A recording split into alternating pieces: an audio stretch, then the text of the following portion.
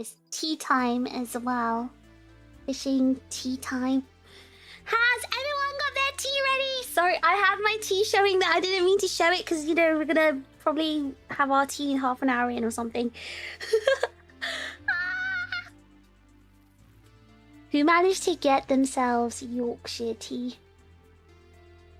Oh wait, I need to unpin this. Good morning, good morning, good morning. Half an hour. I'll wait about half an hour. Just to let, you know, everyone load in. Should be an hour though, I should wait, I don't know, but... I'm really thirsty, I want to drink tea. Need to prepare the kettle. Okay, I have a question. How long does it take to boil the kettle in America? Like for it to, like, you know, the whole boiling process to finish from start to end. You got the Yorkshire tea. I was really surprised because Joe was showing a picture, or I guess of a supermarket near him, and Discord, and I was really shocked to see the new Yorkshire tea flavours over there in, you know, Canada. They're new. How did Canada get them? Yorkshire Gold ready to go? Oh, you don't even have the special flavours. Not even one of them. You got your tea on the side ready? Jammy Dodger. Okay, what is this Jammy Dodger tea? I've not seen this Jammy Dodger tea. You got Yorkshire Gold too? Okay, Yorkshire Gold is a very good choice. Good morning, Prinny. Did you manage to finish making your cookies? Depends on the wattage of the microwave. Actually, Joe, I believe I said the kettle. I didn't say the microwave. I said how long does it take to boil the kettle? You've got the electric kettle, so 5 minutes tops. You know how long it takes in the UK? About 2 minutes tops. We've got very high voltage here. You know why? Because our tea is very important to us. Our tea is so important that we need the kettle to boil faster, so we have high wattage. Which are the new special flavors? Are you blind? Did you not see my thumbnail? The new special flavors are right there. You like your tea to be tea flavor? It's still tea flavored. It's like extra flavors. Cookies finish, you're filling your bao buns. Bao buns. Doing tea in a microwave is a shankable offense. I'm not allowed to say anything because maybe on 2 or 3 occasions back when I lived in Japan and I was streaming, my tea did go to cold and I may have popped it in the microwave for a minute. I may have done that. So I will keep my mouth shut. We can be trusted with high voltage. Yes, exactly, we can. And we've got better plugs. We've got the plugs for it. 5 minutes is not bad considering having half the mains voltage of a civilized country. That's true. I guess it isn't so bad. UK power stands go brew. Yeah, even in Japan it's really low, so it takes a while for the kettle to boil there. And I remember once, I can't remember what I was doing. I think I had the aircon on. I had my PC on. I might have had some other appliance on. And then I tried to boil the kettle and my flat just, the breaker just like flipped. Because I live in such an old flat in Japan, I mean. That I couldn't, when I tried to boil the kettle, it just used up so much power that it just caused the breaker to flip. You're gonna time it for me? Yeah, nah, for serious. I have an induction hob, so it takes 1.4. Induction hob? Your kettle is on your hob? Wow. Wow. You've never had milk in your tea before today? You don't have to have it with milk. Milk is a preference. I just prefer... You know what? I say I prefer milk, but I discovered last year that when I ran out of milk, because I often ran out of milk when I was living in Japan, because, like, you know, the whole time thing where I realized, oh, whoops. it sees my milk has gone off. And then I've had to drink tea without the milk. And I realized it actually didn't taste bad. Yeah, it just didn't taste bad. And then I couldn't really taste the difference too much. I couldn't taste the difference too much without the milk.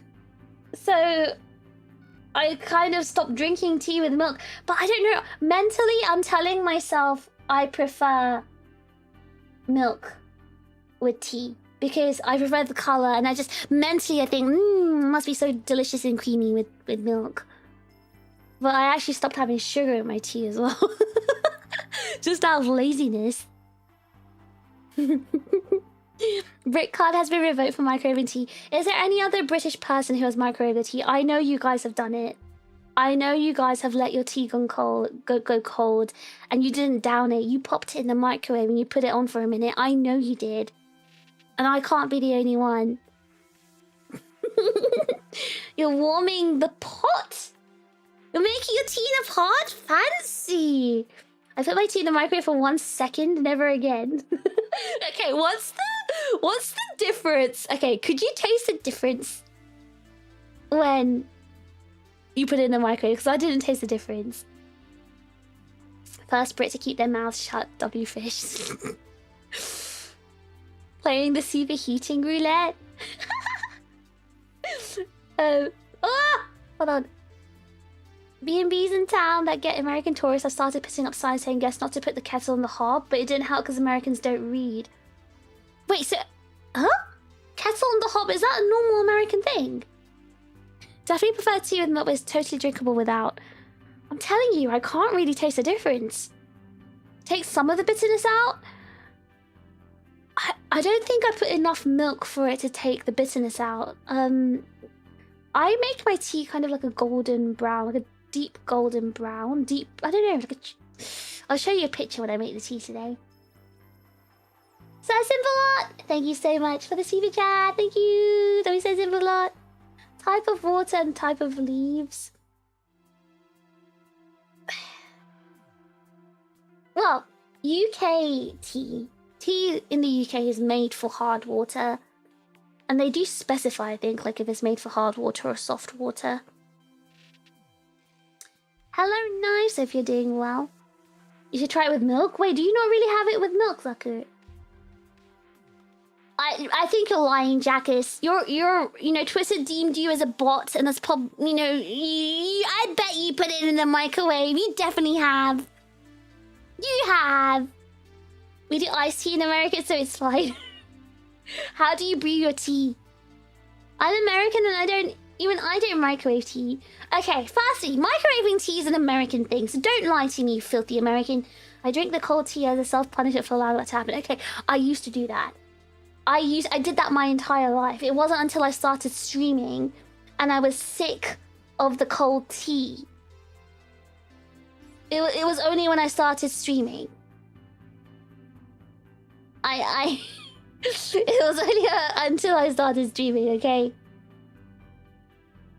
When I started streaming and I got sick of the cold tea and I didn't have time to, you know, boil the kettle and make a fresh one, that's when I stooped to my lowest point and microwaved my tea.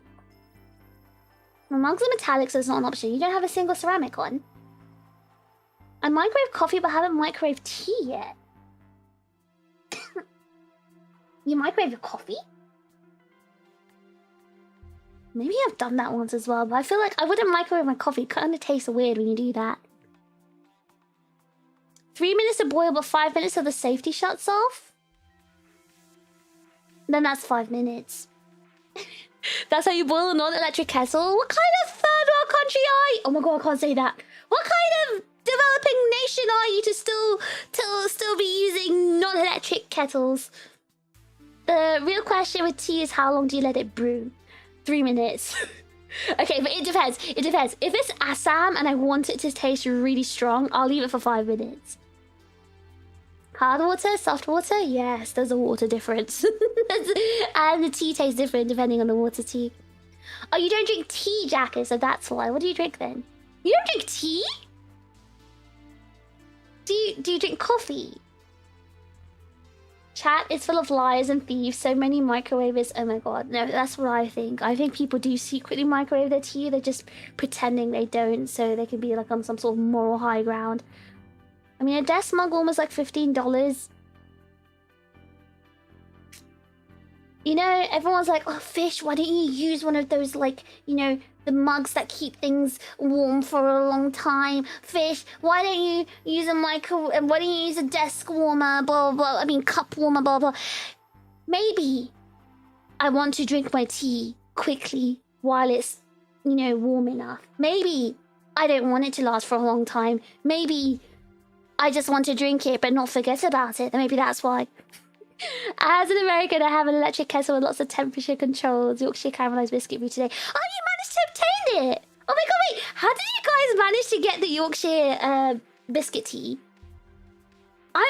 Or the new Yorkshire tea range. I'm so surprised. I'm honestly so surprised. I didn't know Yorkshire tea was so popular that they released their new flavors abroad as well.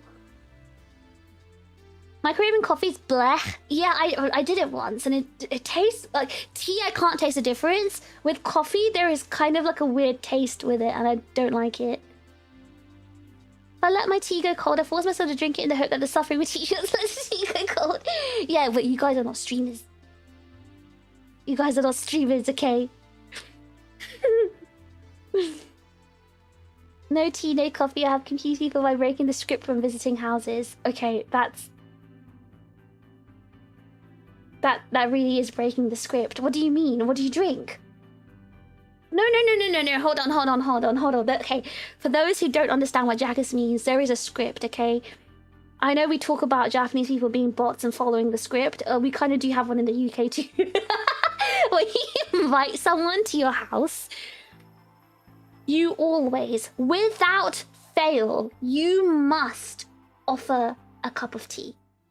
It doesn't matter who it is. It doesn't matter how long they'll be in your house. You must, absolutely, you must offer a cup of tea. It doesn't even matter. Even if you hate that person, you want them to leave, you must offer a cup of tea. It's a rite of passage. If you don't offer the cup of tea, you're rude, you're mannerless, you're just a terrible person. Like, you need your nationality revoked. It's just the way we do things here. I've never ever been to anyone's house and they didn't offer me a cup of tea. Like, I'm trying to think. I'm actually thinking. Well, a British person's house. I've never been to a British person's house and they haven't offered me a cup of tea. Like, even in Japan, when I have people over, I mean, I haven't really had that, but who did I have over? Well, I didn't offer Billy tea because Billy doesn't drink tea. No, okay. When Rico stayed, she drank coffee. She didn't really drink tea. Okay, but the point is, she was still offered a drink. My point is, tea must always be offered. If you don't, you're a rude and horrible person. And if they reject the tea, you offer coffee. Now, if they reject the coffee, that's the... It's actually mind-boggling because it's always tea or coffee. Mostly tea. But I've never experienced someone who rejects both tea and coffee. This is really weird. In fact, it's to the point, right, where even if you don't want the tea or coffee, you usually have to accept one of them. Just to be polite. And it's the same, I think, for job interviews. If they offer you a drink, just take whatever they say. Just take it.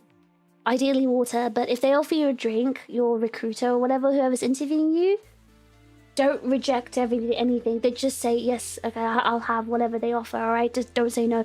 And it's the same for, like, a British person's house. Do not reject the tea. Just take the tea. Yeah, that is script breaking though. I don't know what happens, Jackers, after you reject both the tea and the coffee. Like, what do they offer you? Water? Milk? Do you just, like, not drink anything? This is why we had the fish mug, to keep the tea hot for ages. I hope I can finally get my fish mug once I go to America.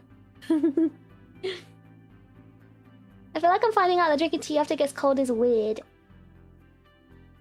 I mean, people still do it anyway, at least in the UK.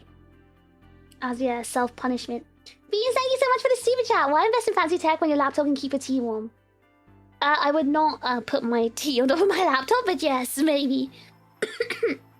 It was in the Yorkshire sampler pack. Oh, is that what Mag found? That kind of box of tea? That's so cool, because I've never seen that Yorkshire sample pack. Ever. That must be like an American exclusive thing. I would actually buy that because it's really good omiyage. It's like a really nice like souvenirs that you can give to people abroad. But if you guys already have it, it's kind of useless. And I feel bad now because like I intended to give these Yorkshire teas because there's so many tea bags I've got now. I intended to like package them up and give them to like you guys as a little like gifts in Offkai or something. But now, since you guys can get the flavors yourself, it's just kind of useless now. My defense, my kettle is a budget kettle, so maybe there's a kettle that takes 2 minutes. You don't have the wattage for your kettle to take 2 minutes. Sampler was off Amazon. So how much was it? I microwaved coffee once and after I tasted it, I apologized to it. Yeah, coffee does not do well in the microwave. Tea is fine. But, yeah, I don't know. Something's wrong with coffee when you put it in the microwave. If you have workmen over, it's illegal not to ask. It's illegal not to offer them a builder's brew. Water, but I would have a stash of tea specifically to offer people. Yes, okay, so that's another thing. Even if you are not a tea drinker, you need to have tea in your house to offer to other people. Now, I'm going to tell you something. I didn't really drink coffee. I wasn't really a coffee drinker before, and I didn't drink like green tea or anything. But I had to keep those stocked in my cupboard just in case somebody rejected just a cup of normal like English breakfast. I had to have the coffee to offer, like, oh yeah, I have coffee as well. And I had to have the green tea, you know, just in case there was like, I don't know, a hipster who wanted their green tea. Someone fancy who wants green tea, you know, breakfast isn't good enough for them. Now, I usually keep Assam as well and Darjeeling. I have Earl Grey as well. I do have alternative black teas. I did a stint as a tradie. People would traipse a quarter of a mile to where we were working to ask if we wanted a cuppa. Yes. It's just manners, isn't it? It's just manners. When you're doing a trade job at someone's house, it's just manners for the house owner or the, you know, whoever's, you know, hiring you to offer you multiple cups of tea. Offering drink is a must. Yes, actually, yeah, this is a thing in Japanese culture too. So does that mean Americans just offer iced tea? Or what, you offer like a glass of cola or something? What do Americans offer? Fizzy drinks.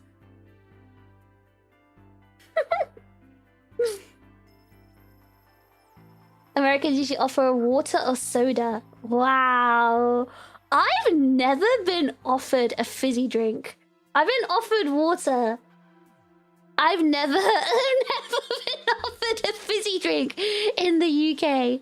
Wow. Oh my god, not even like sometimes they offer juice if you're like really like not in the mood for tea or coffee. They'll be like, juice? There's some juice, maybe some orange juice they have. Never a fizzy drink. That's very, very American. You ask people what they want to drink? Well, how would someone know what you have in your house stocked up? You'd be that person. You don't accept drinks. You need to accept at least water.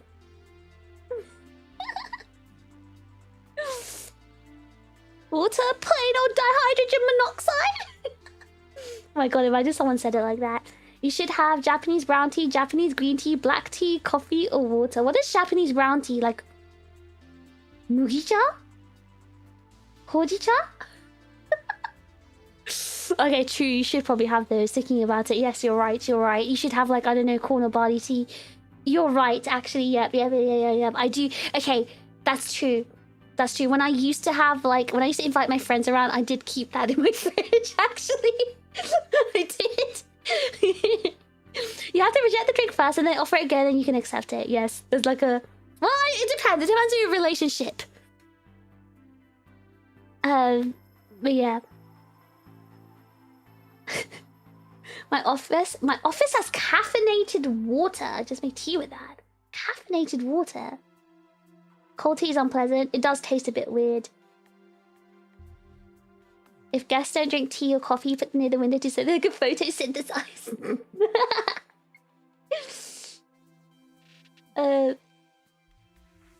Get a tea bag. You get a tea bag. Everyone gets a tea bag. Well, I was gonna offer the tea bags because this tea was, you know, funded by, you know, you guys on Throne, and there's too much tea for me to drink. So I thought it'd be nice to like spread them out to the Americans. And that was my idea, but now knowing that you can easily obtain this tea in America, it's a bit useless, isn't it? It's quite redundant. You just buy it yourself. But if it's a gift from me, it makes it special, right?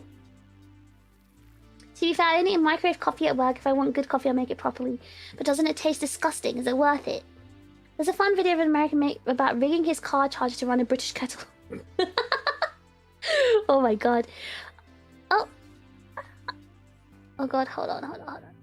I turn on the kettle at the same time as the oven once, and it tripped the breaker. Can't prepare tea with beans on toast in this house. Oh no, it's because you moved to a new house, didn't you? So M50D lives in Japan as well. Oh my god. So it is a Japanese thing, isn't it? Yeah, because I think I was using the kettle at the same time as the microwave. I think that's what happened, and that's what tripped the breaker. And I had my PC on as well. You can't prepare your tea with the beans on toast. Like, that's giving me so much PTSD that even in this current place I'm living, in the UK, I'm too scared to use my air fryer and my microwave at the same time. I'm actually that scared. I'm scared it's gonna like trip the breaker. I'm scared. I'm finding I don't host people often enough to be worried about any of this. To be honest, after COVID, I stopped hosting people, so I haven't really experienced this too much since after COVID. I've had like, I guess in my current flight in Japan, I haven't really had any friends. I had one oh yeah, no, I did have a friend over, and she stayed with me because she lived in I think Fukuoka, and she came over to Tokyo for the summer because we were hanging out with some other friends of ours, and she stayed with me for about 2 weeks. And that was really fun. I had a lot of fun hosting her. I gave her the full British treatment. Gave her an English breakfast, her first ever beans on toast and everything. It was quite fun. And I used to offer her English breakfast tea every single day. That was actually really fun. Nowadays, I don't host people in the sense that I don't have friends like coming over all the time, but I have friends who come to stay with me for like a week or two at a time. It still feels weird to me to not offer the tradies tea now that I've moved abroad. Wait, you don't do that in Japan? You know, I've had the tradies over a couple of times in my current flat, and I always offer them tea. I never really thought about... Wait, I never really thought that was a weird thing. I just did it. Also bring out the biscuit tin. Speaking of the biscuit tin, I've got my biscuit tin with me. Got my biscuit tin ready for when I make my tea today. You offer alcohol? You're lying, man. I don't believe you. I don't believe you're lying. Chinese people offer fruit if we have it. Oh, that's... Wait, don't you offer tea as well, though? I thought Chinese, like, tea culture is a big thing. Though I also give, like, fruit and other, like, biscuits or any other snacks as well if I have it. Like, when my sister's social worker comes over, I, you know, bring out fruit and biscuits and other things. Just little snacks. The little tidbits. Iced tea, lemonade, cola, or beers? Beers? Oh my god, imagine going to an American house like, hey, you want a beer? You could offer fizzy drinks to the kids. Oh, true. That's very true. When I think of fizzy drinks, it's something you offer children. You don't offer, like, adults a fizzy drink. Oh my god, did I get raided and I missed it? Uh-oh. Uh-oh. Oh, no. Oh, thank you if you're still here, Raider. Thank you so much for the raid. I got water and Dr. Pepper. You either drink or you're not my friend. Again, it'll be very cool if you go to Texas and you're offered Dr. Pepper. I'd take it. I'd accept the Dr. Pepper. You gotta offer the G and T. You just saw that. That's so fancy. That's something you do to your friends. I mean, like, I guess. Okay, no. That's something you do in the summer in the UK to your friends. Not to like random tradies. You're not gonna offer it to you if it's sunny outside. Hello Igneous, how you doing? Long time no see. Is Yorkshire tea really that good? I prefer it compared to, I don't know, like Tetley tea or PG Tips. And I only exclusively drink Yorkshire Gold. I don't drink the regular one.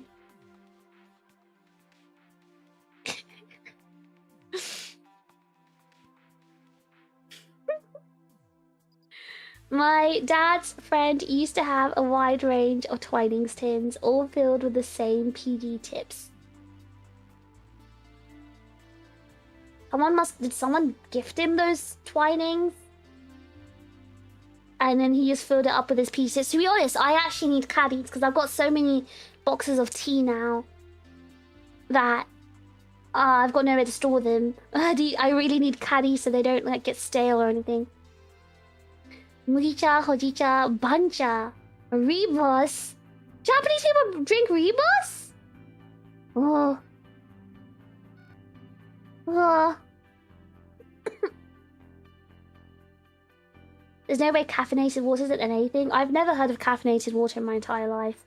Hello, Melody. Hope you're well. Fun fact, there was a car coffee maker that never took off. Where would that go? Inside the front of the car? I can see some of the chips enshrining the fish gifted tea.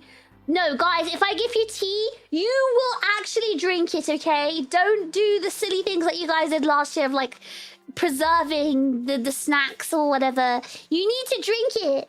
Use it. Drink it. Eat it. Don't just save things. Take a picture of it and then eat or drink whatever.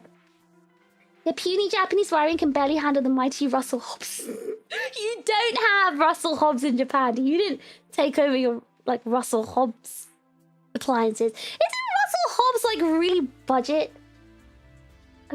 British homeware appliances? When I lived in the student house, you couldn't turn the grill up full or the brake would trip and the guy who was working on his dissertation would start screaming. Oh, that's true. That's true. You can't do that at student houses. I'd hope that flat could at least take 2 things running.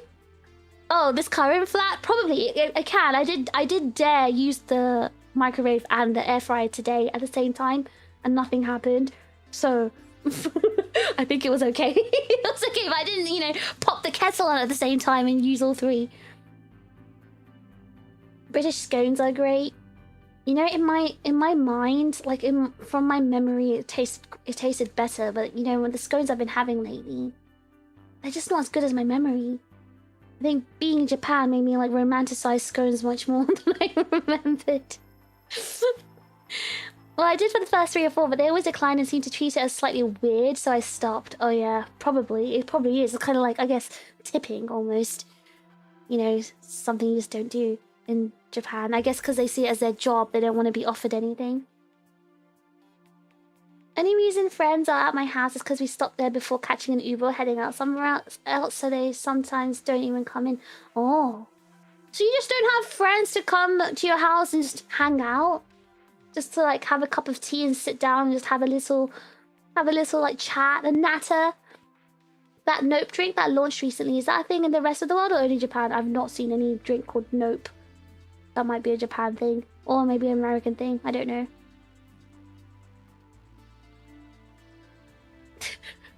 Are you okay, Igneous? What is that spelling?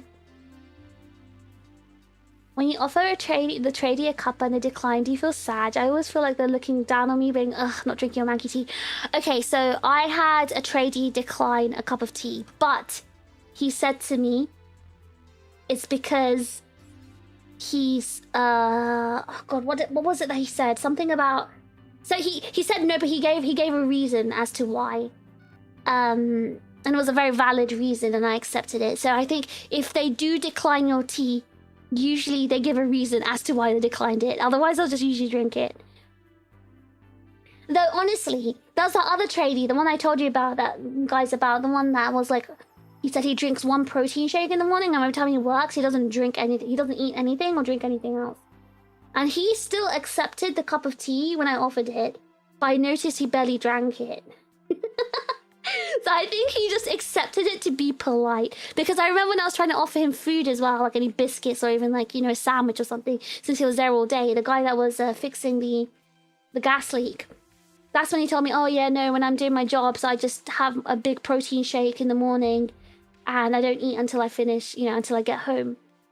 So I think he was like a really fit guy. Like he was like really muscular and healthy. So I'm assuming he was like on a very strict diet. And he must have like accepted my tea to be polite.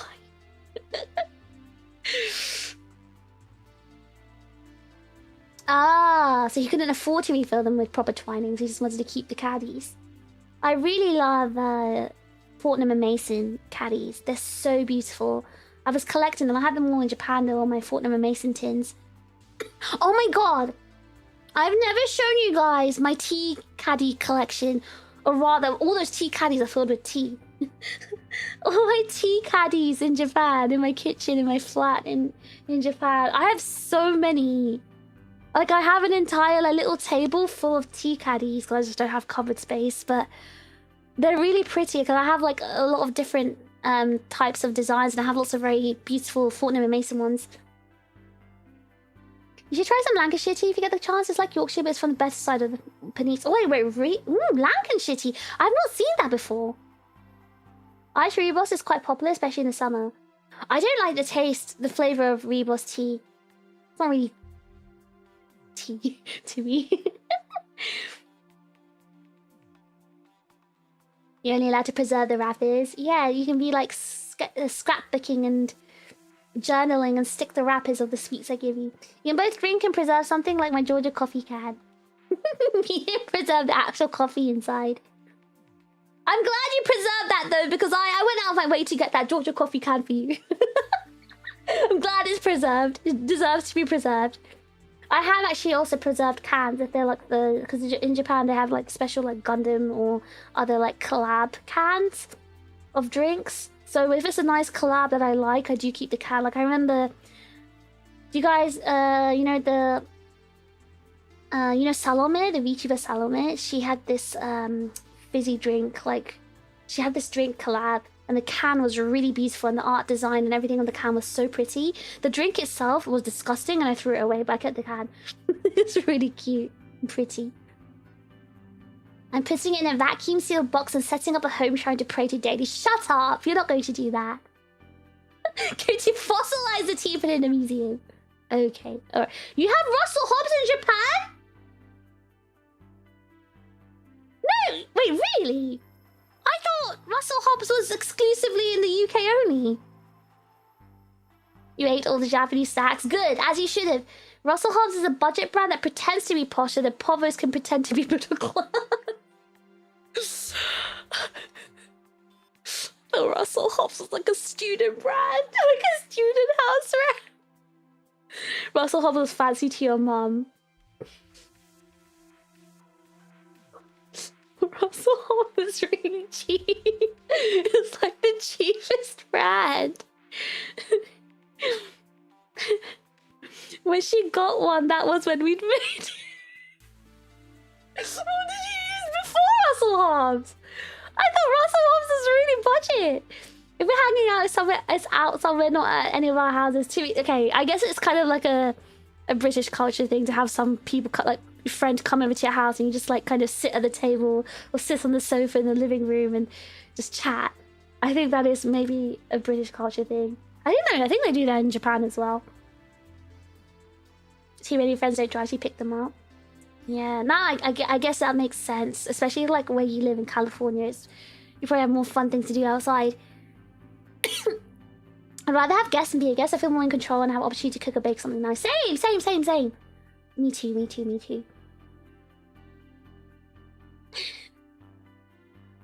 Declining a cup of tea requires a whole reason and apology like they committed a crime. Well, it's kind of rude if you... I told you guys, right? If you're offered a cup of tea, you must accept it. If you decline it, it's rude and people will think, oh, so you don't like my tea, you don't like my cups, you don't like the tea I use. It'll be offensive. I also have a small apartment and I don't feel comfortable hosting people there, especially because I get paranoid and have to extra clean. I like cleaning my flat and getting all ready to host. Oh, of course you love Fortnum and Mason. Tell me why anyone wouldn't love Fortnum and Mason. Their teas are delicious. And it's not literal, it's not just tea leaf dust, it's actual delicious tea. That's the best way. When I used to go to house calls to fix fridges, I always accepted tea. Even though the reason I was there to fix a fridge so it was manky milk. Oh yeah. I think you mentioned that before. Well, they should have, at that point, if their fridge was broken, they should have had the powder milk. Because my parents always kept a backup powder milk in the cupboard, just in case we ran out of fresh milk and forgot to get more. I love the collab packages. Yes, me too. I think I have like Gundam ones mainly, and that's that one Salome one. I'm so jealous of all the VTuber collabs in Japan. Usually please go back to... What? West to 7-Eleven. Listen, we'd never get those sort of commercial collabs, I think, because obviously Aegis-Link's an American company. What product in America is going to collab with a VTuber company? Like you know, a food or drink product. Did you hear about the Gundam? Yeah, they're taking down Unicorn, but it'll be replaced.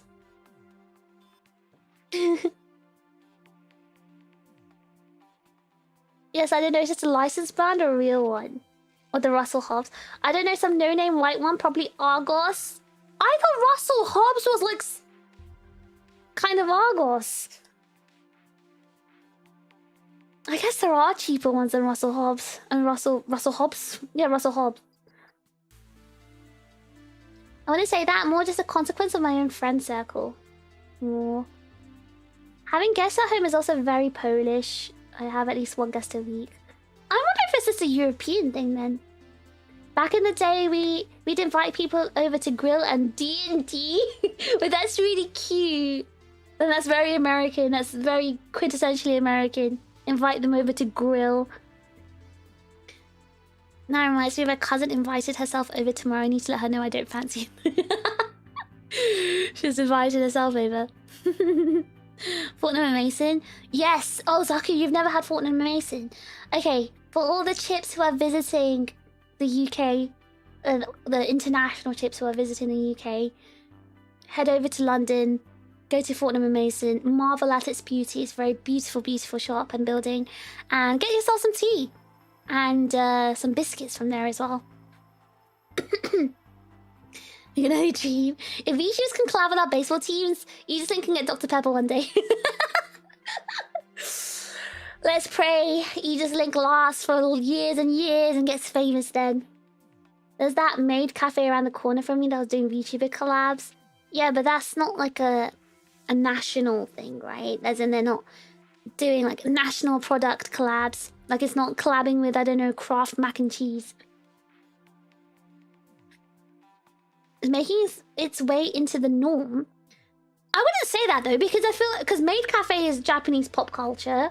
VTuber collabs are Japanese pop culture. They're basically the same thing. So they're kind of the same thing. So that it makes sense for those two things to collab, but it's not the same as an actual domestic product being collabing with a company. It's like, I don't know, you know, sometimes in America you do get those like, you know, Final Fantasy collab with KFC or whatever, like that level.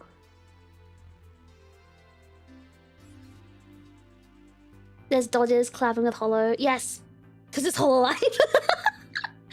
Russell Hobbs invented the electric kettle. Did they? Wait, I think they did, didn't they? Because I remember reading on the box. They said something like that.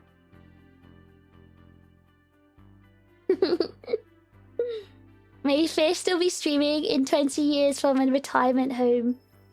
That's very rich coming from someone older than me, but okay. Am I gonna retire in 20 years? Hold on. Retirement home in 20 years? Not too bad. VTuber collab with prefectural police. They do that in Japan, yes. I don't think I'll do that here.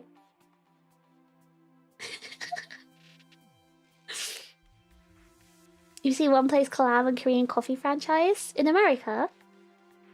Forced retirement?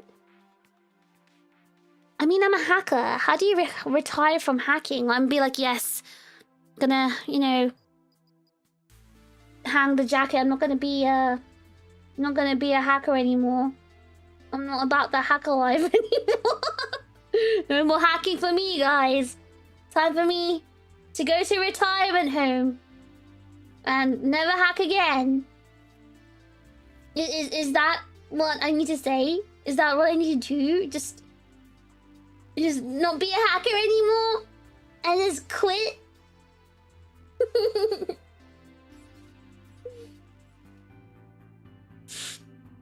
Maybe getting arrested would be forced retirement. Arrested? No, I'm a white hat hacker, so they'll never arrest me. I'm the good kind.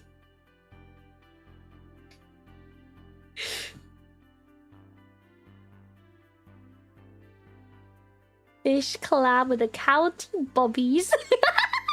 You know what? I should collab with Keir Starmer.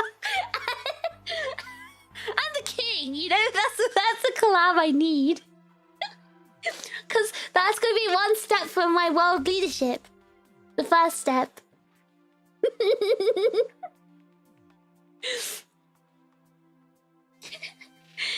It's going to be 70 by the time you make it to retirement. No. I'll retire in 5 years. You won't ever see me again. I'm going to be having fun in the retirement home. I want to see a Rishi video set at a Messel Festival. We need May to do that. Melanie, thank you so much for the super chat. Oh yeah, the Conchip booth-on is over, so I can do this now. That was a mouthful to read, but thank you very much for the super chat. No, you don't need to do that, but thank you, I appreciate it. One of those court orders where you're not allowed to use the computers. That's nightmare. By investing your ill-gotten gains properly into crypto and NFTs. NFTs? Are those even trendy anymore? I think normally hackers retire when they get caught. You know, Billy has a friend who, I think I mentioned him before, maybe. His friend. So Billy met him at school when they were in school together, secondary school together, this guy, right? And this guy is a hacker, and his hacking ability and skills was so amazing that well, this guy is like super rich, obviously, but he's also very good and smart at hacking. But it was to the point where he was like he was like, I think he was, oh god, was it was the MI5, I think, were trying to recruit him. And then he escaped the UK. And now he's just like living in some other country. And then Billy, I told you guys Billy went to abroad a couple of weeks ago. Yeah, he was going to his friend's wedding. That guy, that hacker guy, going to his wedding.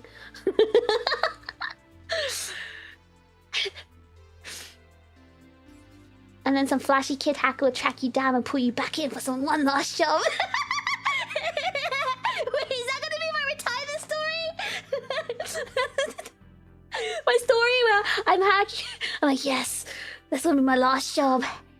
Now I'm gonna retire. I've got like this cigarette in my mouth, reading my newspaper.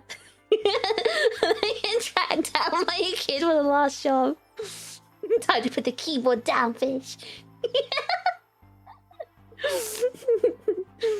Did Japan already have local idol representing some rural areas? Japan has a lot of crazy things, but it's all acceptable there. Please, fish, don't hack my internet-enabled AI kettle. I want to hack all everyone's Bluetooth devices. Fella, thank you so much for 1 month of bite-size ships. Happy 1 year. Thank you so much. Generation collab if it happens. How can it possibly go wrong? What, me and Keir Starmer? He'll be like, yes, fish, yes. You do deserve to be the world leader. Yes, yes, 6'7", Guna, yes. I'm not just randomly saying words. These are things he said. These are things he said. These are things he legitimately said. NFTs used to be despised like AI. I just didn't think... I saw NFTs for the first time in years yesterday and I couldn't believe it. I thought that fell out of, like, trend. John Hanker contributed $4.04 to the server. You should stop doxing me. You wouldn't want me to release those pics and invoices from Turkey now, would you?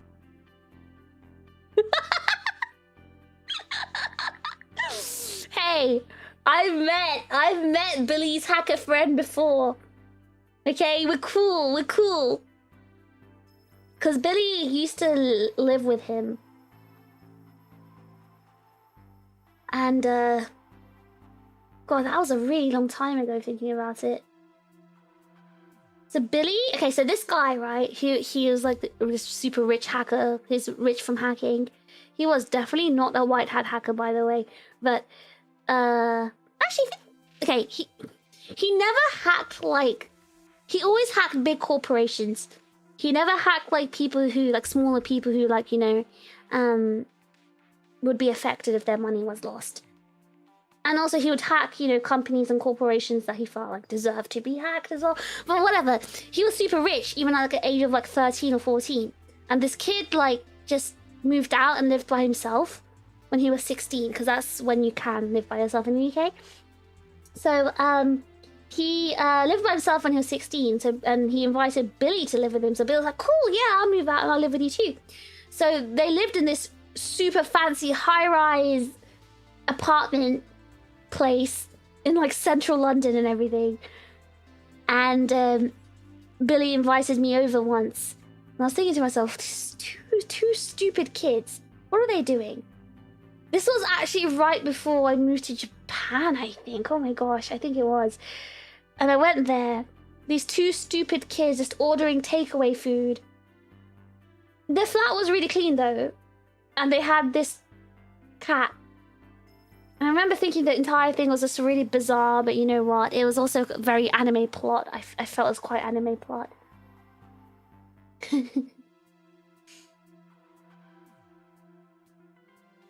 One of my school friends got a visit from the police who asked him to stop hacking. If your friend got caught by the police, he probably wasn't a very good hacker, as in, like, wasn't very smart at covering his tracks. With Billy's friend, he was basically slippery and impossible to catch.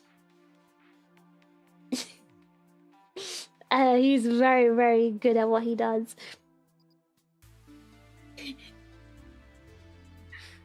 I don't do that anymore. I've been out of the game for a long time now. And he said, appeal to my moral side to get me to do the one last shove. It's not crazy, it's common sense. It's common sense for Japan, yes.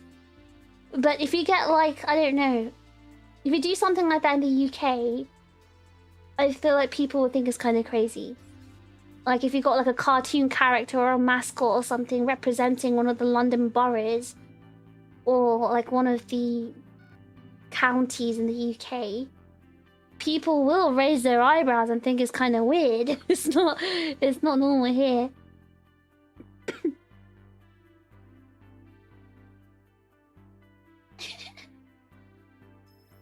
Oh, is it double TTS? Oh, sorry.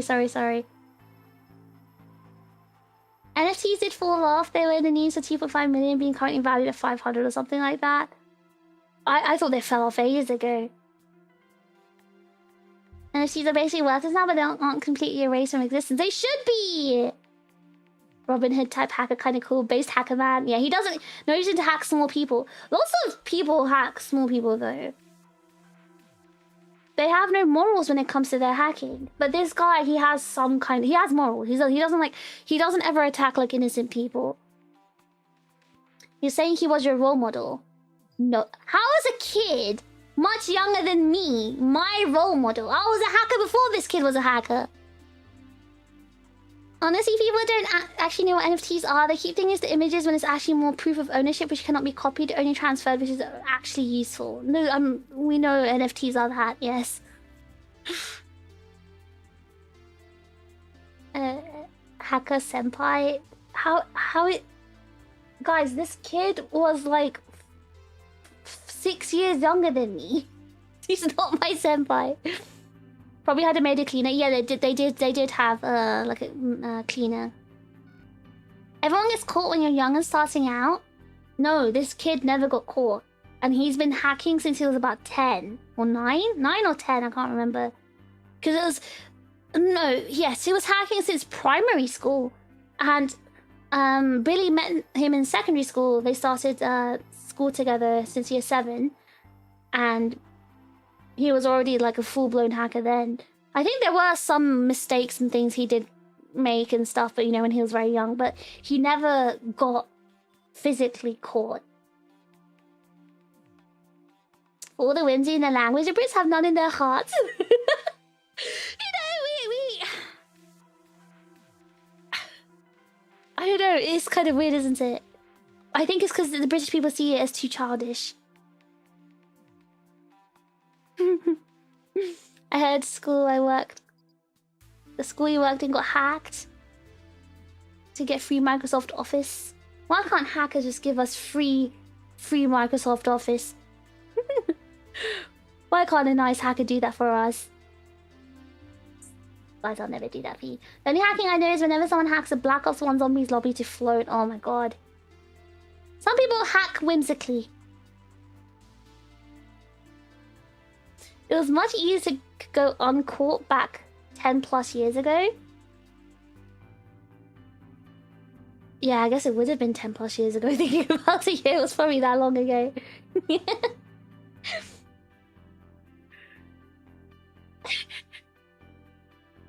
They did? For like decades they did? Oh, yes, sorry, yes, they did.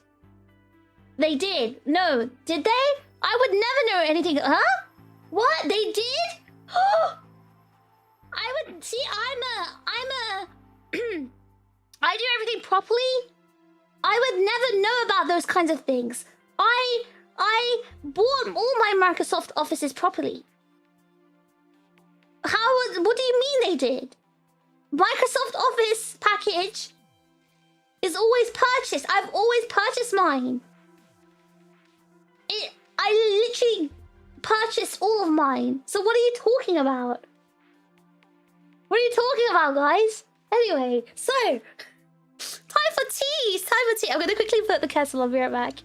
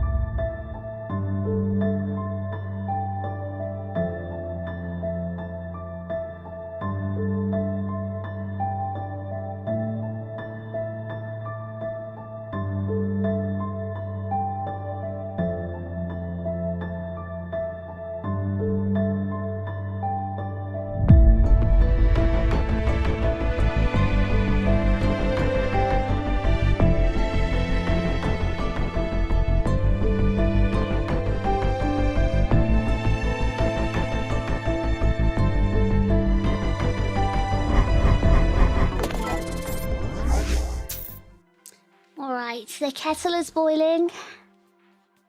I'll give it a minute, 2.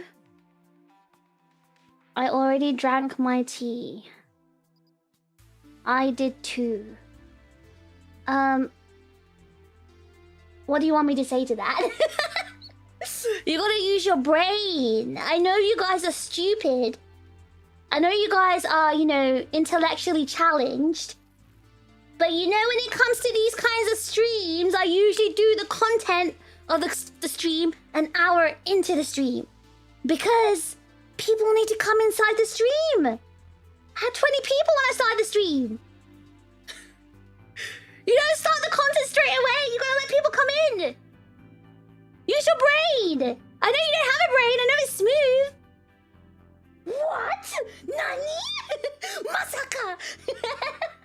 Yeah, I know it's crazy, guys. I know it's crazy, but usually when streamers, like, you know, have a thing they're gonna do, usually they do like start it an hour in because they're waiting for everyone to like come in. I know streamers who literally have their waiting stream on for 20 minutes so people can just like settle in and click and everything, you know, start watching. I know it's crazy, it's crazy, but you know, it is a thing and a lot of streamers do it. I don't know what to tell you. So if you decide to drink your tea right at the start of the stream, that's fine. That's okay. You don't have to like declare it. It's common sense to know that the main content will happen about an hour in. So anyway, I'm gonna make my tea. I think the kettle's actually stopped boiling, so I'll be right back again. Just yap through the starting scene screen to filter the weirdos. Wait, what? Wait, like, I have my mic on during the starting soon screen, and I'm just like talking. I'm like a voice. Oh, like a disconnected, scary voice. You assume our starts can remember things like that. I mean, if you guys want to, you know, eat your food or like drink your things, like my idea is usually when I do these streams on every Friday, right? If we're preparing food or we're drinking something, eating something, my idea is like you guys are preparing it as I do my like 1 hour of like warm up chatting and everyone kind of like loading in, you know, getting everyone loaded in. I'm not thinking of the word loading. Getting everyone like in. Everyone's joining and settling and everything. You can basically use that time to prepare whatever the main food or drink content or whatever it is. You never understood the hour plus waiting period? Ryu, how many people are watching the stream right now? About 80. How many people were watching within the first 5 minutes of me being live? About 20. Do you understand now? Do you understand? I know you've got a singular brain cell bouncing around, but is that an easy explanation? Hard to eat some stuff at midnight. Okay, yeah, obviously for the UK people, like European people, I don't expect them to like wait for me. Because it is very late in the UK. It's literally midnight right now. It's a prescribed yap. It is just streamer things. It's a streaming thing. Especially like I'm not like a gaming focused streamer, right? That's so some people who are like very gaming focused. They do go straight into the game as soon as they go live. But a lot of VTubers do half an hour to an hour or more chatting before they go to their main content. Anyway, I need to go and get the water.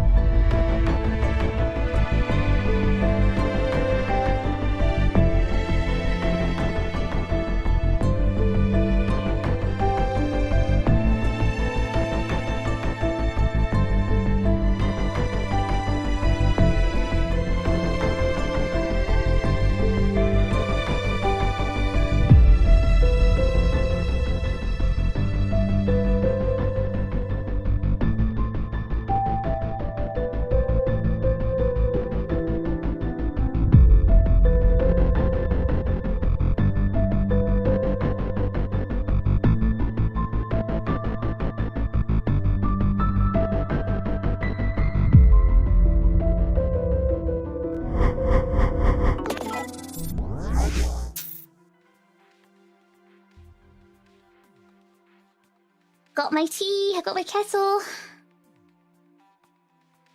I like the idea of Chips gobbling everything up too early and then sitting there just watching you eat and drink, judging you. What would you judge? What's there to judge? I know my wife like going to the lint shop for the free sample. Wait, why does it annoy her? Wait, they give free samples there? I've never gotten a free sample in the lint shop. Couldn't imagine a no yap fish. Yeah, I think it's pretty much Fish's brand. It's such a shame. I was forced to become this yapper. I wanted to be an Apex streamer, but no one liked my Apex streams because I'm bad at Apex. I get it, I'm bad. People are gonna like me for my yaps. That's all I am. That's all I'm worth. Me talking, my incessant yapping, my empty brain talk. I need to make space. I'm always shutting. I'm sure you are. Okay, I need to make space. I really need to make space.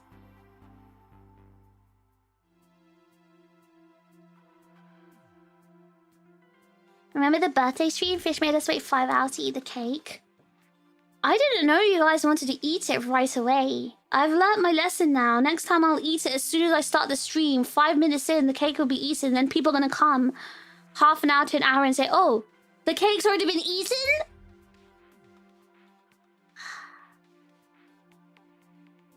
She's smart, so she thinks there's some meaning, but there's not. Meaning to what? They're not bad fish. People just can't understand your advanced strats. Is it advanced? I learned from other VTubers. I learned from other streamers. Alright, I'm gonna... Oops, sorry.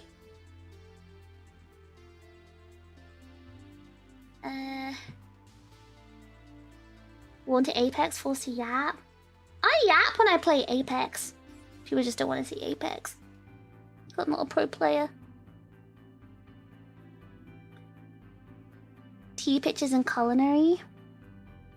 Right, we'll do that afterwards. Don't worry. Alright,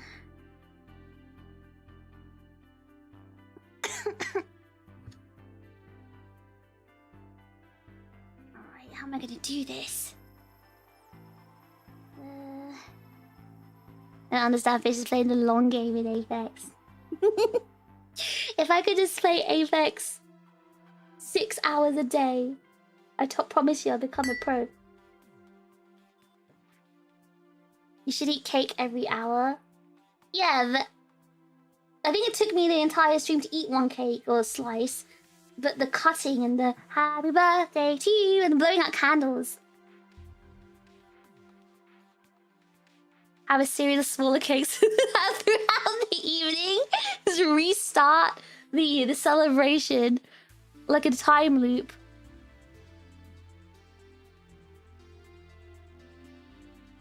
They should be waiting for fish from hours before stream like the rest of us. You know what? You got a good point. You got a good point. Okay. Ah!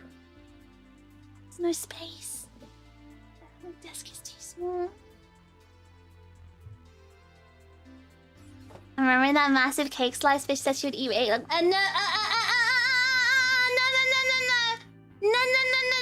I could have eaten it. I could have eaten all of it. No. I could have eaten all of it. The only reason I didn't is because I was saving some for other people.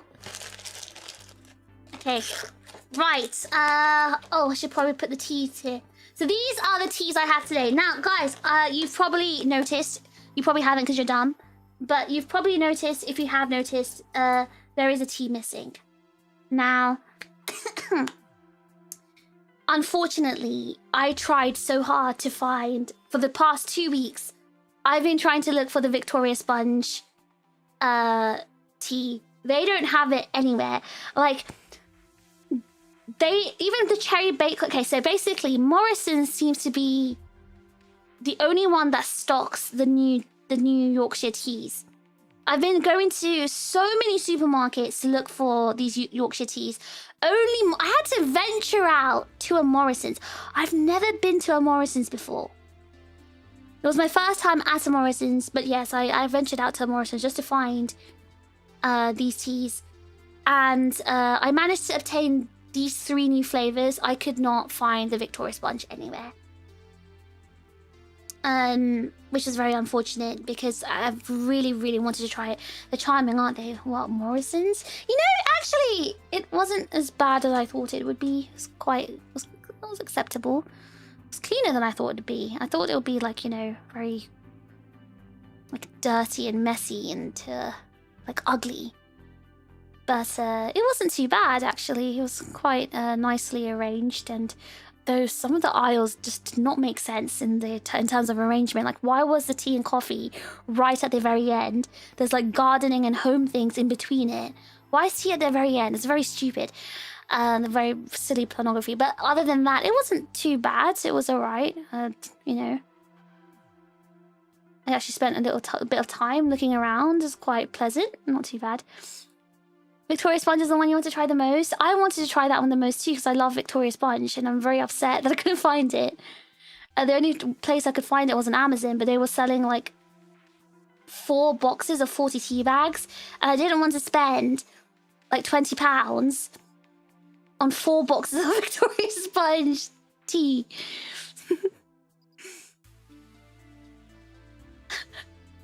You found the Victoria Sponge in Morrison's? I don't know. They just didn't have it in the closest Morrison's to me. Or the closest. I asked Billy as well. Could you check your Morrison's and see if they have it? They didn't have it there either. Fish slamming it for our sakes. Is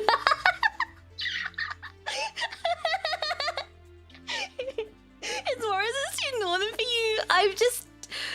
I'm just very picky with the supermarkets I go to. But anyway, Morrison's wasn't bad. It wasn't bad. It was okay. I was very surprised. Pleasantly surprised. A little scared of the cherry flavour you got there. Hello, baby. I'm actually worried about that one the most as well. I'm not gonna lie. I'm actually quite equal parts curious and equal parts scared. They make me think of Asda from the 90s. Oh my god, I forgot you're old. You would have been... Asda existed in the 90s. I think my parents only shopped at Waitrose, so I hadn't even been to like other supermarkets until... Yeah, until I was about 16 and I started like, venturing out to supermarkets by myself. I went to Tesco, but my parents and my mum mainly shopped at Waitrose. And like those are Waitrose where we lived, so that was our main supermarket.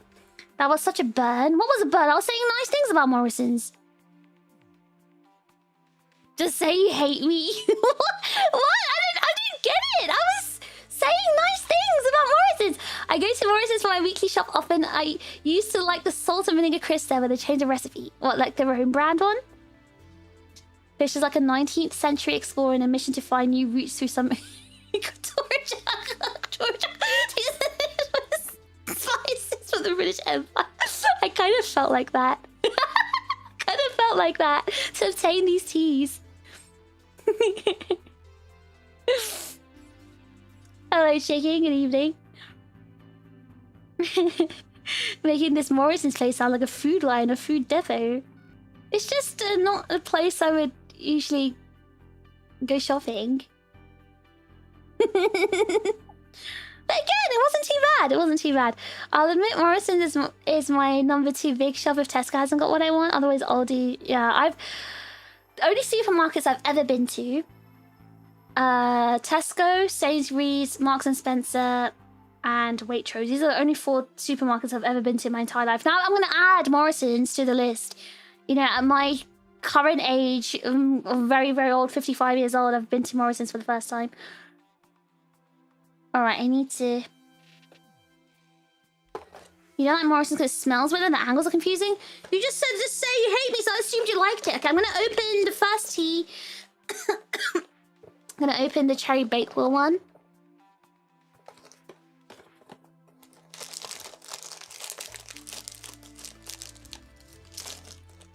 Wait, hold on. Before I open it, let me get the picture ready.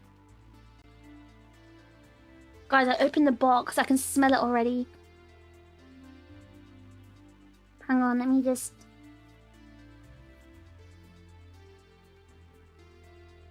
get this ready.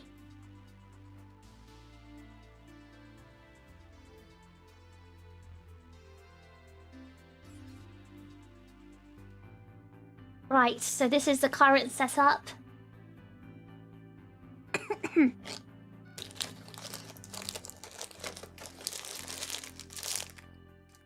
Oh!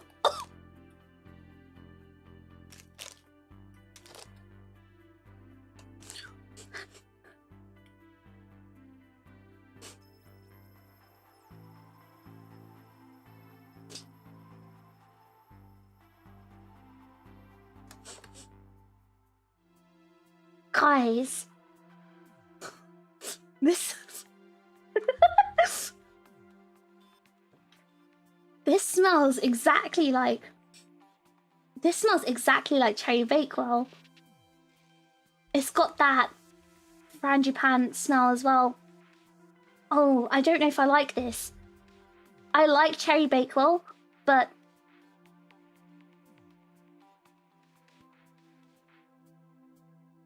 I just didn't expect it to smell exactly like this.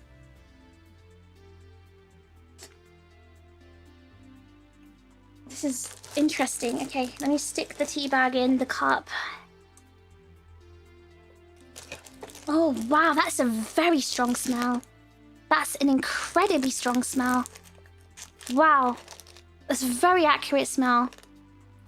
So for those who don't know about this series, the new series of Yorkshire tea, they're supposed to be based on British desserts.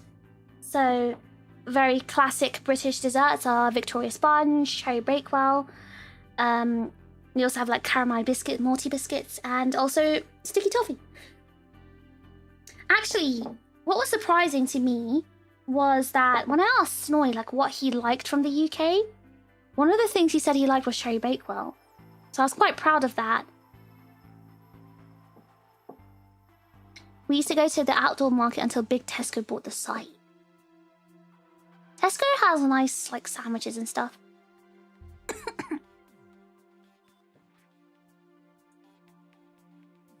It wasn't because of Morrison's, it was because Victoria Sponge was the one I bought you?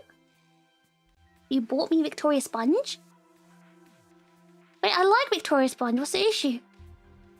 Not a place I would usually go shopping, she sighed as her gold-plated Lambo keys with her board ate me on. NFT display jingled sadly. Shut up, hold on, I'm pouring the tea.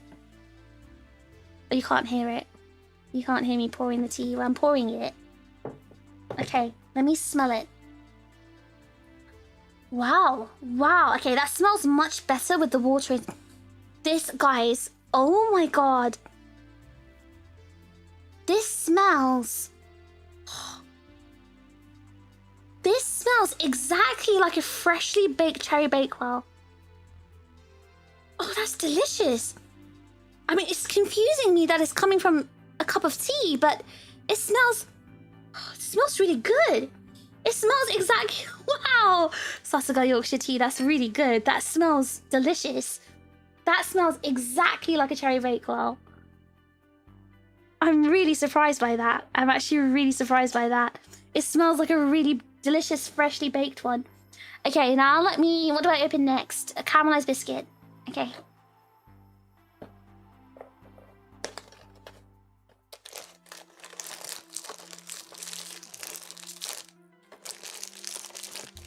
Wow.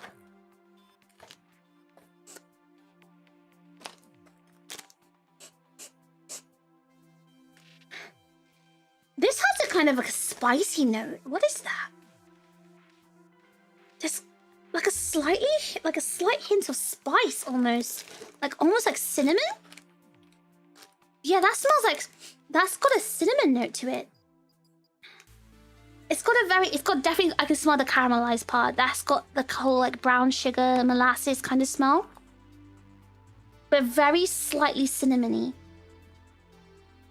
I can't smell the biscuit. It kind of smells... Okay, let me put it in the water and see how it smells. Okay, let me put that in.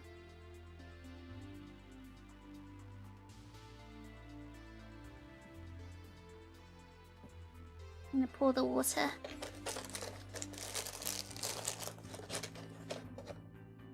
Just shut the box.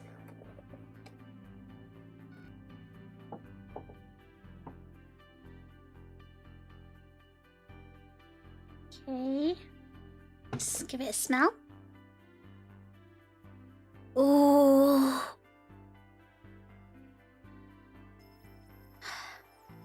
That smells really nice. I really like that smell. It smells... That's really sweet and delicious smelling.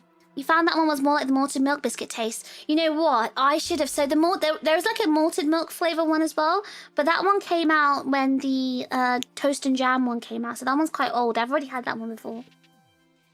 And... So I should have bought the...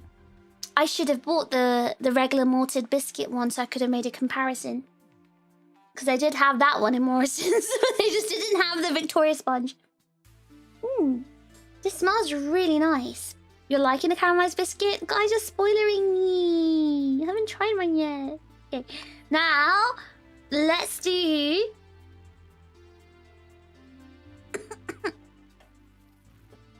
Wait a second.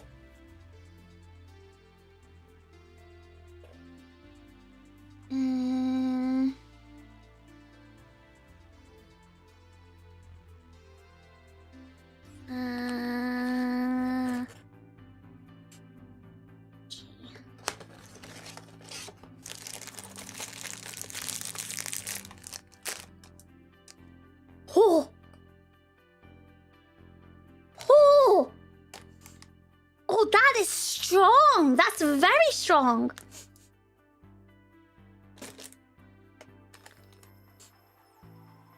Okay, hold on. What am I smelling there?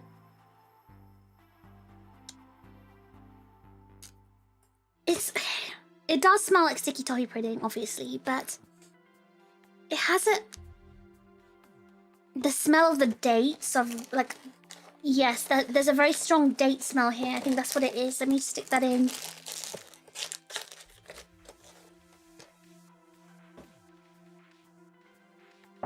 Okay, I'm gonna pour the water.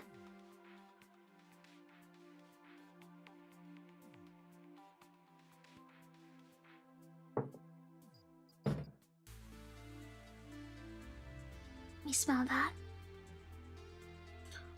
Oh, that smells so good. Oh, this is really...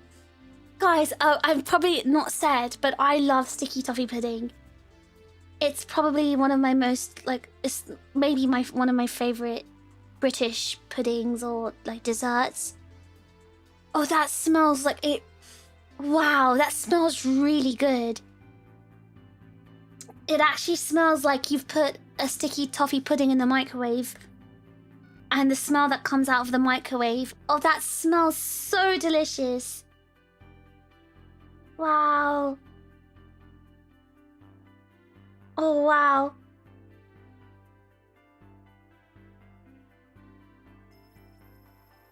Wow, that smells really good. Oh, okay. Now, hold on, let me take a picture.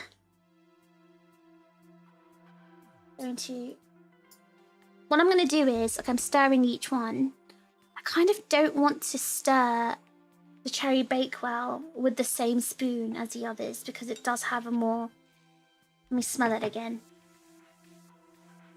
Oh yeah, it has that almond frangipane smell to it, but I'm going to stir it anyway with the same spoon because I'm being chaotic and I only have one spoon.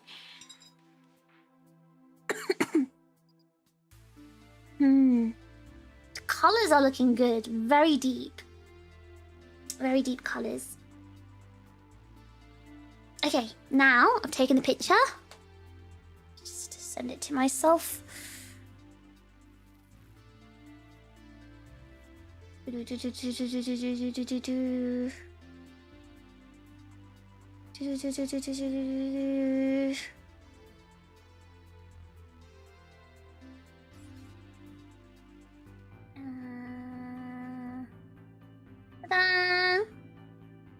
Right, so this is what it's looking like at the moment. I've put the Just gonna let it brew for a bit in the cup. And while it brews, oh, it smells really good. Like, the smells are getting much better. Yes, this caramelized biscuit brew has a very cinnamony smell to it, and I might like this one. Let me just sniff the... Oh, yeah, that cherry bakewell, that frangipane, almond frangipane scent is very strong. And yes, the toffee brew. Okay, so let me tell you the clear notes that I'm, you know, detecting. From the caramelized biscuit brew, I can't smell caramel, but I can smell cinnamon and like molasses. So I guess that's where the caramelized comes from. From the cherry bakewell, all I can smell is almond frangipane. Like, it's a very strong smell of that. And for the toffee brew, I can smell dates. The toffee smell is very light, but the smell of dates, okay, it just smells like an actual, like a very subtle sticky toffee pudding, where the toffee itself isn't too strong. You wish I had a smell-o-vision. I want you guys to sniff these too. You're gonna have to go by my explanations.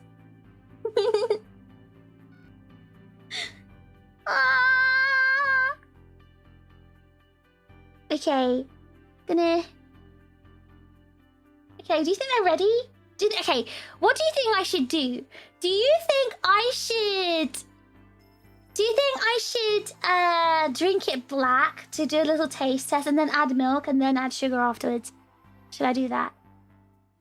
I wonder if I get these from Amazon. Well, you probably can. Prinny was able to, and Edward as well, I think. So, okay, I kind of want to try these just black first. Taste test first. Okay, black first. All right.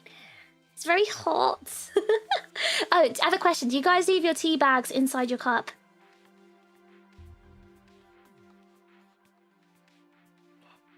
Oh, wow. This has a very nice spicy smell. The caramelized biscuit. Okay.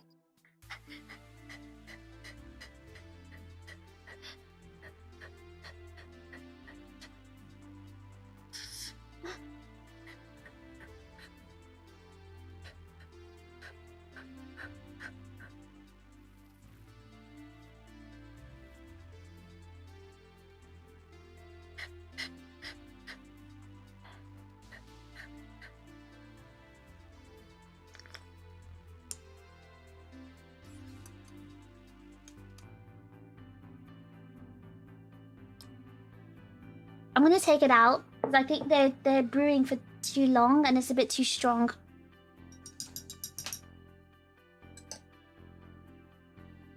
I can taste that bitterness of the tea first. I want to.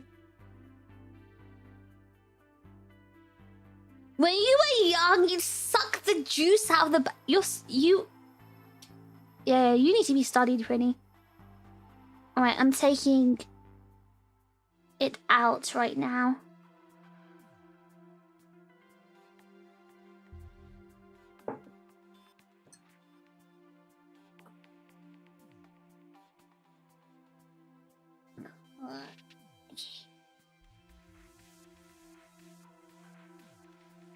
Okay, sorry, I'm a bit slow.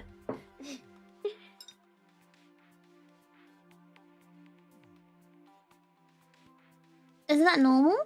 Some people prefer to leave it in when they want a stronger taste, but it gets a bit too bitter, I think, when you leave it in for too long.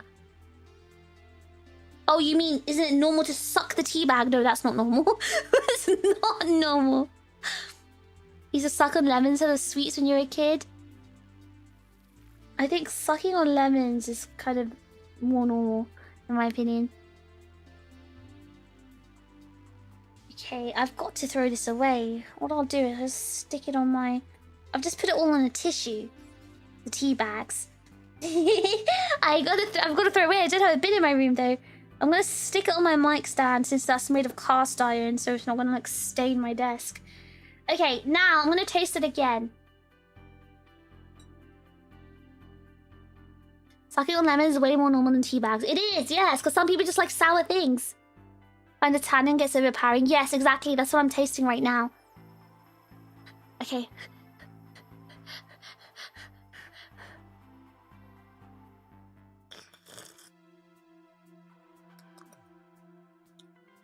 Okay, so I'm trying the caramelized biscuit brew now.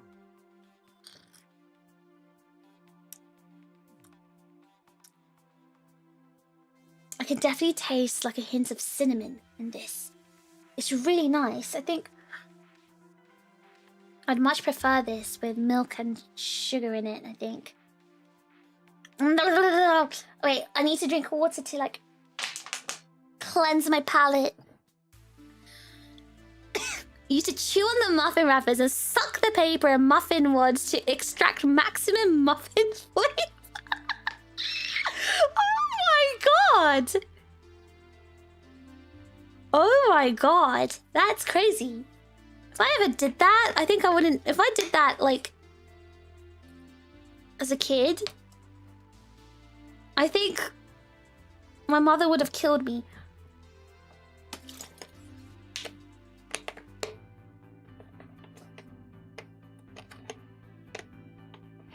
The most I did was, you know, lick the lid of the yogurt pot. You know, when you have your individual, like, petit flu or something. And you lick the lid of it, like, when the yogurt's stuck on the top. That's the most I've done.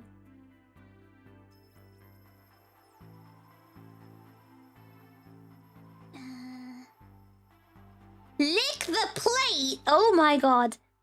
Tell me you guys didn't do that. Okay. Okay, I'm trying the cherry bakewell now. This is the one I've been anticipating the most because I really want to see if I could taste this frangipane flavor.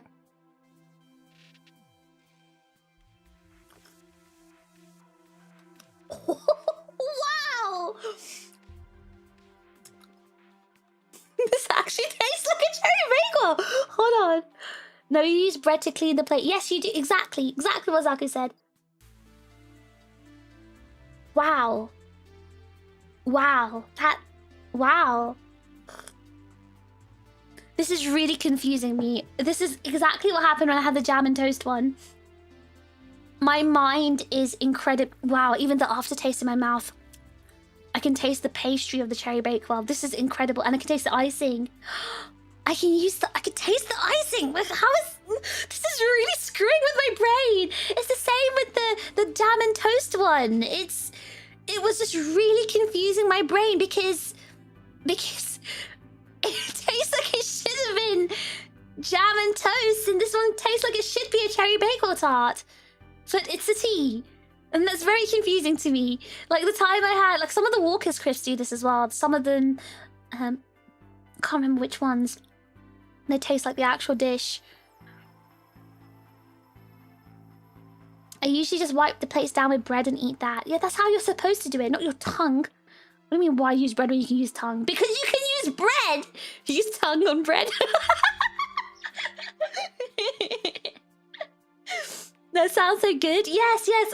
Honestly, yes, food tech with people are wizards. These food engineers are really, really good at what they do.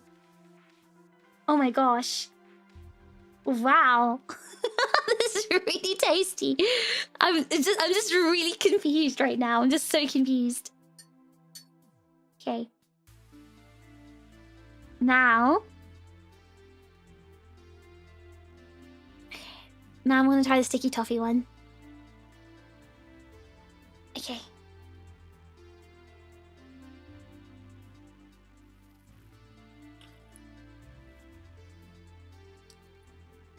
Oh, I love this.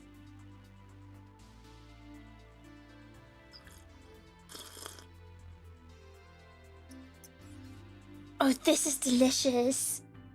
Oh, this is 100% my favorite one. This tastes so good. Wow.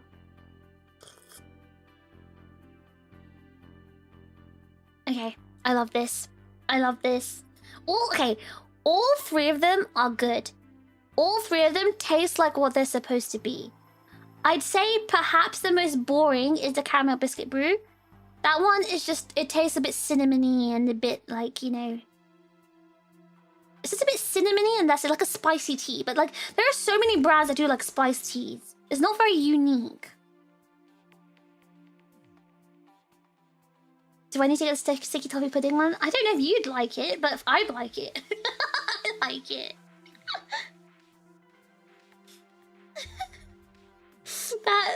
It's my type, because I really like caramel flavors and toffee flavors and things. This is really tasty. It's more to my taste. It's more to my taste.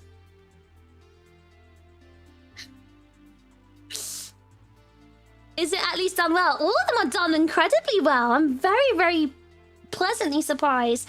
I'm just confused. Why is it only Morrison's that stock them? Why is it only Morrison's? Why didn't any other supermarket... Oops. Hold on. Ah! Why didn't any other supermarket stock these? Is it only Morrison's? So if I have to... If I want to get more... Morrison's. Can these be dropped 5 times a day? Or they're more like a fun little treat? Oh, I could definitely drink... Okay. Cherry Bakewell, I probably wouldn't drink that one 5 times a day. That's more of a once-a-day affair.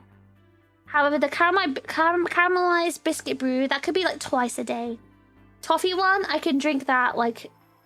I could drink that 5 times a day. Brand deal, you think Yorkshire Tea is going to sponsor me? Okay. You couldn't find them in Azure test. Oh, brand deal. Oh, with Morrison's, you mean? Yeah, probably. I'm assuming they did. Right, I'm going to pour some milk into the teas now. And all 3 of them. Oh, God, I should have put the sugar in before. It's not going to dissolve now if it's not hot enough. Oh, well, it's fine. It's fine. I'm going to drink it without sugar first. I think I need the sugar in it, though. Just a splash. Not a splash? I mean, a splash of milk. I mean, just half a teaspoon of sugar. Whole milk? Yes, only whole milk. I don't drink the semi-skimmed or business. Are they not already sweet? They don't taste sweet to me. Okay, the toffee one is a little sweet, but it's not. It doesn't taste sugary kind of sweet. Okay, now... now, I'm going to try the caramelized biscuit with milk and see what it tastes like.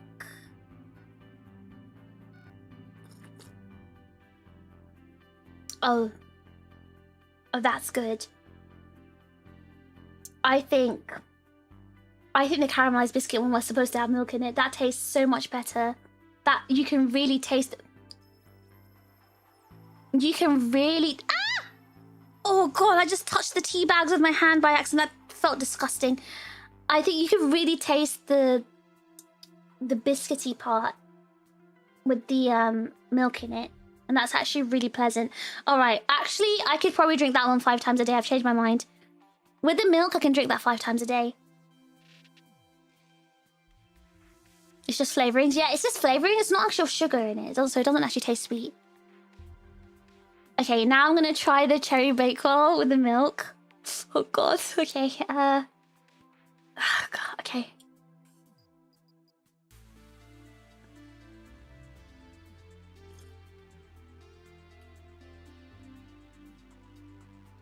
Okay, yes.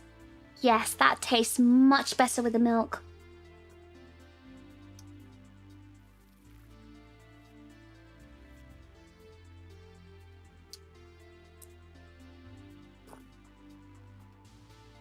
Okay, I've upgraded this one to 3 times a day. This is really nice with milk. This is really good with milk. Okay, final one. Final one is the sticky toffee pudding. Okay, I'm really excited for this one because they all tasted really good with the milk, so...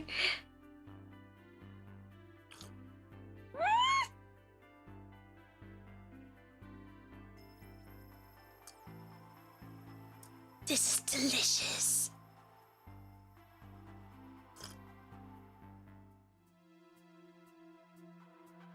This is so tasty. Oh my God, they're all really good. Imagine it tastes like it's got vanilla ice cream on top. No, it just tastes like an actual... It tastes like... I don't know how to explain this to you. Imagine you've eaten a cherry... you've eaten a sticky toffee pudding and you swallowed it. The remaining taste that's left in your mouth, the flavour that's left in your mouth, that's that sort of aftertaste. That's exactly what this tea tastes like.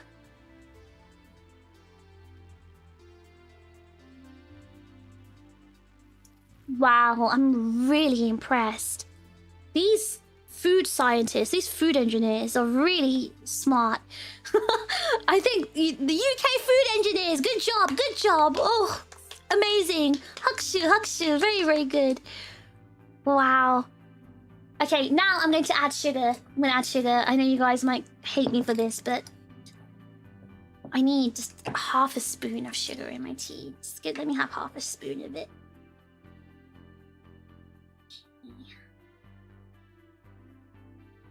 You're tempted to try one? You can wait until off-kai baby. I'll give you one of each. 2. If you want 2 of each, I'll give you 2.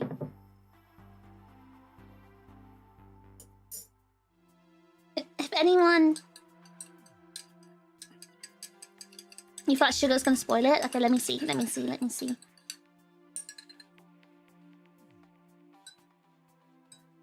You prefer honey over sugar? I use a brown sugar.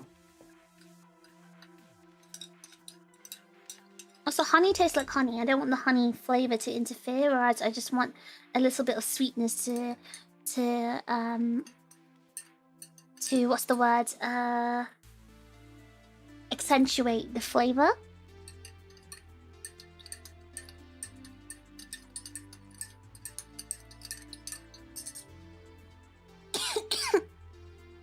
Okay, I'm gonna taste it.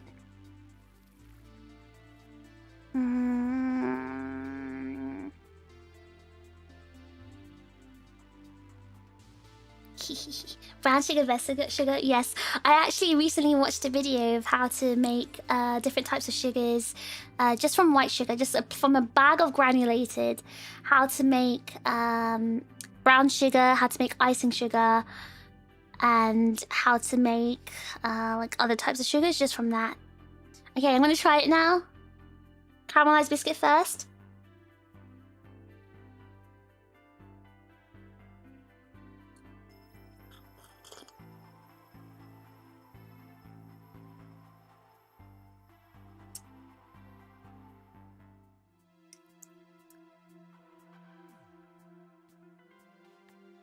I don't think the sugar ruined this, but I think the sugar was unnecessary. I think it's slightly clashing with the...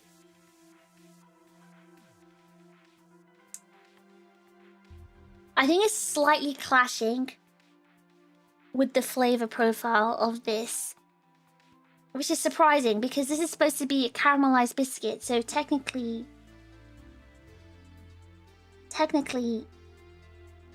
the sugar should go well with it.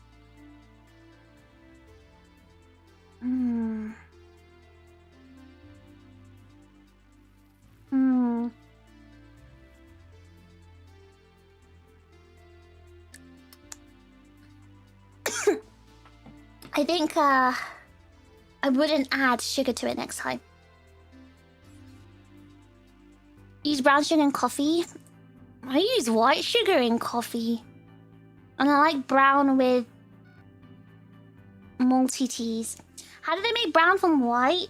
So you basically get molasses and you drizzle it all over your sugar, and then you rub it in with your fingers, and then you stick it into the microwave for I don't know how long, a minute or so, and then you pull it out, and then you mix it, you stir it, and then it turns into like brown sugar. Didn't know you could transform granulated castor, or you all you have to do is stick it with a blender and you blend it down. And no, icing sugar is not the same. Icing sugar has corn flour in it, as well as just being ground finer. Okay, now I'm gonna try the cherry bakewell with the sugar. Now I feel like I should have added white sugar to this one and not brown sugar, but let's see.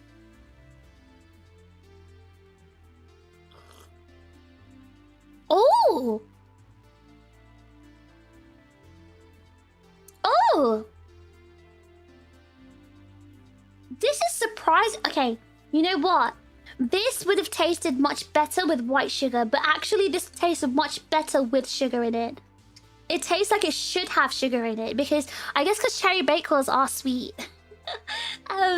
It tastes like it should have sugar in it.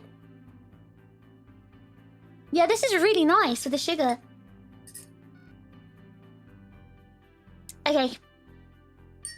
Finally, the sticky toffee brew with sugar. Now this one should technically taste good with brown sugar because it is sticky toffee pudding. So this one should taste good. So let's see, let's see.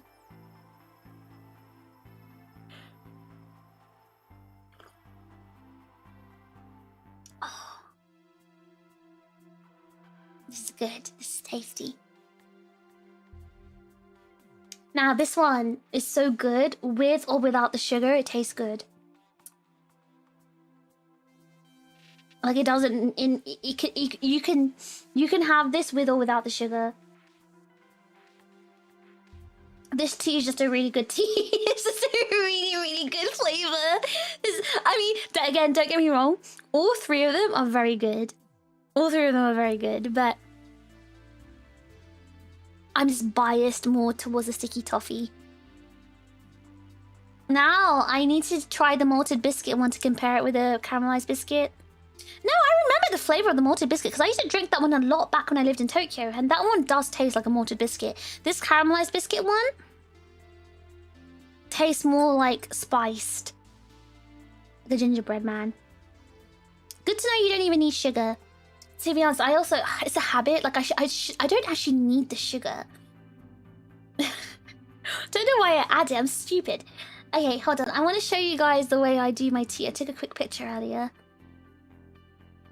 This is the color I usually have my tea.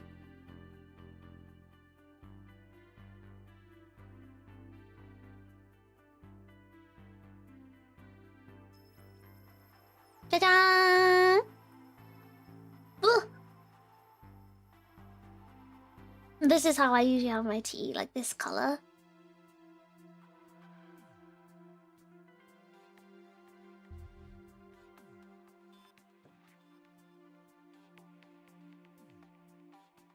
What do you guys think? Do you like to have your tea this color too? Fish is sweet enough, shut up. I assumed the caramelized biscuit was going to taste like caramel digestive for some reason. Me too. I thought it was just going to taste like a sugary, like brown sugary biscuit. I thought it would have like a more molasses. Oh, I guess it does have a molasses taste because molasses also has that kind of oh no, I guess okay, because molasses are used in gingerbread and I think I'm associating this taste with gingerbread. We love a good strong brew, that's my ideal color. Okay, I'm just gonna say this. I'm not trying to show off. I'm really not trying to brag here, but every time I've made someone a cup of tea, they've always loved it. I just think I'm a really... You know when I used to go to like, you know, when I was younger, in family houses and stuff, I was always the designated tea maker because they always said my tea was the best. And I always know like the perfect color, like how to get it just the perfect ratio of milk.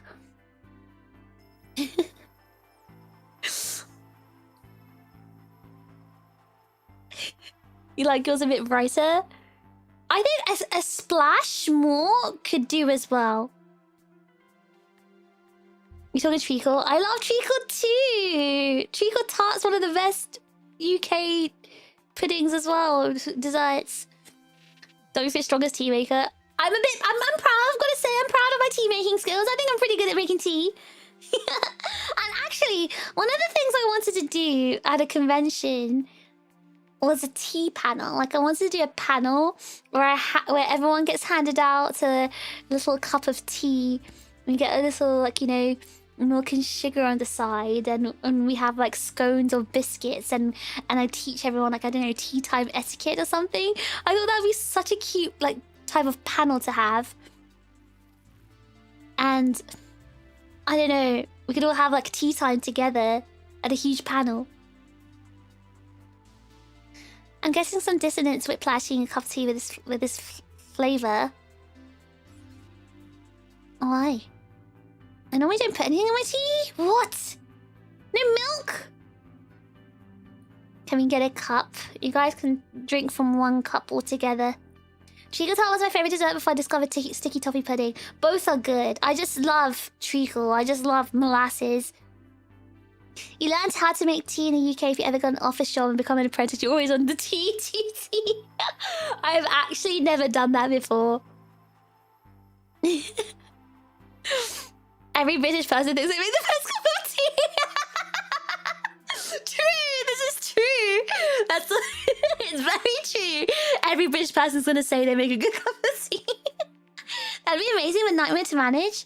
Not really a nightmare to manage. Obviously, I won't. You'd have to have like staff managing it, but I'd be on the screen. Sticky toffee is one of the greatest. I love sticky toffee pudding, treacle tart. It'd be a wonderful plan to have. I imagine you need help. Well, yes. I mean, I'm in an agency. That's the whole point. Making tea is difficult. Making tea is not difficult. Well, it depends on the tea. I can't make green tea, for example. I think there was a tea tasting panel at Vexpo. Oh, really? Oh, that's why Garnet Flapjack and Taco was suiting. Oh, I didn't see that. No! No! My idea was already done!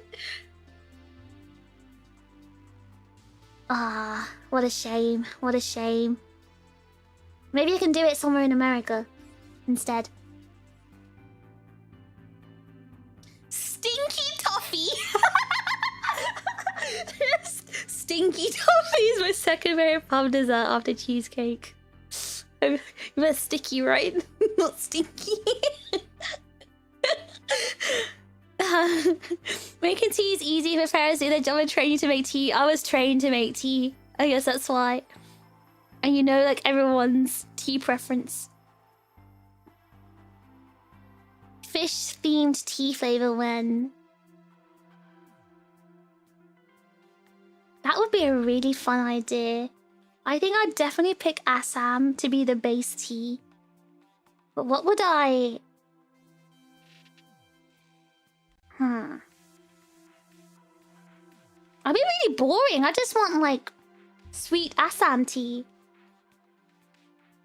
Blue tea, so that would be like the butterfly pea tea. But that's not really tea.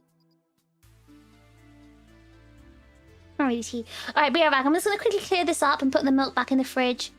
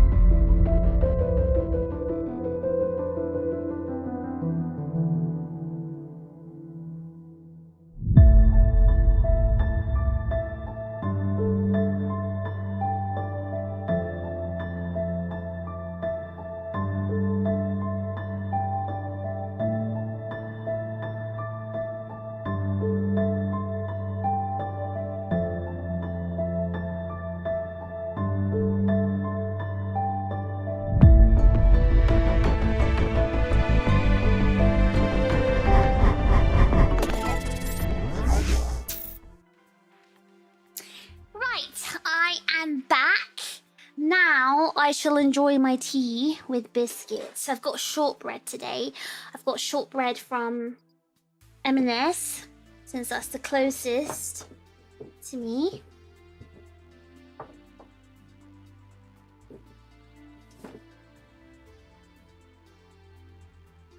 It's gonna be Assam as a base, like a Kenyan and grass. Wait,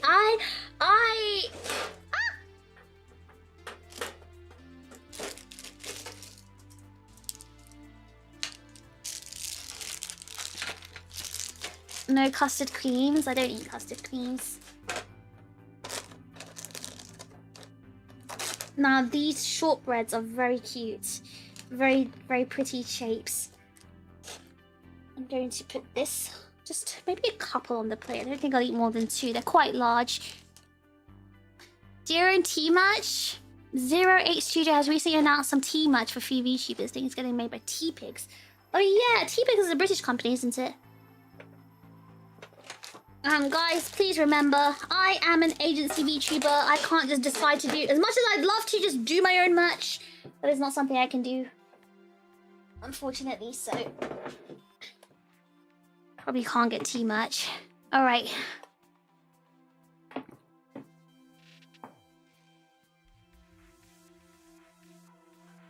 You hate custard creams too? I don't like custard creams. The most I'd eat is a digestive. I like digestives. When I was younger, I would eat things like, you know, when I lived at home, I would eat things like, I don't know, hobnobs or malted milk. Out of all the biscuits, I think I liked malted milk the most. But my favorite is a shortbread. I don't really like, oh, chocolate bourbon. Okay, chocolate bourbons are really good. I did like those. But again, I mainly ate those biscuits back when I lived at home. Like, after I moved out, I never really bought biscuits for myself. I just had my tea plain. And if I ever did buy a biscuit, it would always be a shortbread. I have a question. Do you have the tradition of brewing other herbs in the UK? Stuff like mint, chamomile, sage, nestle, stuff like that. It's quite common in Poland. What's the British attitude? For a tea? Maybe in the countryside in the olden days they used to do that. I'm not sure if they do that now. Don't think they do that in London. They would have people would just buy the actual tea with those herbs in them. Or plants.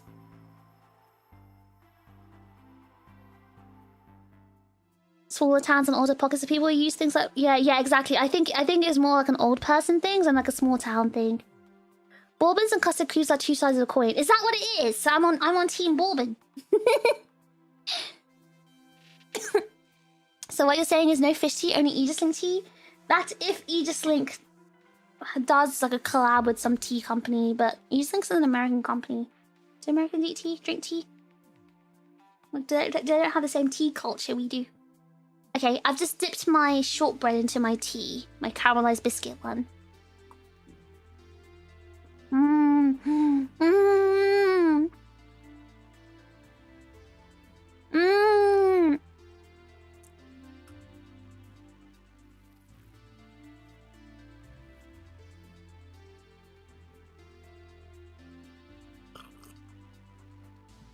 Oh, I love it. I love shortbread.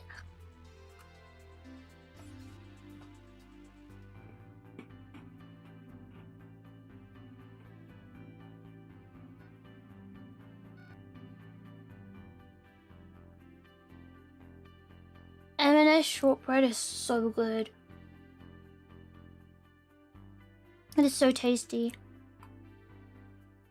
I haven't eaten dinner, sorry. I'm just like, just silently eating. I haven't eaten dinner today.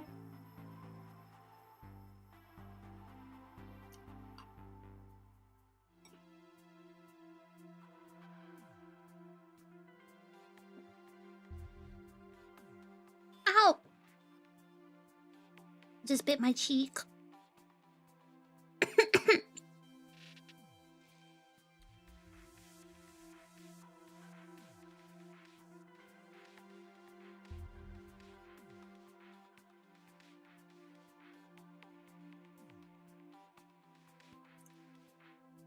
I should probably eat dinner, but I think I'm gonna go to bed after the stream. I'm so tired today. So my sister Hold on, let me just eat the rest of this biscuit.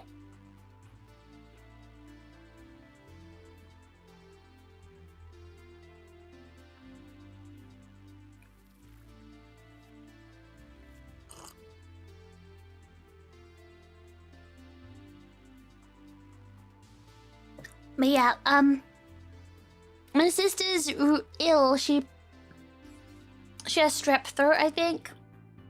From her symptoms, I'm assuming she's got strep throat. Eat dinner in bed? No, that's disgusting. So I've been up since 6 o'clock in the morning taking care of her. She didn't go to school today. So, she's not been able to, like, eat properly because her throat's, you know, so scratchy and, like, sandpaper. So I had to make her, like, had to make her a breakfast she could eat properly. I can't remember what I made her. I had to make her like a chicken pasta soup sort of thing. But I had to just make do with ingredients I found in the cupboard, like, you know, a packet of Heinz chicken soup, and I stuck some fusilli pasta in it. And I just gave her that. And because she was just so hungry in the morning because she couldn't eat properly yesterday because it was so painful. So at 6 o'clock she was like, I'm hungry. So that's what I had to make. And then I was like checking on her all day to make sure she was okay and, you know, she's keeping hydrated and stuff. And then I had like no food at home because she's supposed to go this weekend, right? So I had like food that she was supposed to eat for like for dinner, because obviously lunch she was supposed to have at school.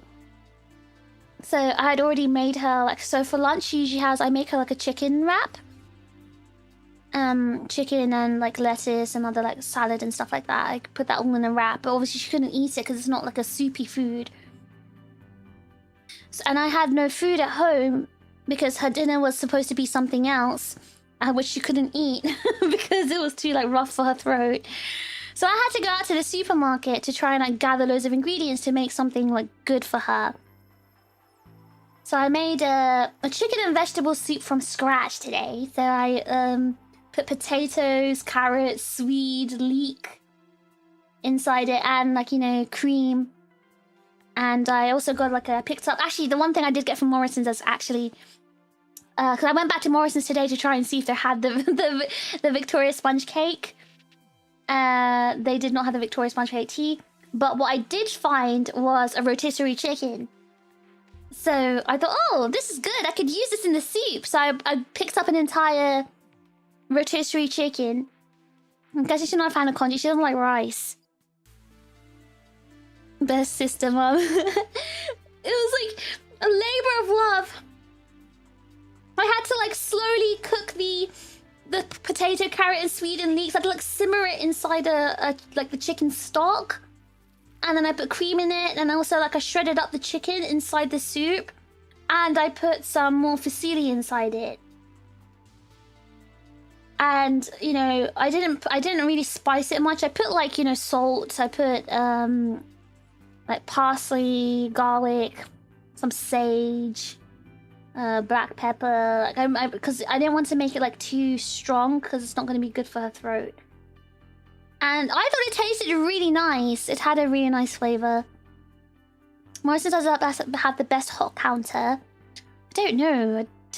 I feel like even Costco does a better rotisserie chicken, but there's no Costco near me. Rotisserie chicken, you say? Yeah, I shredded up a rotisserie chicken and then I made a soup with it. But yeah, I made a really nice, like, you know, rotisserie chicken and vegetable soup. It smelled really nice, and I haven't tasted it yet. She had, so let me show you. Wait, I think I did take a picture of her dinner because I was showing her dad that I was feeding her and not starving her.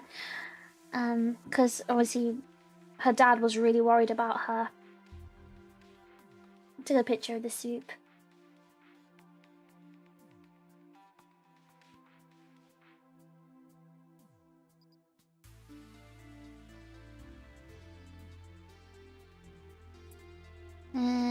There we go.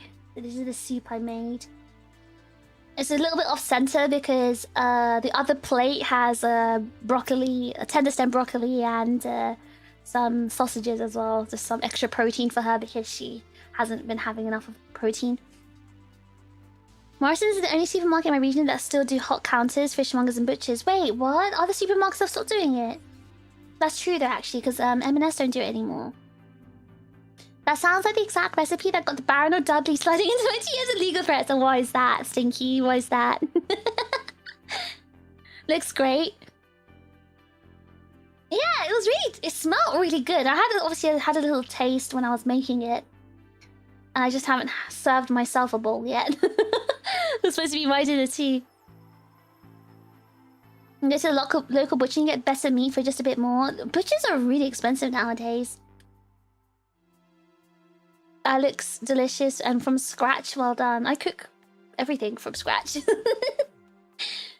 Across the Baron or Dudley. Is there something I'm not getting? Cough, cough. Oh no, I'm sick. I need chicken soup. Alright, here guys. Eat up. Here's your chicken soup. Ah! Ah! There's your chicken soup.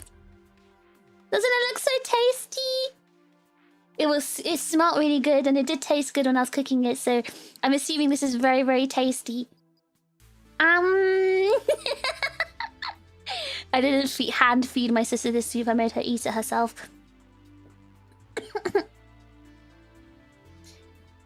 Yeah, this is what I made for her. And she really liked it. Yes, again, I wish for smell-o-vision. It smelled really good. I think it was the carrots. The carrots brought about that sort of sweetness to that kind of tied together the potato and swede.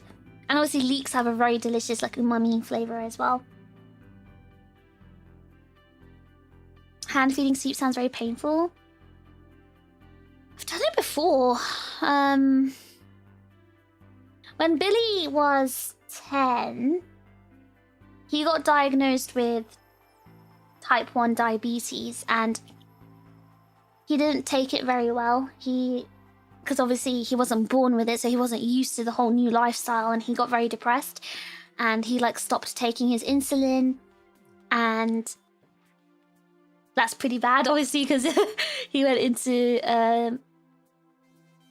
ketoacidosis, into a coma, and he was in hospital for a while. And when he woke up, he still refused to eat. He refused to... So they were like forcing his insulin through drip, and they were putting him on drip to like make him, you know, eat. But he was refusing to actually eat proper food. And I had to... He was quite close to me, because I took care of him a lot, so I had to go to the hospital and basically spend time with him. Me and Fishbro, actually. And Fishbro had a PSP at the time, so he used to take over the PSP, and we'd go over and like spend time with him, play on the PSP, play Crisis Core. And I used to like basically feed him soup while he was in bed to try and like get him used to eating food again. Imagine being hand-fed by sweet angelfish. Who's angelfish? Who's that? But yeah, I used to like feed him soup in hospital. That's what feeding soup reminds me of. But yeah, this soup was pretty good, so I think I'm gonna eat it tonight for dinner if I can be bothered. I'm really tired because, like I said, I've been on my feet all day since 6 o'clock in the morning, running around, doing lots of grocery shopping and buying loads of ingredients and stuff like that. So I'm so tired right now, and I was like extra peed off because. So, okay, so this is the Friday where my sister's gone home. So she's actually at home right now, my mom's house, right? And usually, so she has tuition on Fridays and she finishes her tuition at 8:45 p.m. So I tell her dad, please pick her up by 9 because I stream at 10. So if she's all gone by 9, then it gives me an hour to get ready for stream and like settle down and try and like get ready and stuff like that. So usually he does come by about 9:30ish, the latest, which still gives me about... That's usually why I kind of delay, get these streams get delayed sometimes. Because they're like done by like 9:45 and it doesn't give me enough time to prep. But then usually I push the stream to about 10:30, right? No, today they came at 10 p.m, the time I usually start my stream, and that really irritated me. And the reason why they came late... So my stepdad... Okay, I appreciate this. My stepdad cooked some food for me.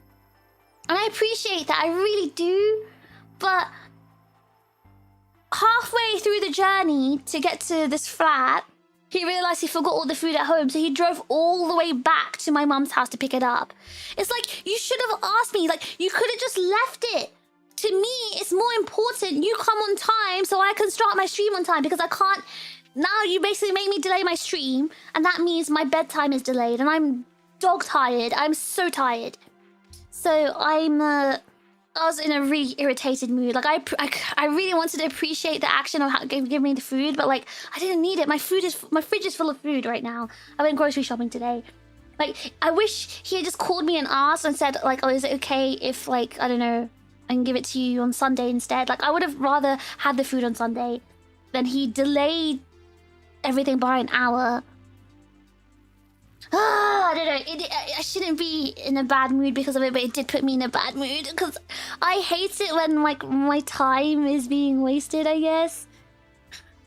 I don't know. Maybe I'm just having a meltdown over it for no reason, but it means like now I have to, you know, 1 hour later sleeping compared to normal.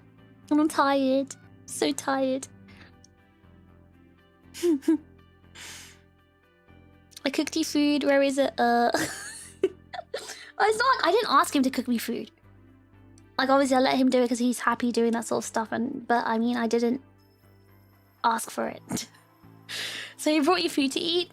Yeah, so sometimes when because now he's, I don't want to say he's retired. He's just like, he's still like running his businesses and stuff like that, but he isn't always just like at the office anymore.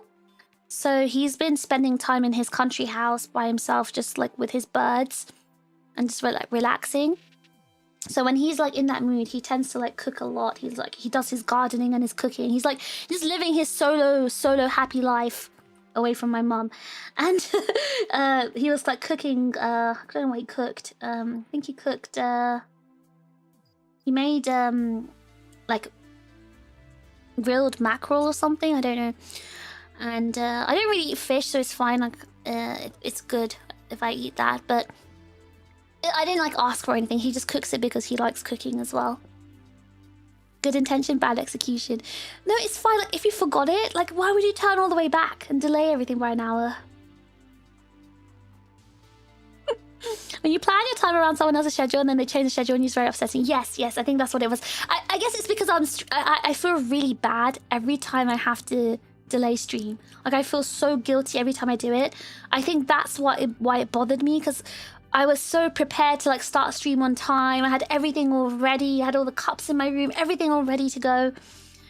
And then, you know, the delay happened. It's completely out of my control. And every time I have to like delay stream because of that, it makes me feel bad. I feel so guilty.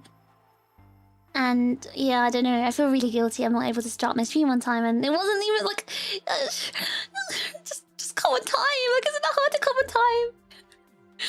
It's frustrating since you can't really be mad at him. It's just an annoying situation. Yeah, I think that's what it is. I don't have an outlet for my frustration, and I think that's what makes me feel frustrated. The ideal harvest moon life. I don't think I'd like a life like that. I don't enjoy gardening. I enjoy cooking, but I only enjoy cooking for other people. And I don't think I'd enjoy spending time with birds or like any animals. I think I just prefer staying in my room, in bed, or on my PC. I'm an otaku, okay? I'm just a nerd.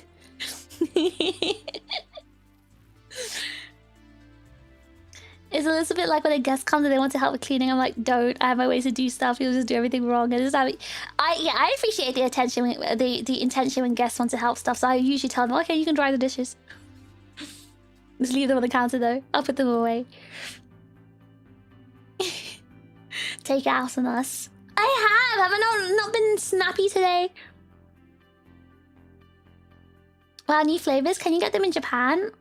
Don't think you can get those in Japan. You probably can't get these in Japan. But you can get them in America, apparently. Prinny is right. You should punch us. The reason you guys want to be punched, you weirdos. Seagulls are your people. Seagulls are not my people. Seagulls are not people. Solitude? I like solitude, but I mean, I just prefer human company. I don't really care for animal company. Gardening is best done... What did you write there? Inside. Oh, inside. Away from all that icky weather stuff. I just don't like plants, because plants means bugs. And I don't like bugs. And also, I've just never been able to keep a plant alive. There's too much science involved, and can't be bothered. I thought you were a normie. I'm like the pinnacle of normie and nerd, both rolled into one. I'm just everything. What can I say? Same God, it doesn't appeal to me. I wish I received vegetables from others and placed them in my pack. Yes, I will buy my vegetables. I'm completely fine. I don't need to grow those. I'm completely fine just buying them. You've been cuter than usual. What? What? Well, because I've been yelling at you guys. I think that's why we do like farmers and other jobs. Yes, exactly. Let the farmers do the farming. I will do the buying. I'm just a consumer. Birds aren't good conversationalists. Okay, I admit my stepdad's new parrot is quite cute. It's quite cute. It's so ugly, but it's cute in its behavior. It's okay. I like animals that are nice. I think I just don't have much experience with nice animals. All the animals I've dealt with have been complete assholes. I mean, they're just not friendly. I just want a nice, friendly animal that would just let me, like, you know, stroke it or pat it or whatever. I don't know. And it approaches me. But all animals seem to be very wary of me, probably because I'm not an animal person. And I had a hamster once, but my hamster was exactly like me. Just lazy and slept all day.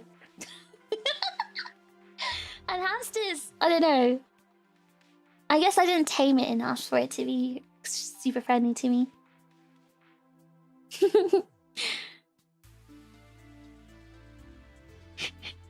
Get a lizard and a bio. Okay, I like lizards, but I wouldn't want to upkeep their environment and the tank and everything. Like, I don't want to have to...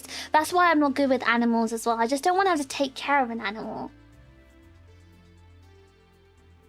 The plant trauma from that one guy. Oh, that was the last straw. That was the last time I'm ever going to deal with a plant, ever. Like, I'm never, ever dealing with plants ever again. That was honestly the last straw.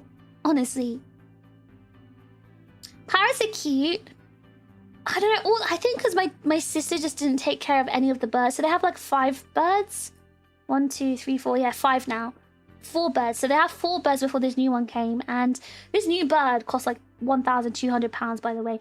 Anyway, they had 4 birds before, but none of them were like taken care of properly or tamed. Like, because my stepdad is so busy all the time and he's often like at work. So, and these birds live by themselves in my stepdad's house. And he only used to go there like once a week to kind of like feed them and check on them and clean them and stuff. So they've been like really lonely. So the birds are a bit like weird. This new bird, my mum bought it for my stepdad. So it was in my mum's house, this new expensive bird. And because it was in my mum's house, and obviously my mum lives there, my brother lives there, and my stepdad spent a lot of time there as well, like majority of his time in my mum's house, that bird was used to being around people, so it actually developed a bit like normally. Except my mum apparently used to scream at the bird all the time, and she kept like swearing at the bird, so... but yeah. Would you get one of those fuzzy, weirdly cute robot pets? No. Absolutely not. I want an actual sentient animal. If I were to have an animal pet. I just don't want pets. I don't think I'm just not a pet person. I was wondering if you were an animal lover. Impossible not to love... Okay, I like animals. I like observing animals. I don't like keeping animals. Especially because animals are dirty and messy and require upkeep. Like, I barely am able to take care of myself. What do you mean I have to take care of an animal as well? Anyway, my favorite animals are red pandas, and I'm perfectly happy just staring at red pandas. I'm deathly terrified of hamsters. They hiss at you. I've had a hamster screech at me once, and that's it.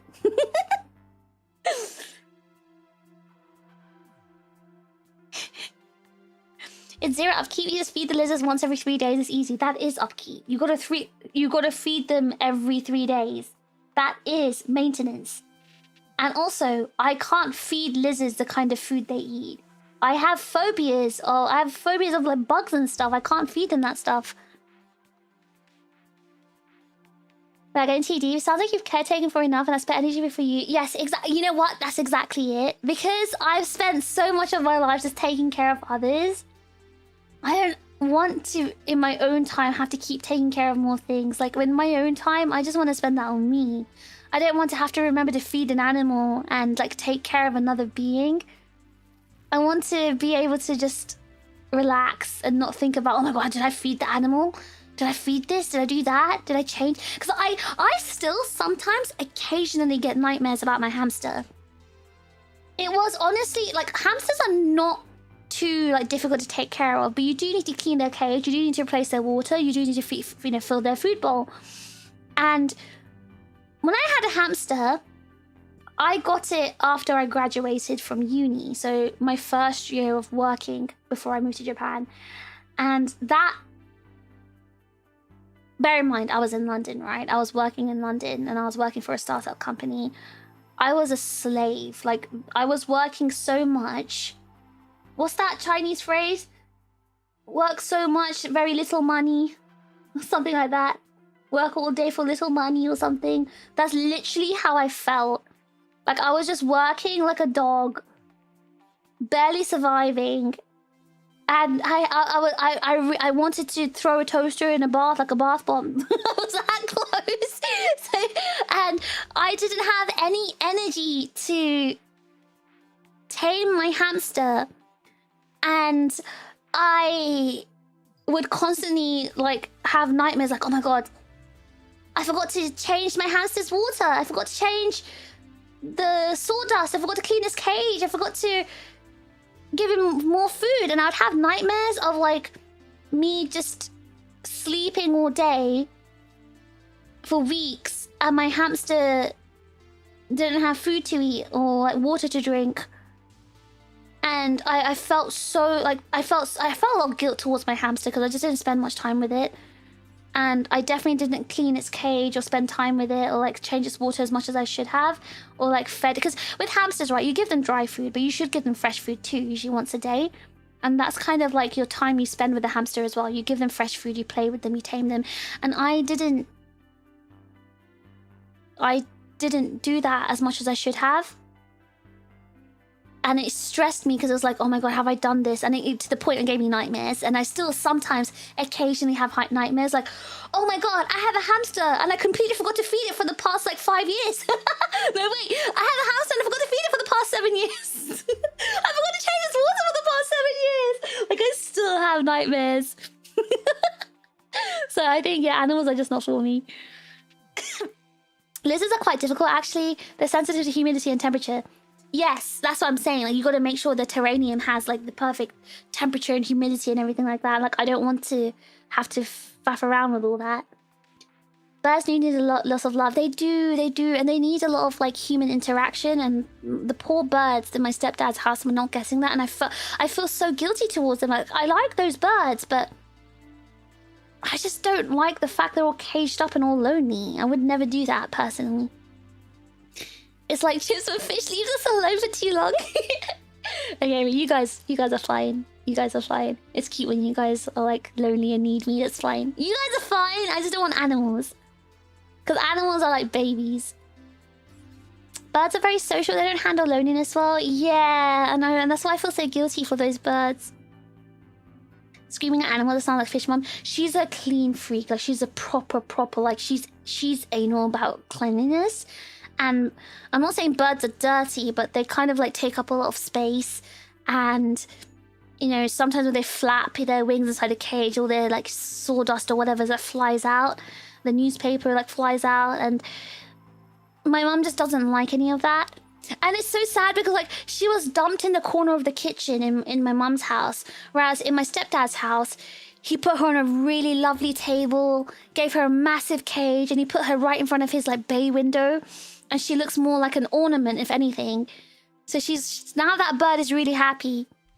That bird is so happy in my stepdad's house. And she's actually singing and talking, where she was quite scared in my mum's house. Because I think she was scared of my mum. She was really scared of my mum. Because every time she started singing or talking, my mum would scream at her to tell her to shut up. So it's like... yeah, the bird was really scared. Guess a Tamagotchi. Gabriel. I have 3 Tamagotchis. Now, when I was like 10 years old, I was able to keep them alive for at least a few days. At my current age, when I got my Tamagotchis like a couple of years ago, I wasn't able to keep them alive past 1 day. Does that tell you enough? Do you think about red pandas? Well, I never dream about taking care of a red panda because I know red pandas are not domesticated animals. The only red panda dreams I have is like, I see a wild one. Animals require attention, affection, and care. I get your point. Yes, thank you for understanding my point. Like, even lizards, like... people tame and play with their lizards. I wouldn't want to just, like, keep it in this terrarium and never look at it and never touch it. They do, but having that bond with another intelligent being is unreal. They don't speak a language, but they can be a bestie. Yeah, if I were the type of person who had enough energy to take care of an animal, I would love that, but I'm not. Get pet plastic jumping spot. No. You've got to bring them to the vets when they get sick, clean out the cages, make sure they're fed and watered. They're definitely a responsibility. Yes, exactly. They're a responsibility. I'm just not the type of person, like, I'm not that responsible person. You're a dog lover. I like the concept of dogs. I like looking at dogs. I would never keep a dog. I'm not trying to be mean. I don't like the smell of dog. Like, I would accept a cat if I weren't allergic to them, but I just don't like the smell of dogs. I wouldn't be able to live. I think it's, again, this isn't my fault. I feel like I was raised this way, right? We never had animals at home. We did have a hamster once and my mom gave it away because she got annoyed at it because it took up space and it kind of like threw its poo out of its cage and stuff like that because we were kids and didn't know how to take care of it and didn't know how like often to like clean it and stuff. Hamster was stressed. My mom kept screaming at it and then she gave it away. She gave it away to the plumber. And I've just never been used to taking care of animals. I'm not used to having animals at home. And every time I've been to a house with a dog, you can smell the dog smell, and I don't like the smell of dog. And also, dogs have too much energy for me. Like, I remember once Billy, one of his friends left a dog with him. So Billy, this was the year I was working, by the way, in London. This was the year after my graduation, and I had my, my first startup job, and I was really busy and dying. Billy decided to come over to my flat and dump the dog that his friend dumped on him on me. So there was I, like, never taken care of a dog before. Not a dog lover, by the way. I like the concept of dogs. I just don't like actually taking care of dogs. Anyway, so he dumped this dog on me and said, yeah, I'm gonna go. I want to go. So basically, the reason why he dumped the dog on me is because he wanted to go out and party at night, right? He wanted to go out clubbing, but he couldn't leave the dog alone because the dog was a clingy dog. So he's like, oh, Fish, can you take care of this dog? I was like, and he's like, yeah, okay, I'm coming over. I was like, So he came over, dumped the dog on me, and then left and went out partying with his friends. And this dog really irritated me. It kept jumping on me. It kept pawing at me. It kept like, okay, if I had a dog, I would treat it with strict discipline. I'm not one of those people who would like want to be all cuddly and like, lick the mouth of their dog or whatever, kiss the mouth of their dog. I'm not one of those people. If I had a dog, it would be military style, like a control over this dog. It will not touch me unless I allow it to touch me. It will not touch my bed. I know people might think, oh my god, that's so cruel, but like I would want a dog as a partner and not as my kid, my fur baby or whatever. I'm not one of those people. I actually really love the concept of working dogs. Like, I love working dogs. Border Collies, Corgis, I love working dogs. They're very intelligent and beautiful animals. However, I don't want to treat them like my kid and like kiss their disgusting, you know, animal mouth or whatever, like, or let them lick me. That is not what I would do. I would engage with it as an intelligent creature, and I would train it and give it enrichment, but I would not treat it as like my little baby kind of thing. Like, I just mentally, I'm not that type of person, right? So this dog was like jumping all over me, was on my bed. I just got irritated. I was really annoyed, and it was smelly, like it smelled like dog. It smelled like dog, and I didn't like it. But thankfully, my flatmates, I had 2 flatmates at the time, and one of them, she had a dog growing up. Like this girl, complete animal girl. She loved animals. Animals loved her. She grew up with a dog. She loves dogs. So thankfully, she came home from work, and she's like, "Oh, dog!" And I was like, "Yes.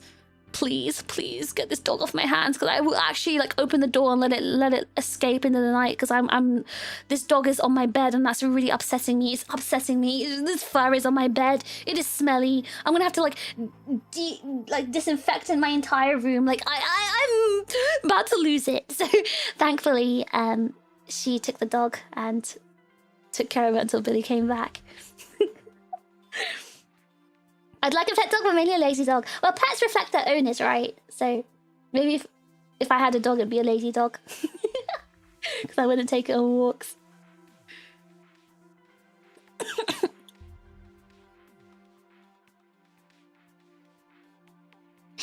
Whole day I'm effing busy, only get few money. Yes, that's it, Mono. That's it. That's the phrase. Whole day I'm busy, only get few money.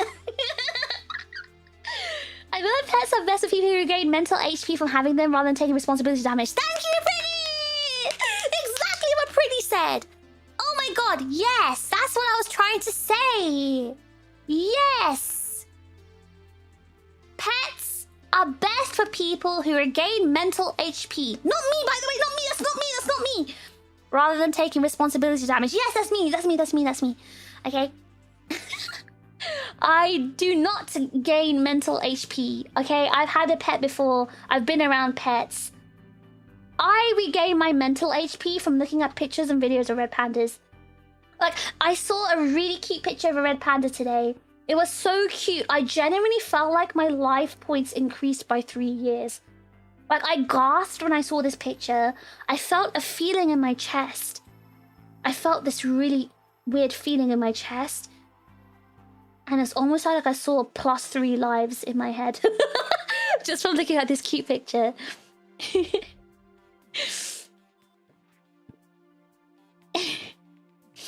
Most people get the, why am I going into final exam for a subject I didn't know I had? Nightmares. You get the animal version.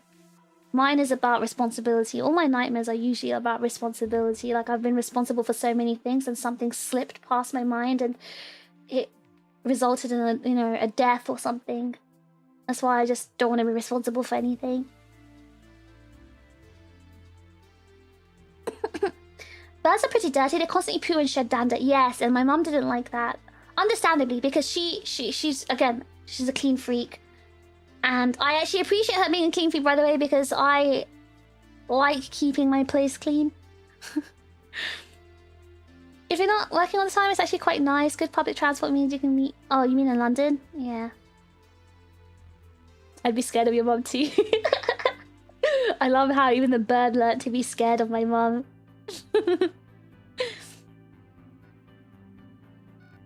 Have you ever dreamed that you are a red panda? No, I've never dreamt I was anything else other than myself.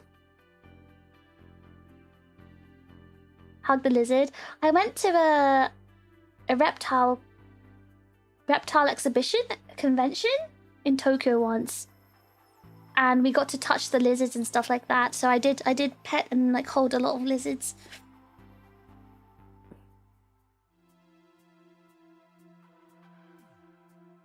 She loves dog boys. I do not love dog boys. What the hell is a dog boy? No mean is taken, don't worry. Wet dog is a taste of what I was raised with. Yeah, I feel like if you were raised with dogs, you're more what's the word? More accustomed to having dogs, and you're also accustomed to their scent. I just don't like the smell of dog. I can't stand the smell of dog. I'm sorry. Like, I like dogs. I just can't stand the smell. I like petting dogs and telling them they'll make a tasty burrito in a friendly voice. You like petting them and telling them they make a tasty burrito? That's crazy. I like other people's dogs. I'm not in a position where I could be responsible for one. Well, like, I stayed with my aunt, right? And when I went to California a couple of years ago, I stayed at my aunt's house and she had a corgi, and I loved her corgi. It was very cute.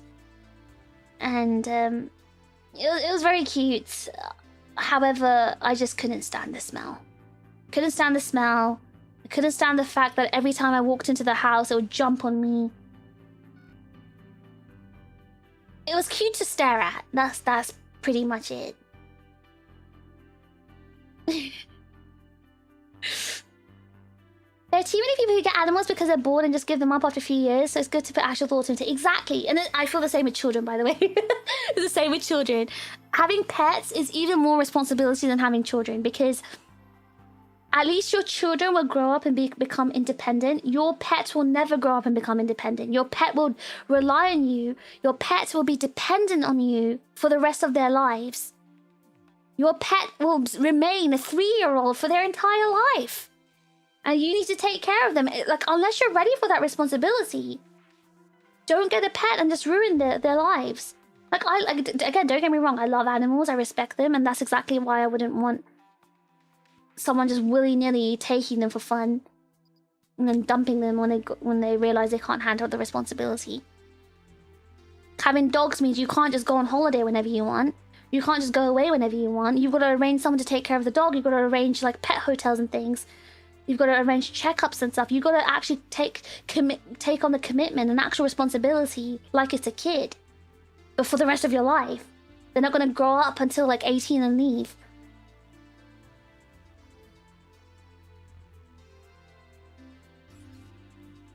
I mean, change your mind, but there's no such thing as a bad dog, just a bad owner. I agree with you, but I also slightly disagree, by the way, because Snoy's mum got a new dog. And this new dog is dumb. Like, Snoy liked the old dog. And, but this new dog, he acknowledges is really stupid. Like, this dog might have, I don't know, mental health issues, I don't know. So some dogs can be stupid. And then they just can't get trained because their intelligent levels are too low, I think. I mean, like humans, right? Animals have different personalities, and they might also have some kind of maybe some mental difficulties too. Or learning difficulties, rather. There are dogs that fail out of service dog school. Poor things. Yeah, exactly. Like, not all dogs are, like, smart. Like, there are dumb dogs. And some dumb dogs are bad dogs because they're not able to be trained. So, but yeah, no, there's no. I don't think obviously animals can be inherently evil or whatever. But yeah, they just require way too much effort and commitment, I think.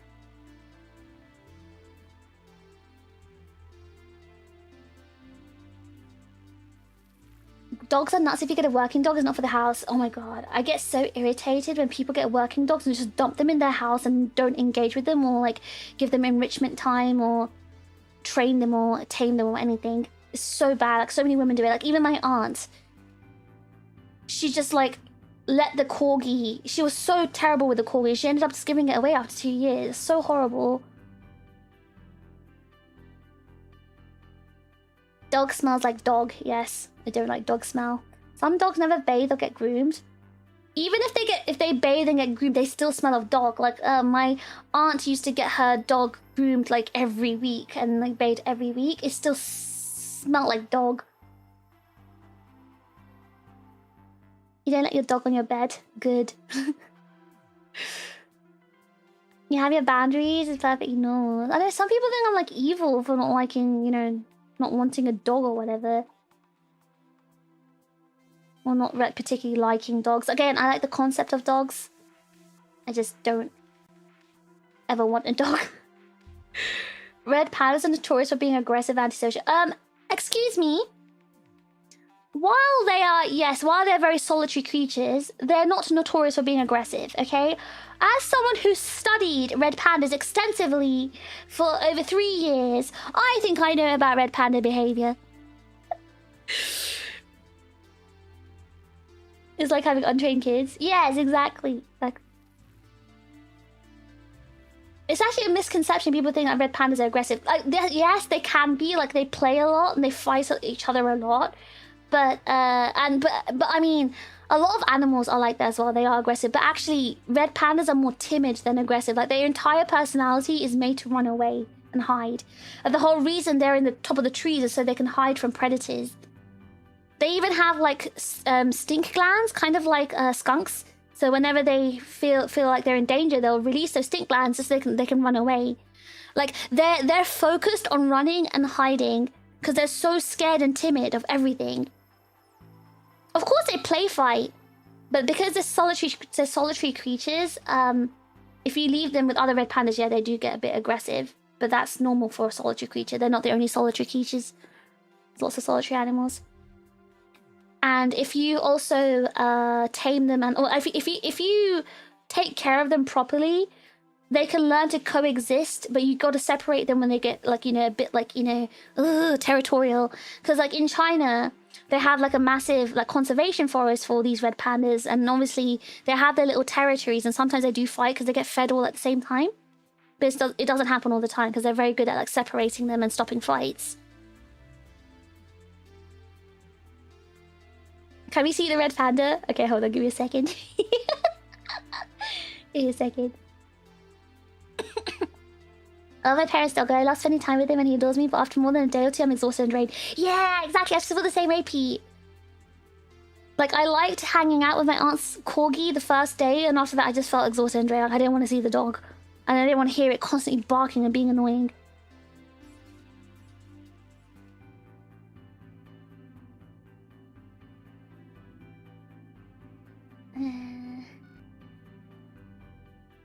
I grew up with a very smelly dog. He was a good boy. My dad says to say hi to my girlfriend. I don't have a mind that he means you.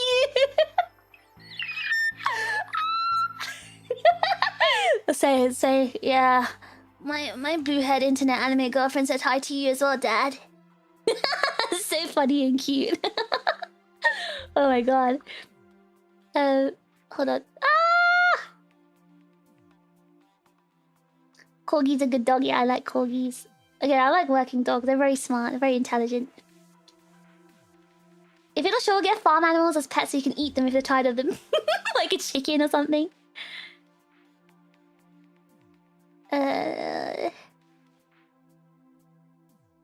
It's not just the smell of wet dog though, Anthony. It's like just dog smell in general. Like, wet dog just intensifies their smell.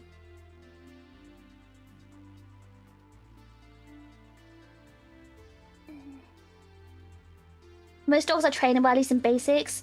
So they've had this dog. So Snoy's mum has had dogs for the past, I think, 50 years. And she's very used to training them and stuff like that.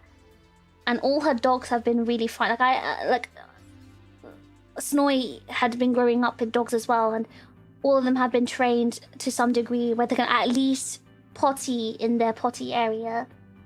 But this dog, they've had this dog for over half a year now, like almost a year. Actually, I think it has been a year since they've had this dog. And this dog still can't like pee and poo in the correct place. It just does it randomly on the floor. And no, it doesn't have any like issues with its like bowels or anything like that. It just doesn't get trained. Like they keep trying to train it, it just doesn't learn. So some dogs are just stupid. Also, the dog is constantly biting them and like, you know, being like, it just doesn't allow itself to get trained, or it's just too stupid to be trained. I don't know. And again, it's not like the mom isn't experienced in training dogs. She's had the same types of dog, the same breed of dog like for 50 years. And she's trained all of them fine except for this one. So I think some animals are just stupid. Well, Snoy said it's stupid, so I just assume he knows about it because he's had, you know, he's used to the dog. So you know, he says it's a stupid dog. I just believed him. It's just like how humans can be stupid.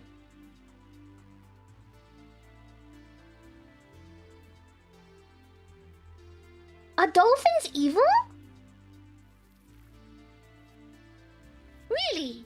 I thought dolphins were cute. I went to see a dolphin show in an aquarium in Japan once. I thought they were very beautiful. They were dancing and like diving and everything.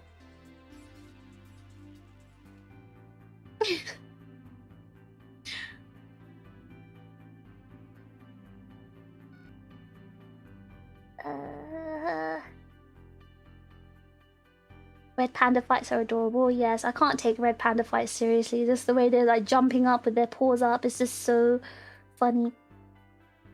You learn something new every day. No, so test sub. It's a very common misconception that red pandas are aggressive. And I guess Aggressico didn't really help that misconception, but they're actually not. They're very timid, very shy animals. They're also not too intelligent. They're very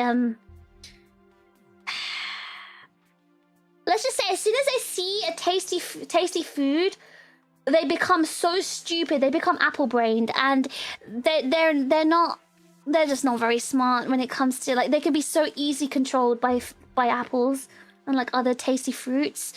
and they're just, again, they're very, very timid animals. Like they prefer to hide and like run away than fight. And that's why they don't really survive much in the wild, because like they can't win against other predators. They're also not very fast. So they can't run away. That's why they hide on top of the trees. All right, good night, Pete. Have a good evening. Have a good sleep.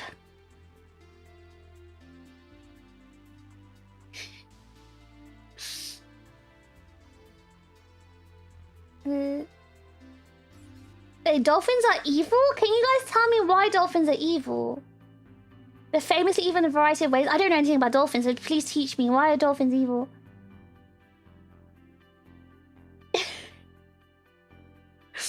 Your neighbor's dog doesn't sound very well trained, Del.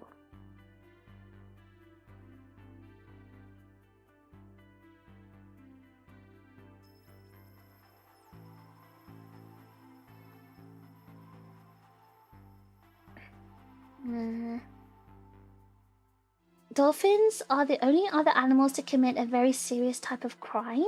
What do they do?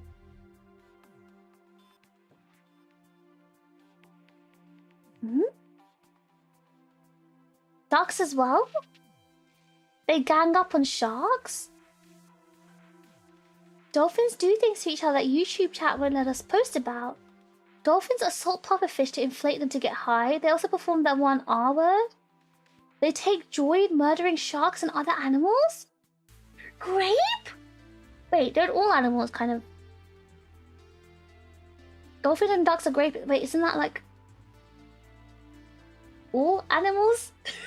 I mean, animals, do they usually consent? They just casually kill animals for fun? Dolphins! Wait, really? Oh my god. Dolphins just do it for fun, not for procreation? Dolphins have very high intelligence, second to only to us. They also bully fish and will even do stuff to humans. They use pufferfish poison to get high.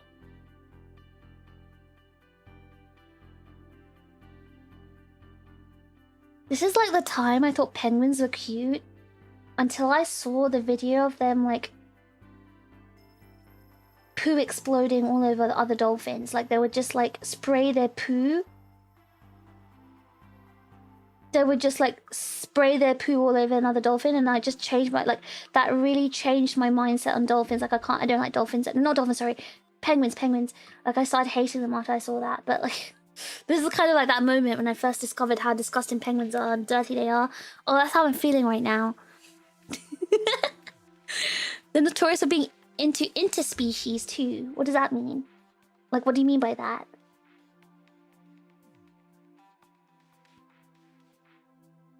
Frogs do necro. Are they too dumb to realize the lass is flatlined? Good morning, Rio!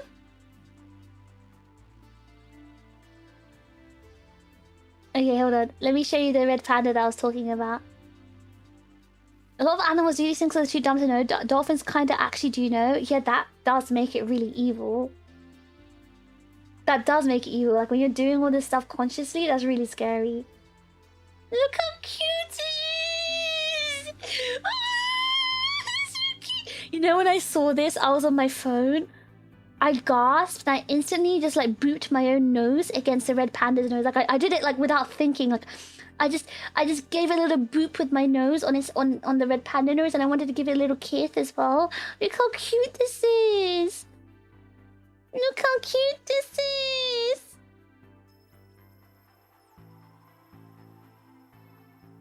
Oh, look how cute. Oh, so white. So cute.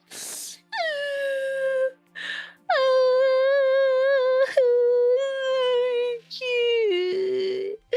I love red panda. So cute. Ah, little kiss on the nose. I want to give you a little kiss on the nose, a little kiss on the cheeks, a little kiss on the mouth. Like I am against kissing animals. Like you know how people like slobber all over their dogs' faces. I would never do that, but I probably might do it for a red panda. Look how cute it is. It's so cute. It beats Milo's cuteness. Well, we don't know what this red panda looks like on other angles, but look how cute this is. And I wonder if red pandas are good as pets or not. No. And they're not domestic animals. They're not domesticated, and they will never be. They will never be good pets. Don't even think about it. How is eyes so big and small at the same time? It's a good question, isn't it? Like, how do they have such small, big eyes? Wow,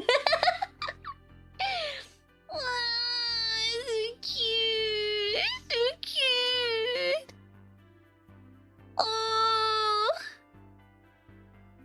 No, Dal, they can't be domestic. You think these are one of the most oldest animals on Earth, by the way. Like, on Earth, these are one of the most oldest animals. Do you think, and also one of the most cutest animals on Earth, do you think if they could be domesticated, they would be not domesticated by now? These animals are impossible to domesticate. They will tear up. You cannot domesticate them because they need to be outside. They cannot be contained inside. They will escape. And if they feel like they're enclosed, they will probably kill you. They will scratch you up. They've got very sharp claws. And red pandas cannot be domesticated. One of my cats loves to receive forehead kisses. Okay, that's very cute. That's very cute. POV, you have apples in your hands? Yes. Honestly, I think that's one of the cutest things about red pandas to me. When they see apples, somehow like their eyes get like, you know in anime when the eyes get like super shiny? And loads of like white shine bubbles in their eyes?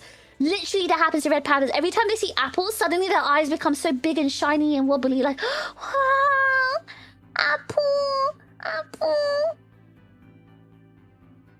Yeah, it's so cute. So cute.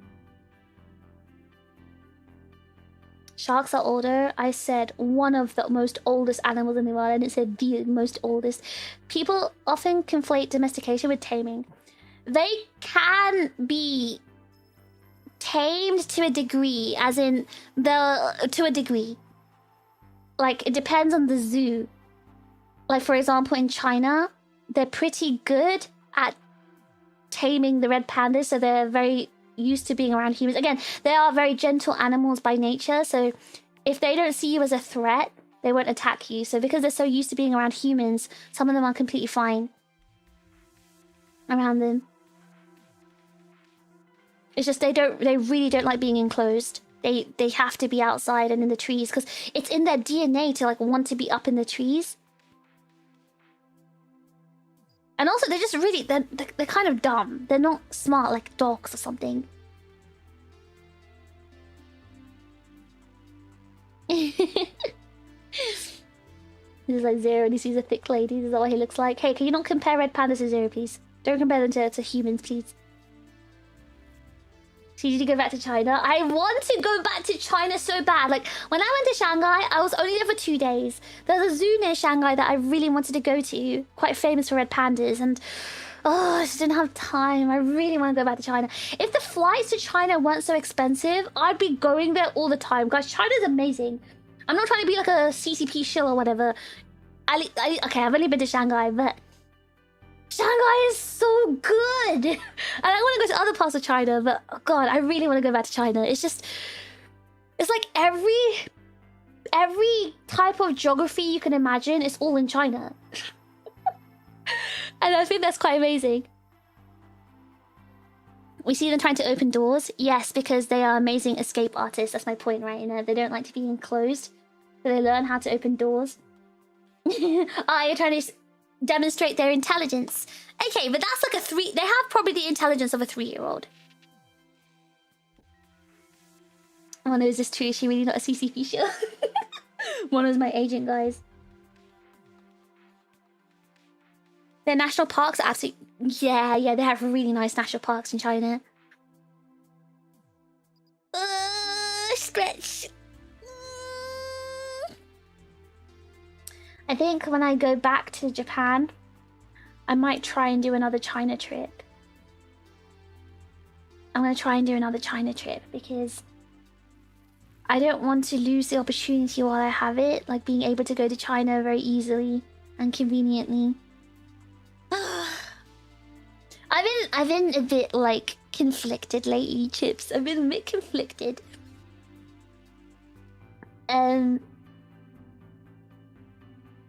It's the whole like identity crisis again.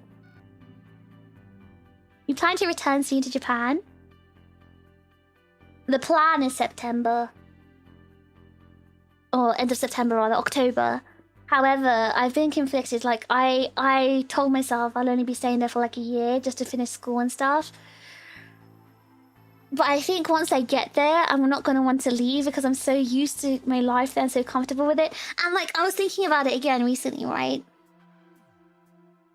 I do tie a lot of my identity to Japan. And I think it's inevitable as well because like, most of my 20s was spent in Japan.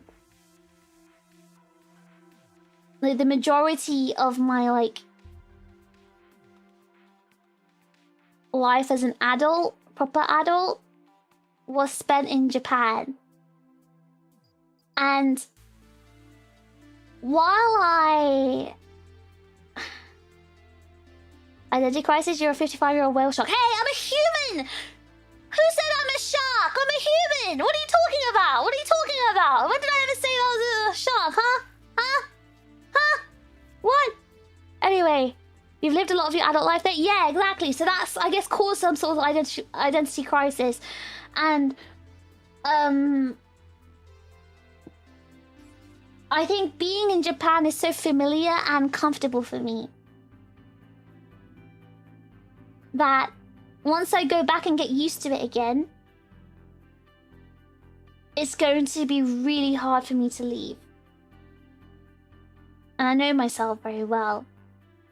I know once I get there, I'm going to be able to get adjusted. I'm so used to... Like, it takes me a while to kind of get adjusted here. But in Japan, I kind of just, like, fit right in again because I'm so used to being there. And I kind of, like, I feel like I grew up there, you know?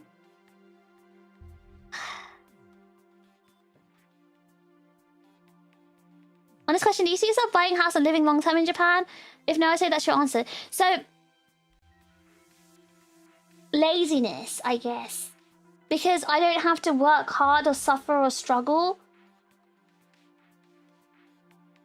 That's what keeps me in Japan.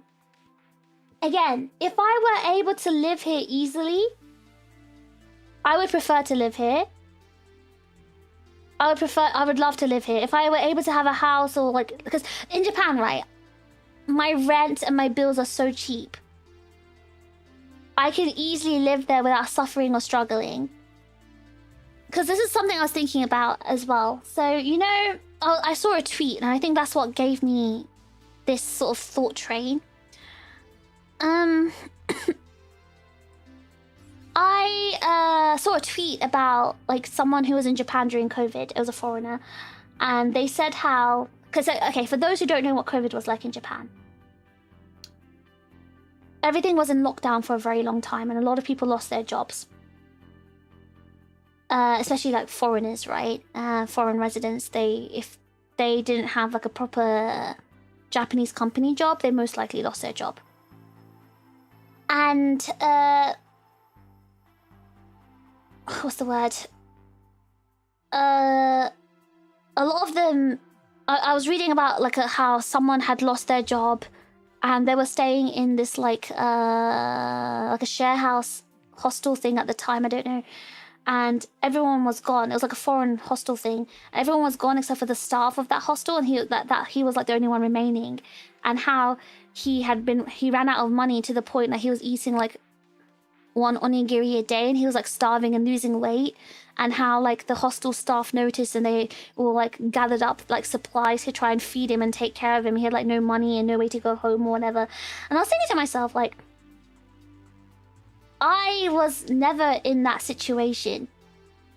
And honestly, I can't ever imagine myself in that situation, like letting myself be that like putting myself in that level of poverty. And again, bear in mind, no bank of mummy and daddy helping me here. I worked hard and I saved everything myself. And that's the thing, like I was hacking for about a year before COVID happened. And I think I already mentioned before, like I don't really spend that much money because I'm just lazy. I don't eat too much. I don't really drink or anything. I don't really go out. So I don't really spend money. And all my money was just kind of like gathering up, I guess.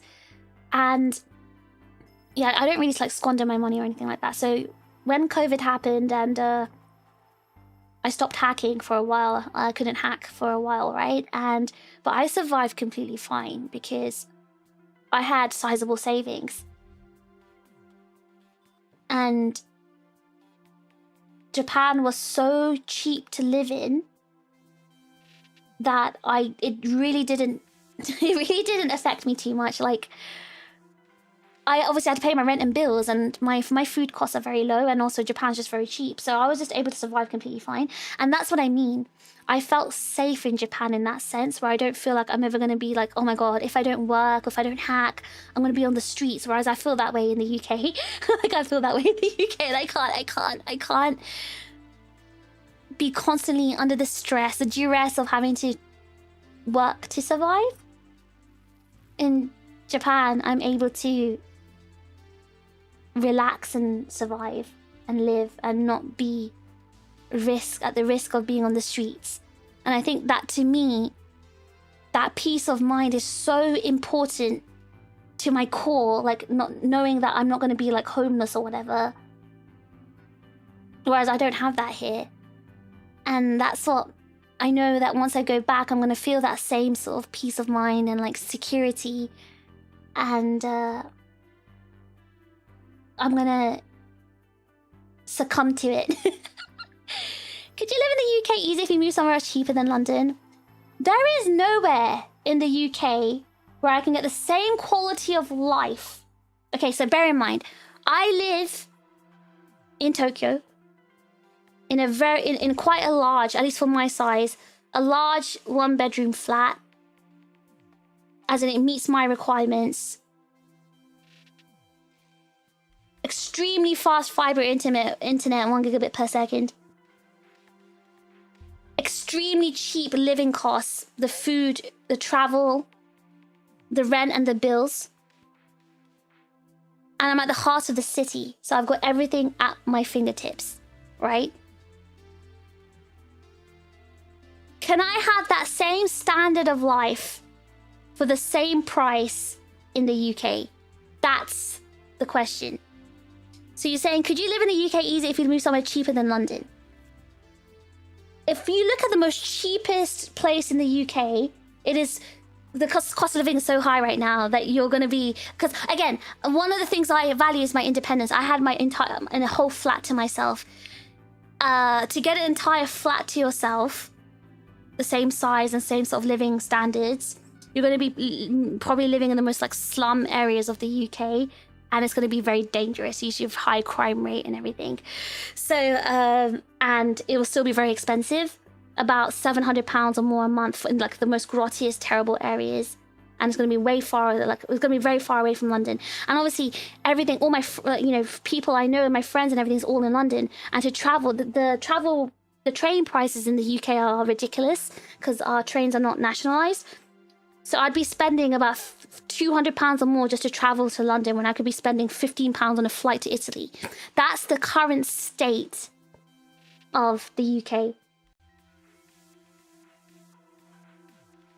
You build no equity or retirement that way. You know, if I was not planning to be alive past 20 years and did not think about retirement. Things are likely to get economically tough in Japan in the medium to long run. Yeah, I agree. I mean, I wasn't, again, if I see the situations getting tough, I dip. I don't see Japan as like my nationality or like my forever place, but more like it's easy for now for me to live there. Oh, hi, DK! I would not survive in the UK. I mean, you're probably having a great time in Sweden. Like, I think the standards of living are maybe a bit better there.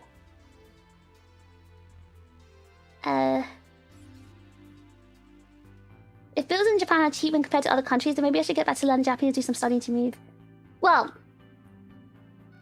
yeah. I mean, there's nothing I can say to that. Yeah, it is cheap compared to... I mean, I can't compare to other countries. I'm comparing to the UK. London is wildly expensive, but if you have family there, it's still harder to move. It's less about my... I guess, yeah, because my brother's here, Billy's here, my friends are here. I grew up in London, so it's very hard to, like, you know, move out of London to the middle of nowhere and being around. Like, I'm not someone who's good with solitude. I'm not a solitary person. I need to go out and see my friends. I need to see people. And I don't like starting from scratch. And the whole reason I moved to Tokyo is because I knew people there. Meno was there, and she was like, you know, my best friend. So she's the one that kept telling me, come on, Fish, please, please, please, move to Tokyo, come. Like, I had a lot of friends in Tokyo already. So, you know, people were like, oh, it must have been so tough to move to Tokyo by yourself. No, it wasn't, because I had people there. And, like, I already traveled to Tokyo so many times before I moved there. And I already had friends from before that I made.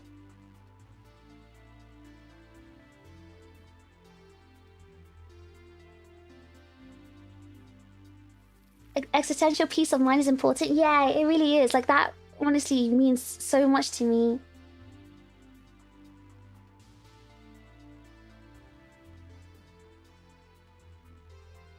Sounds almost mad that you can live somewhere and not worry that you won't have a roof over your head for the next week. Well, of course, there is obviously a caveat. I am good with my money. There are lots of people that won't agree with me because they're just not good at saving their money, or they probably just don't earn enough or stuff like that, right? I'm not that sort of person. I can survive a year or more. And obviously, I don't want to squander all my savings on, like, just being unemployed. You know? As in, I've made it so, like, I do have a high amount of, like, living costs just in case anything does happen to me. Like, I really learned from COVID. That's, like, you need that. Like, you can't predict what can happen and put you in a bad situation. Actually, every bad health thing is made worse by stress. And it says a lot, right? That when I lived in Japan, I didn't really ever get ill. Whereas I was ill a lot when I lived in London. I see, yeah, it's better for the mind to have a secure and stable situation.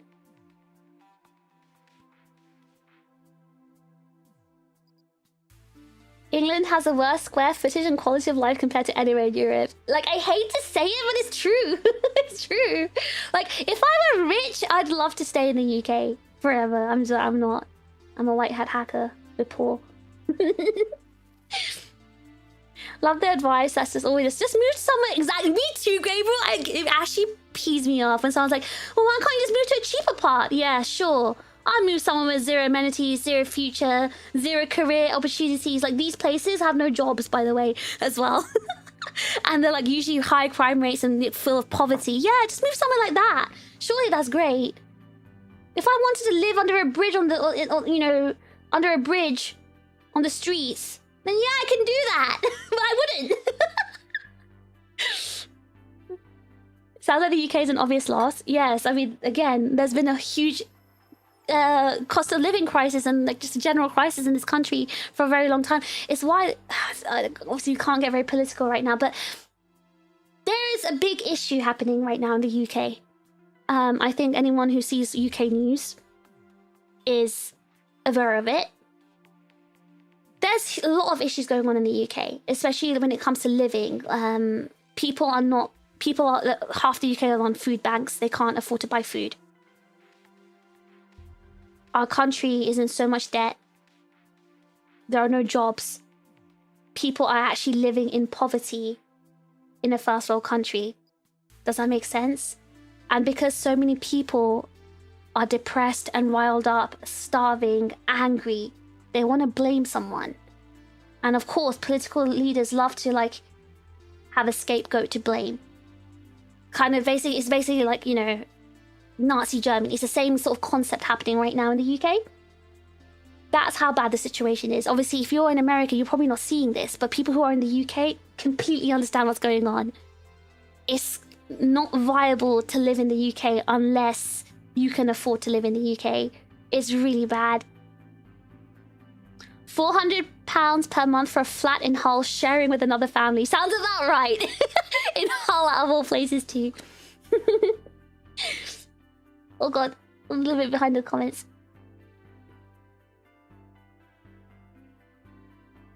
You can live for free in one of the Scottish islands that need a caretaker. Do you think the Scottish islands have internet? Have high-speed fibre internet? You can move to the middle of Wales or something with zero internet and zero travel, but that would suck. See, guys, I don't know why you're telling me, yeah, you could just live under the bridge for free. Yeah, you could live in this place with zero amenities and travel and internet and nothing in the middle of nowhere, but you'll have a house. I'm not... If I were living just to have a roof over my head, I would rather be dead. I'm not living to suffer. I'm living to live. So if I can live to live in Japan with very little loss and struggle, what's the incentive to live in the UK and struggle and suffer? Answer that question for me.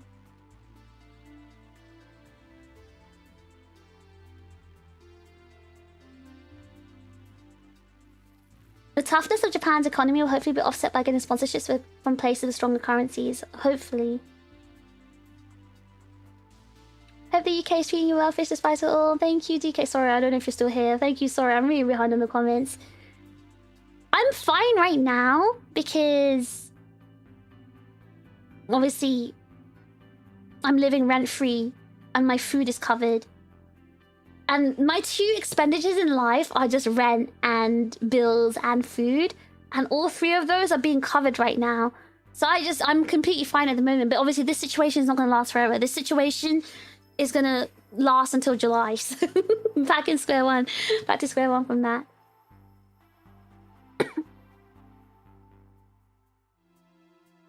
Fortunate enough not to have friends in London. Yeah, but you didn't grow up in London, that's why. You got to bear in mind, I grew up in London.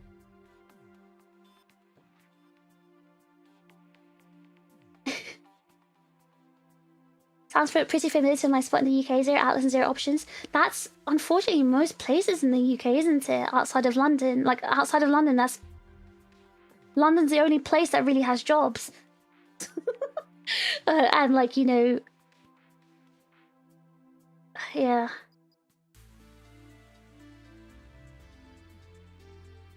What's happening in all of Europe at the moment? I don't know about other European countries, but I think it's really disappointing that half of this country is on food banks. That really shouldn't, you know, for the UK, that shouldn't not be a thing. Our leaders don't even know how much eggs cost. Yes, and that's what's even more crazier. Like, there's a big wealth gap right now in the UK. A huge wealth gap.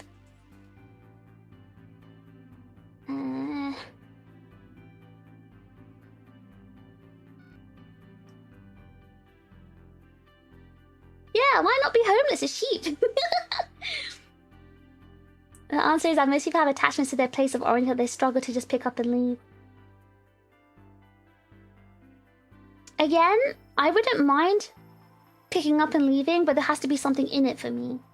Like I said, like I was able to move to Japan, right? I just picked up and left, you know, London to go to Japan. And I had never lived in Japan before.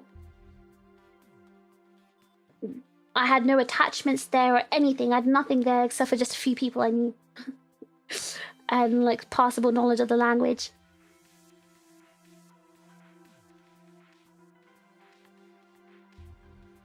Moving to a cheaper place isn't necessarily moving to a bin. A common problem I see over here is people refusing to leave San Fran area. Okay, no, all the British people here are telling you what the situation is pretty outside of, like, London. Like, yes, you can easily move outside of London. The problem is, outside of London's being priced out. Like, that's the issue. Like, you can have a look yourself.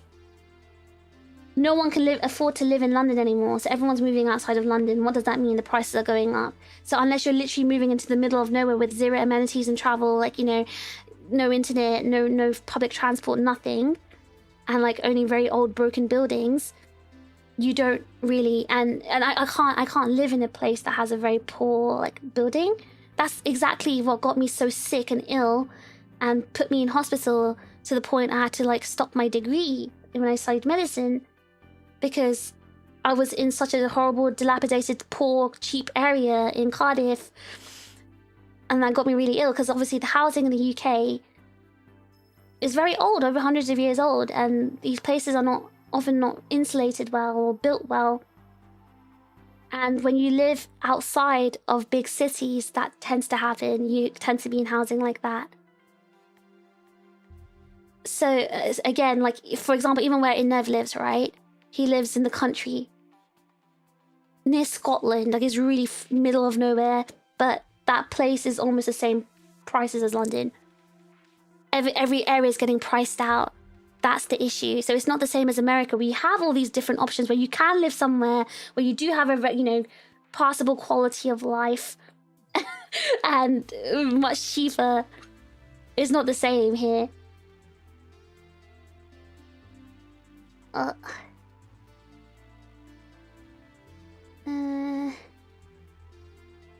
UK rent be crazy, and I won't say anything further on that subject or I'll be in trouble. Yeah, like, even Stinky lives in the terrible, awful, disgusting area.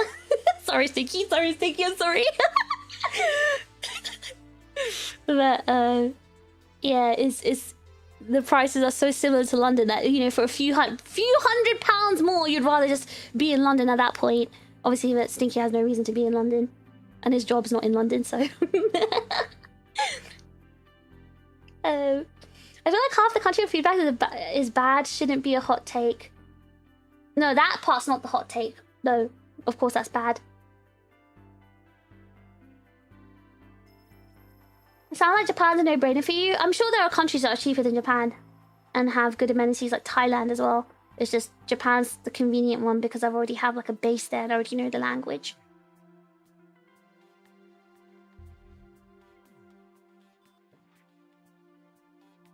I'm sorry, but I just inspired fish as a poor, famished Victorian child. Will you imagine me as one? I'm not famished. I eat, just not that much. I forget the UK is so small that basically the whole country is in London fiscal damage range. Yes, yes, please don't forget that. The entire country is smaller than a single state in America. Yeah, my new house is crazy expensive and it needs a full makeover. Yeah, it's just not cheap anywhere. Because remember, I told you guys, like, I would have wanted to stay in an Airbnb here in a cheap area. Do you guys know why I didn't take that option? Because surprise, surprise, there is no cheap Airbnb in a cheap area here. It was cheaper for me to go to the south of France in a nice villa than to stay in a poor, like, slum, crime-ridden area in the UK. Random village in the UK. That's how bad it is. If you want to know how bad it is, pretty, that's how bad it is. Okay? I could be holidaying in the south of France in a villa cheaper than staying in the UK in an Airbnb. That's how bad the situation is.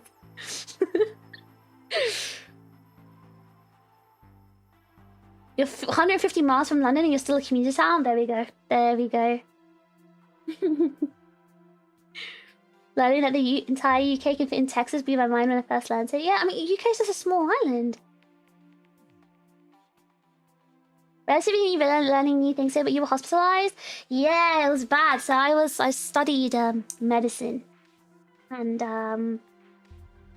so first year was completely fine. I was in student housing, like the student dorms, because it's first year. But during the second year, they chuck you out. You have to like find housing by yourself. So what people usually do is like rent houses with their friends. So I rented like I shared a house. I did house share with like some people in my course, and obviously students are poor. So, and also in Cardiff in general, like the area where a lot of the student houses are,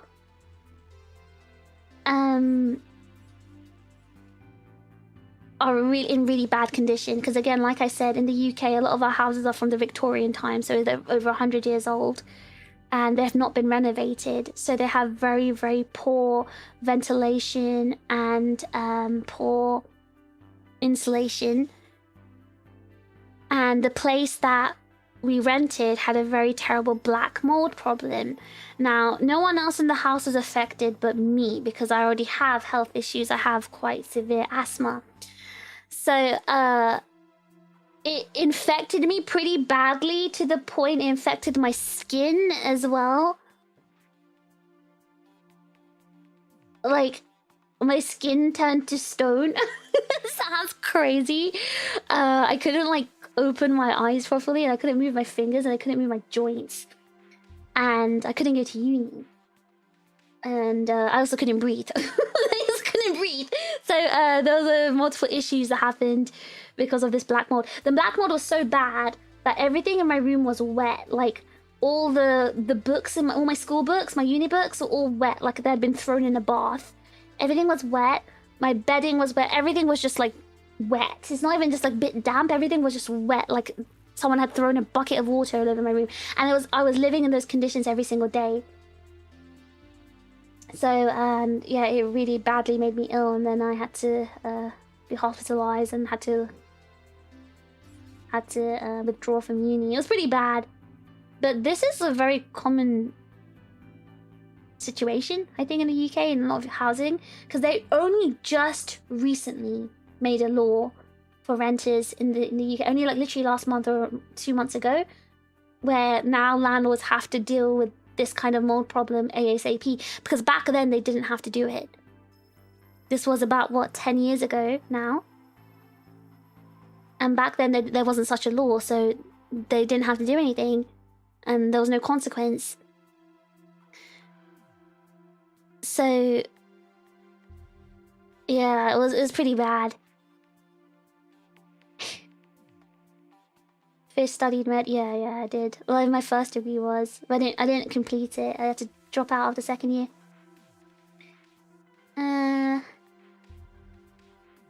UK houses love to be infested with black mold. I know. See, I never grew up in like. Okay, I agree. I grew up privileged in the sense as well that I never had to ever. I've never experienced mold or damp in my life until I moved out. Never had any house issues or health issues in that sort of, you know, like anything to do with mold or damp.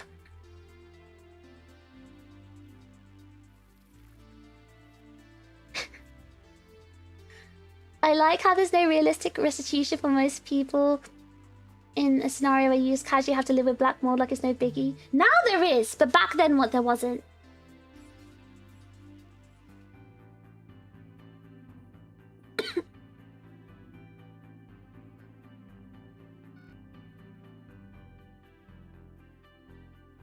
I literally had names for the black spots in my basement room. Oh no. You didn't build up an immunity like the rest of the kids. Well, the rest of the kids that lived there, their rooms weren't as bad as mine, actually. I think some of them didn't even have it in their rooms. But also, none of them had like a pre-existing condition like I did.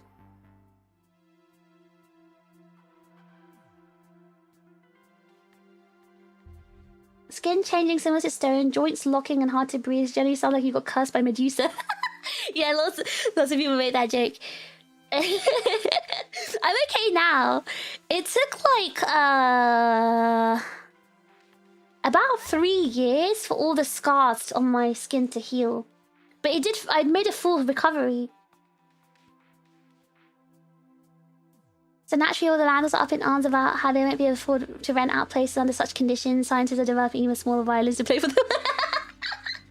Honestly, I curse the landlady of that student house. Hate her so much. Like, I consulted so many solicitors, lawyers, and everything about, and there was like nothing that could be done because they just knew every single loophole. They're like professional crooks, these landlords. Because I guess it must have been, you know, people must have complained before, students must have complained before, but they just kept getting away with it.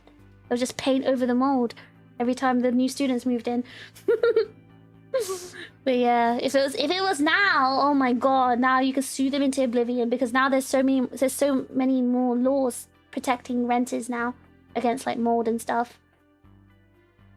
But yeah, for those who are American and wondering why can't you just move to a cheaper place or whatever, again, hope every British person here has made it obvious to you that it's not very viable in the UK.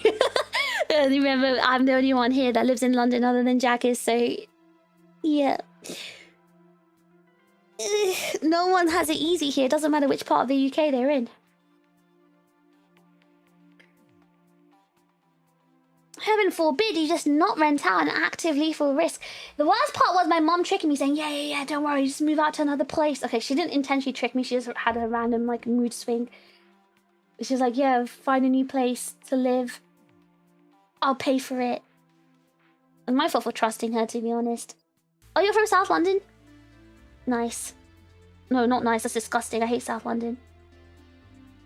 I'm hearing abandoned ship UK is toast. Well, why do you think I'm talking about saying I don't think I can leave Japan once I go back? Wait, Maho, is it your bedtime? Hey Siri, what time is it in Japan? In Tokyo, Japan, it's 10:30 AM. Why are you sleeping now? Wake up!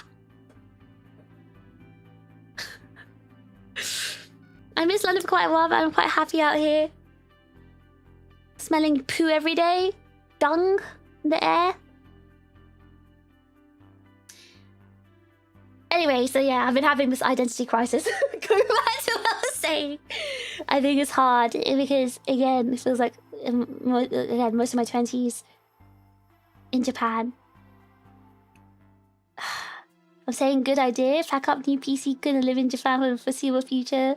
Japan's not a good place for the foreseeable future either. I'm just screwed. Maybe America's the place I should go. Maybe it should be America. Anyway, was there anything else I needed to talk about today?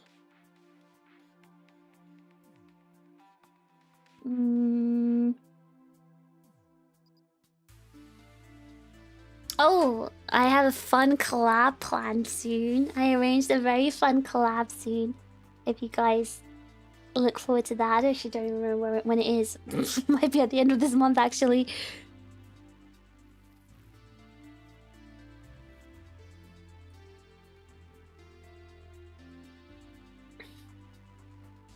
Next donor, get Fish a flak jacket for America.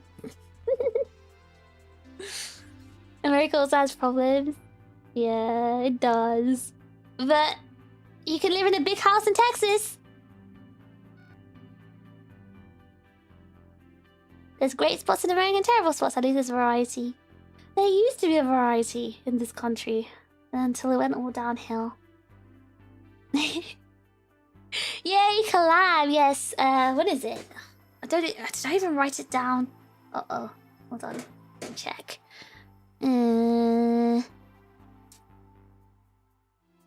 Oh, it's in 2 weeks. It's in 2 weeks, cause yeah, getting people's free times is hard. But it's really, it's one I'm really looking forward to. So, and I know you guys will like it too. So I'm really excited about it.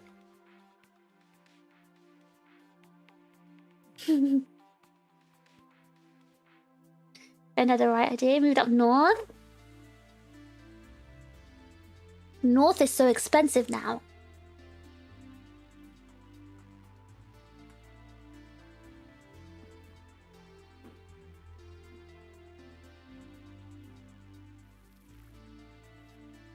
I should not be eating another piece of shortbread. Oh my gosh, it's really heavy.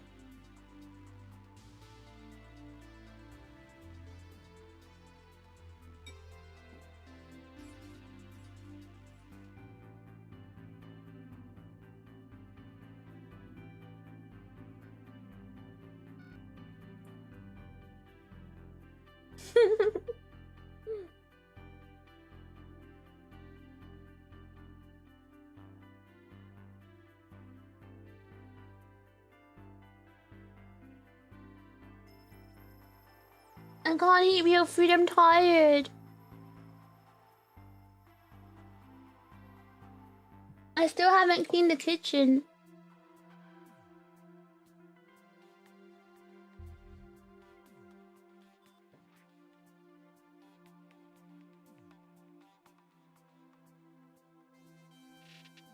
Your dad bought his house for 12,000 in what year, Inev? I think that's the most important thing. In what year did he get his house for £12,000? If you're gonna tell me the 70s or the 80s, just don't speak.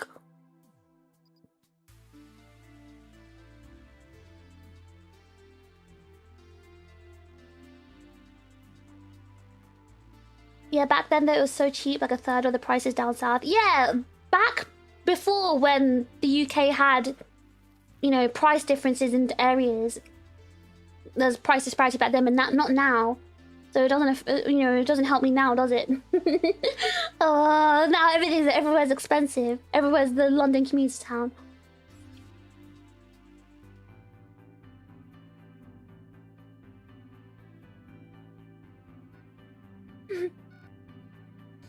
You wish you could buy a house for 12k. There is nowhere in the UK you can buy a house for 12k in this day and age.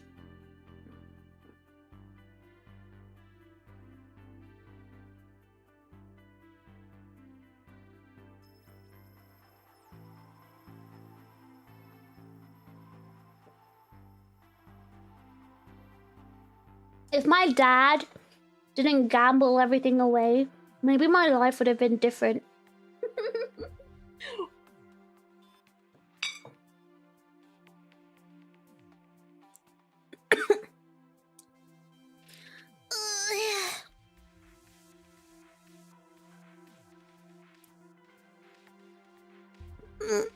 Crazy sentence. So, in the 90s, my mum and dad had a house, and they bought it very cheap, and they sold it for a lot of money, and then my dad gambled all the money. And then they sold their second house for even more money. And my dad gambled all that money too. And then my mom was like, screw this. And then she moved to London without him. Divorced him, moved to London. And that's where the current house is. If all the money wasn't gambled, that would have been additional houses and I wouldn't be homeless.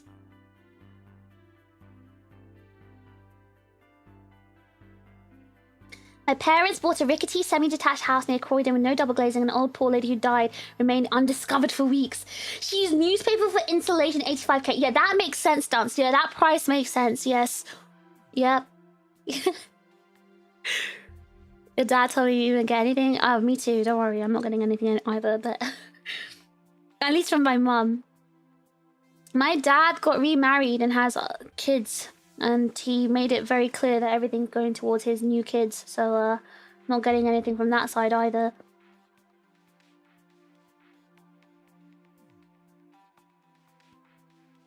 Sounds cheap. Yeah, that was his parents, so it must have been decades and decades ago. not now. That was 96? Yeah, that sounds about right.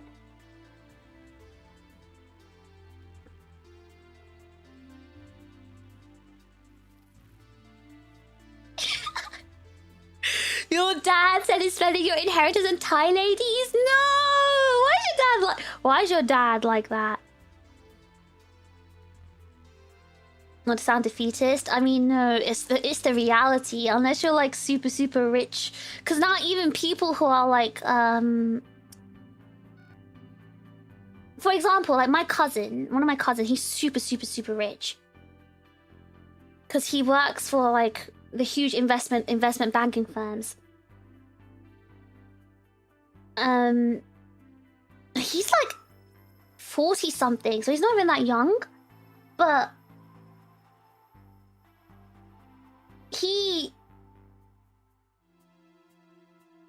the only reason he was able to buy a house and everything was also because of his wife. Like, his wife is also a very successful investment banker. And they both had to basically buy their house.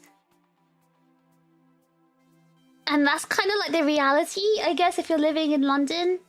Well, even outside of London nowadays, unless you're very lucky to buy a house years and years ago very cheap, you had the money for it when you were like very young. It's kind of impossible now.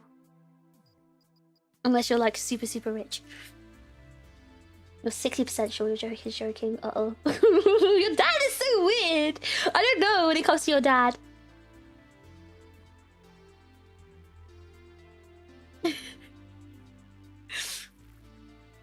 Middle class no longer exists. They're still a middle class. Because the class system is not just your salary. Like when we're talking about 20k per month, it's not really that much. But it depends where you're living, Prinny, right? Like I said, if I had 20k while living in Japan, my expenditure is only like 1k a month. So to me, it's free 19k every month. Choice is whether to be poor and happy but destitute, or miserable and an investment banker, as an example. Yeah, so my cousin is constantly working. Something like 2/3 of first-time buyers are the help of parents.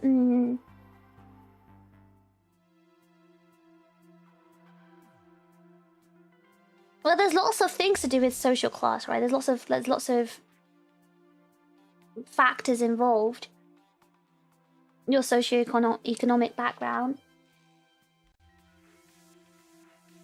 your area, your family wealth, your education, how many houses you have, how many cars you have. There's a lot of factors involved. 1k a month? My car cost me that much? Yeah, well, I don't have a car, do I? 1k would cover my rent, my bills, my food, my travel. And I don't really spend money. Like, I don't buy anything, really. So, maybe I buy, like, one... You know, I don't really buy anything. I know you guys like to spend your money on your, like, you know... Your paper, your cards, your plastic stuff, your plastic or your papers, like you like to spend money on stuff. I don't really buy anything, so I don't really ever spend money. Unless I see something I like a plushie or something.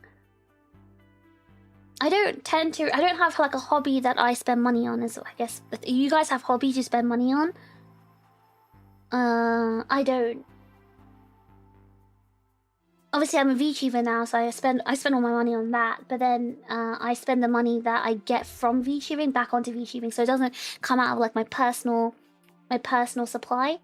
And before I did VTubing, what did I even spend money on?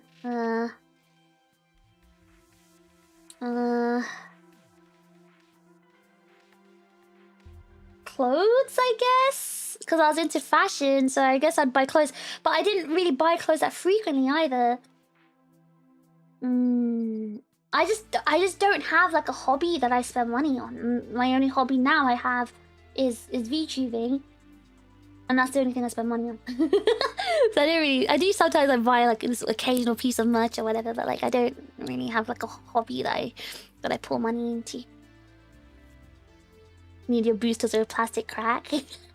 As long as it makes you happy. All my money disappears on 2D women or in my tummy.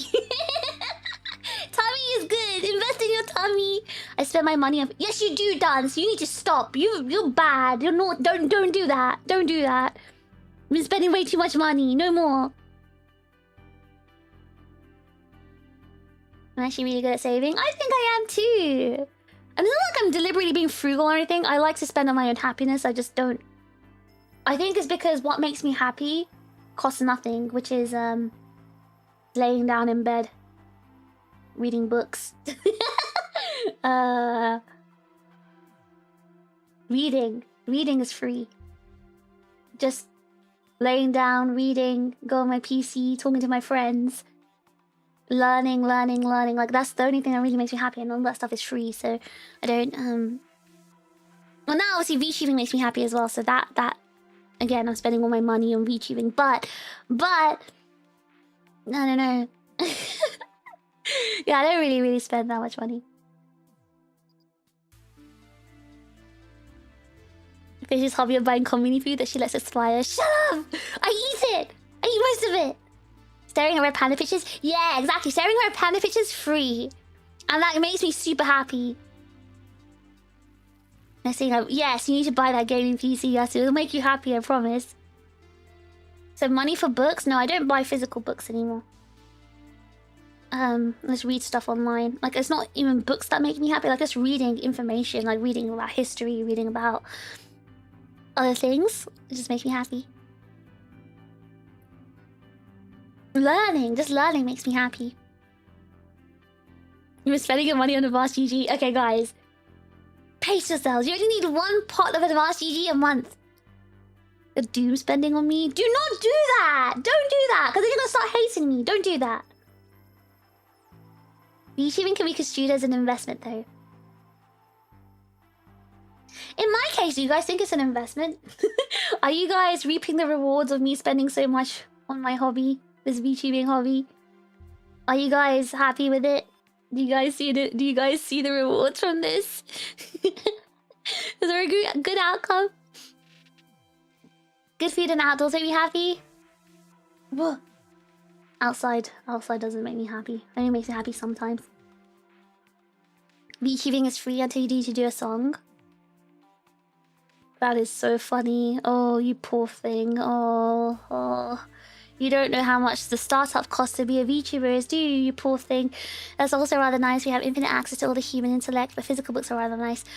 I just don't have the space. I don't have the luxury of space for physical books. If I ever have a house, that's my dream, have my own place, then I have a place for physical books, then yeah, I'll start having them. But again, I'll be just choosy with what I have. You better be joking, Dunce. You drink 2-serving shakers a day? You do? No, you're joking.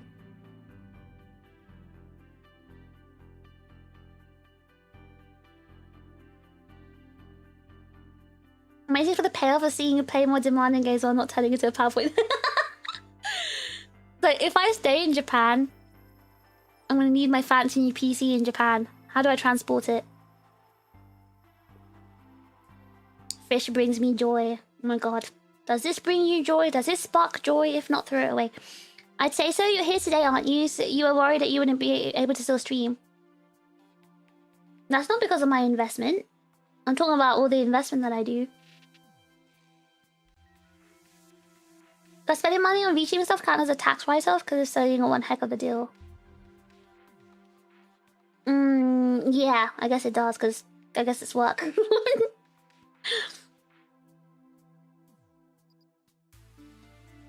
No, you cannot write it off as charity. This is not charity. I'm going to hang out with an amazing community. I broke out of my shell of isolation. I get to see a cute VTuber. I say yes, money well spent. I'm talking about me, my money that I spend. Is that worth it? Do you guys see the value in it? Or is it just an ego project for me? That's what I can't tell. A house Fishbro can live with you. Don't trigger me, Nev. Don't make me mad. I told my sister, he's gonna be your responsibility, not mine. I'd buy more Advanced GG if there's only there was a code I could use at checkout. Funny you should say that, actually. Look on this side of the screen. There will be a code. Code FISH for 10% off. 1 caffeinated, at least 1 focus and hydration, sometimes there to be more. Buh! Buh! Is this your ADHD medication? You keep all your physical books at the local library. See, that's why local libraries are great.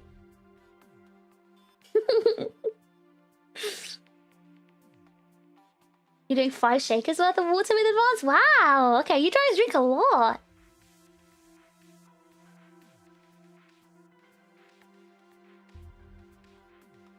You have money? Yeah! All the money you guys give me, and then I buy it, spend it all on a Lambo. Giving her a reason to call herself a victim. You know what? She deserves it. Yeah. Actually, you know what? You're so right. You are so right.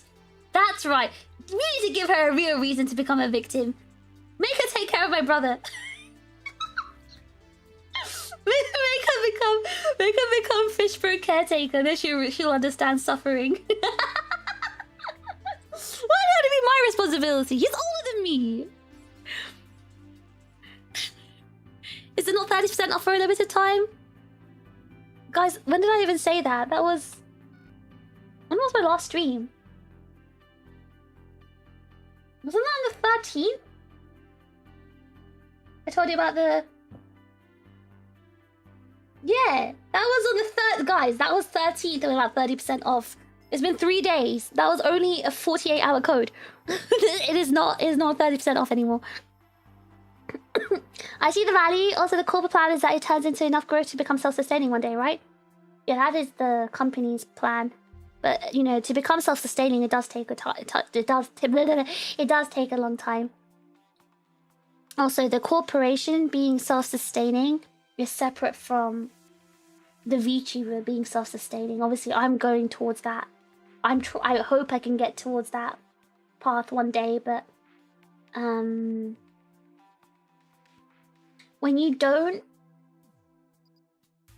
follow certain trends that boost you in the algorithm, it's a much harder journey. Like if I were to do certain types of content, I could easily grow very, very fast and perhaps become self-sustaining much faster, but such content goes against my personality and preferences. So I wouldn't do that personally. So the path that I'm going through is a much harder and longer path. So whether I can become self-sustaining, it really depends on time. Yeah, time. You're doing 4 to 5 fish mothers. Wow. I only ever drink 1 portion, like every few days, when I really need it. I didn't know you guys drink so much. But I think I'll drink more once I get the hydration one.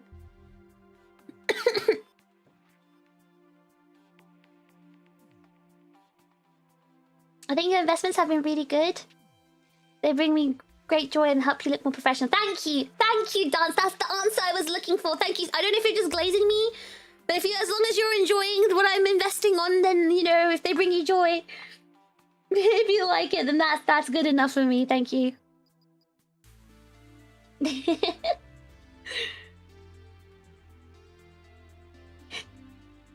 Days without fish kind of just blend together. You're just glazing me, Gabriel. Shut up. You're glazing.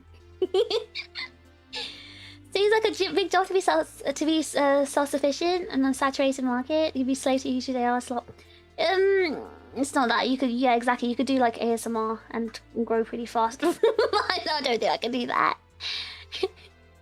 You could also do like certain types of like content that capitalize on, like, you know, the male loneliness epidemic and stuff like that. But again, those go against my morals. I wouldn't ever do that.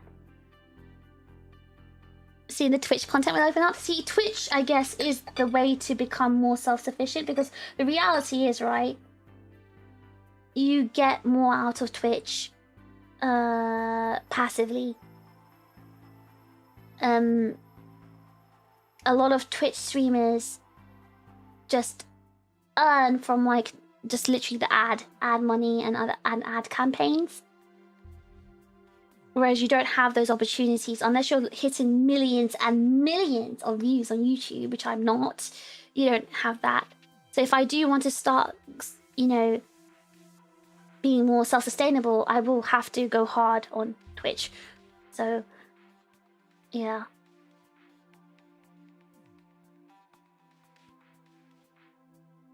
There's some Nautica tea flavor. You think Twitch is dying? Twitch is not dying. It's doing very well.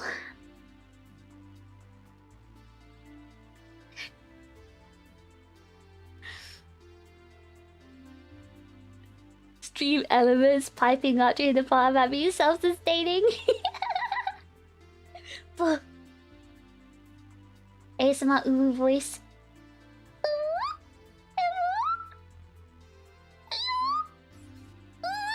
Why do I smoke like that? Hi, Chips! It's me, TRiGGERPHiSH! You know, wait, I still don't know what React content is. Are people being sustainable on React content? What is React content? I still don't know what it is. I think I need examples of what React content is and who makes money from doing this React content. Like, are they people who are already popular that people care about? And do they have, like, crazy reactions? Because I'm not a melodramatic person.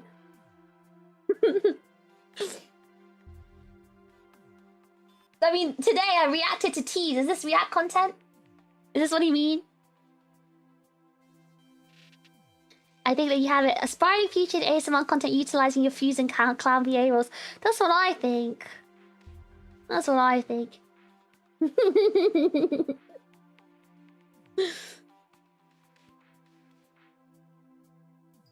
You'd unsub if I sounded like that? What? You'd hate me if I spoke like this? Oh, hello, Chips. You don't like that voice?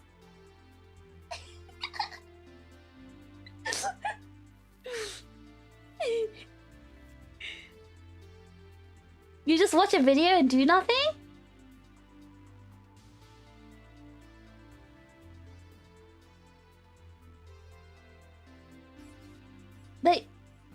So what? They just watch a video and they like commentate? So, okay, I can think of at least 4 VTubers at the top of my head that I only learned about because they did React videos. So how do you come across their videos and why are you watching those videos? I think is my question here. They stream, but the stream is them watching a video. So is it kind of like you watching a video with someone else? Is that how it works? Like, what are you watching? Are you watching it for them or are you watching it for the video? Like, I don't get it.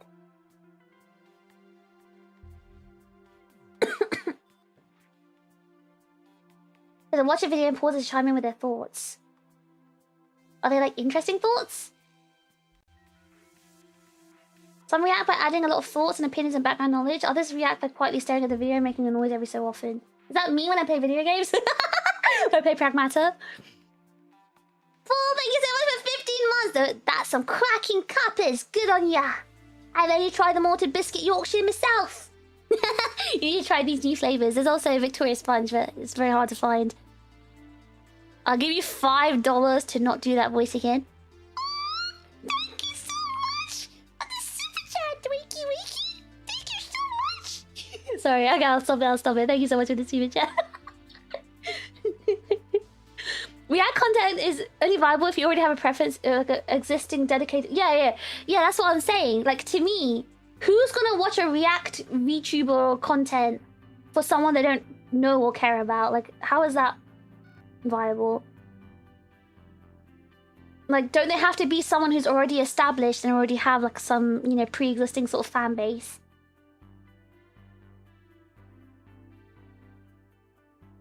React stuff is when they just watch videos and clips just yap about it.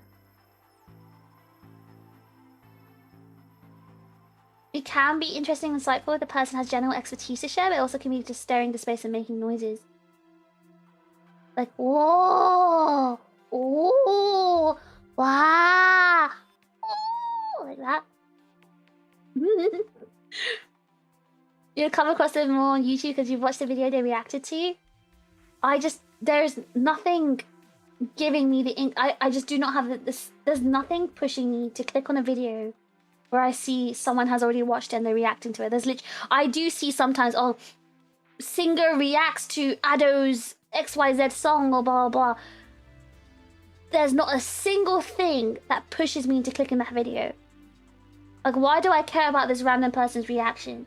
Even if they're, oh, trained opera singer reacts to XYZ's music video or Lisa's Grengue or something like.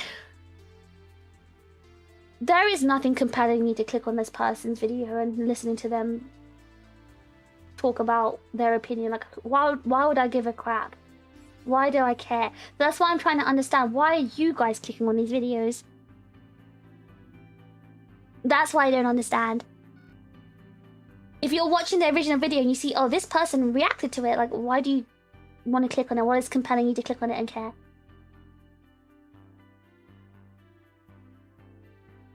Humans love to see other people's reactions to stuff? That's how it works? Am I just a broken human? Am I just broken? Is there something wrong with me? It's for them, they're entertaining enough to hold and grow an audience.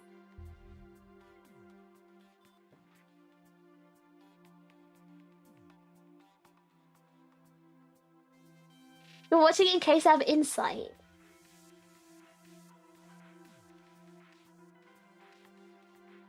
So how does it work? Like, the audience just says, hey, can you watch this video? React content is many people watching for the person of your interest inputs in the video. So you have a favorite video, like, ooh, I really like this video. Like, I have a video of Red Panda. I'm going to send it to my favorite streamer and hope they watch it so I can see their reaction too. Is it like that? There's some streamers that I originally didn't react to stuff, but it seems like an easy trap to fall into. Huh.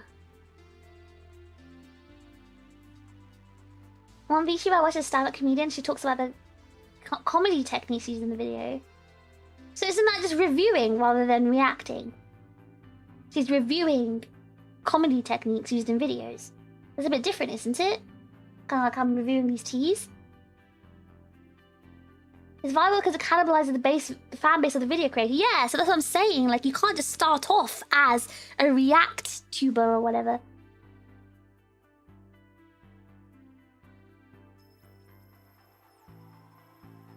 Yeah, if they already have like a following, it makes sense. People who like video content will be suggested to those reacting to it. So you're thinking rationally, boss? You aren't your target audience.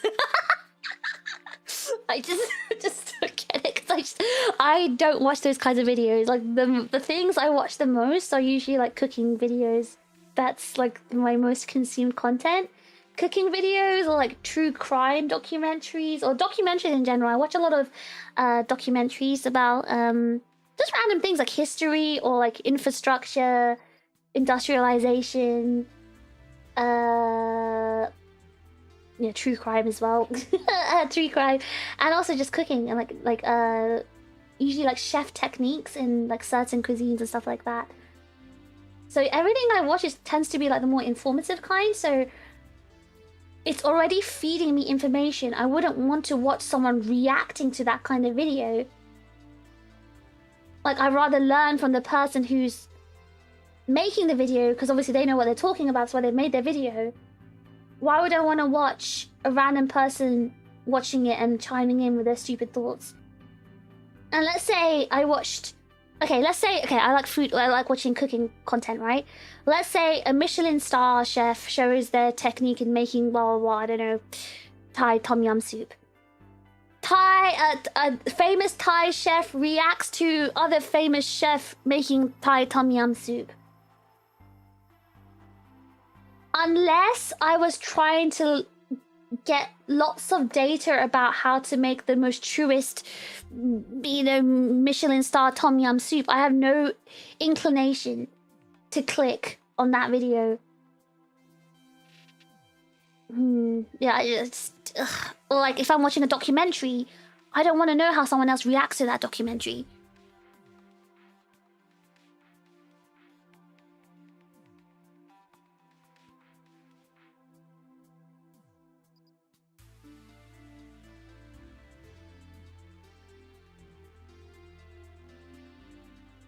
Because some people just want to watch others react to a video they like or want certain opinions. For you, it'd be something like British girl reacts to American thing. But yeah, I think it's funny when like react to things like, you know, for example, I'm reacting to these teas. But is that classified as react content? Or is it specifically videos?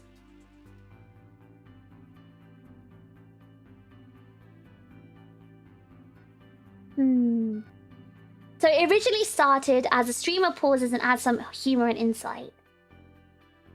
Okay. I despise him so much, I always hit the not interested button every time.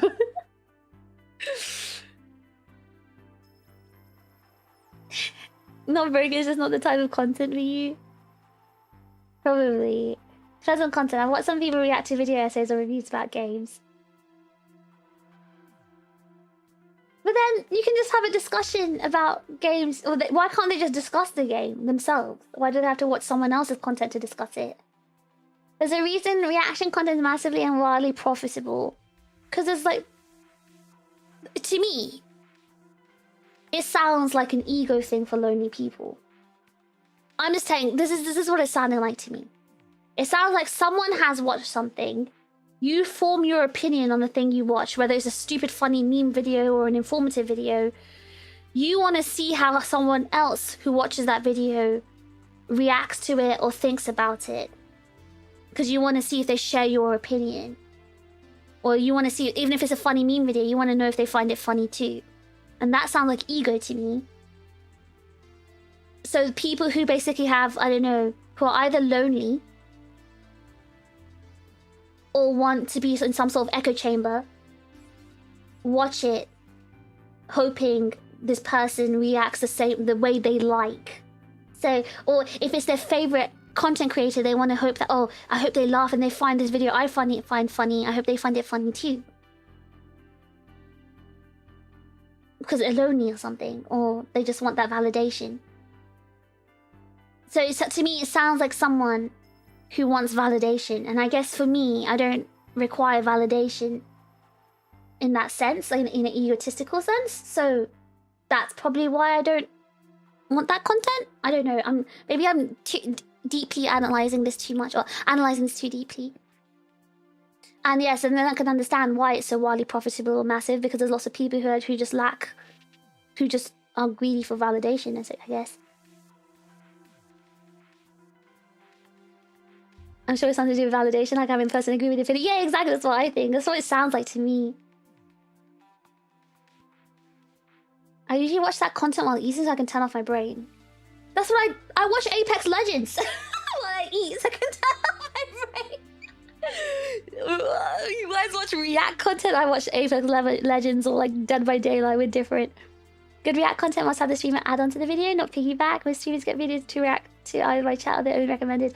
Like I've seen like these VTuber reacts, but it's usually like those funny meme videos or whatever, and their chat just send it to them. It all falls into React content while you're using other videos. Okay. You like watching European video VTuber reacts to American stuff. I react to American stuff all the time. It's not videos.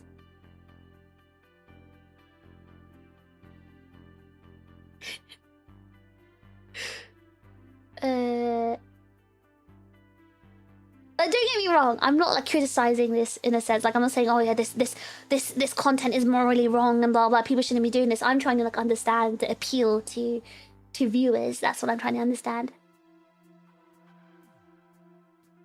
House renovation videos. Yeah, I don't know. That's my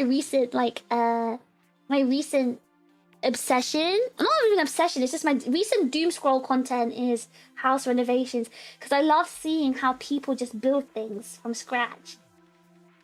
I love seeing how they just innovate and use their brain and research on how to improve a rundown property and like, you know, add you know, things like insulation into walls and things I don't ever think about and not know about, and they're all doing it from, you know, scratch themselves, and I find it quite interesting to watch.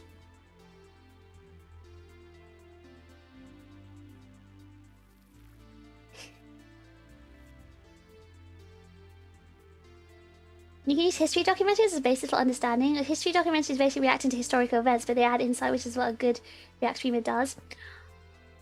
No. The history documentaries I watch are not reactions. They're explanations. It's informative videos. They're not reacting. I'm like, whoa, this happened and it's so bad. And like, yes, back in this time, this sort of thing happened because of this, blah, blah, blah, blah, blah, blah. That's very different. True crime is react content. You're watching someone react to someone else's creativity and committing a crime. No, the true crime, again, it's like almost like documentaries. They explain a crime and what happened.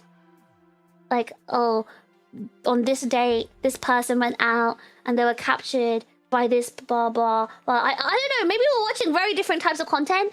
I like sometimes they you know, they scatter their opinion, but at least in the historical ones they don't. But like the ones where they talk about crime stories, it is not really about their opinion. They just talk about that what actually happened, like the story. So I don't know, we might be watching different content content types. If someone was like, oh, my opinion is blah blah blah, like I don't give a crap about their opinion, I wouldn't watch it.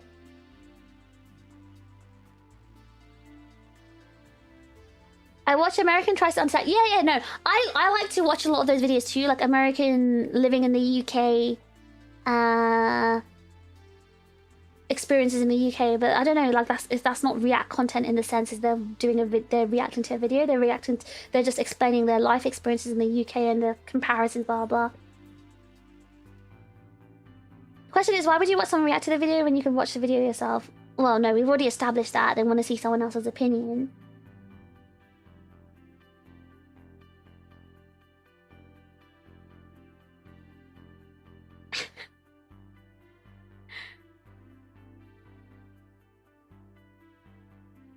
Native of area reacts to a professional from other area to do thing from area.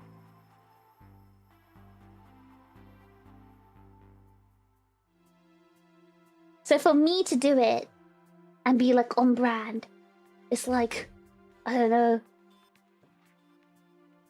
British person reacts to man versus food, something like that. Ah, I'm getting it, I'm getting it, I'm getting it. I'm getting it.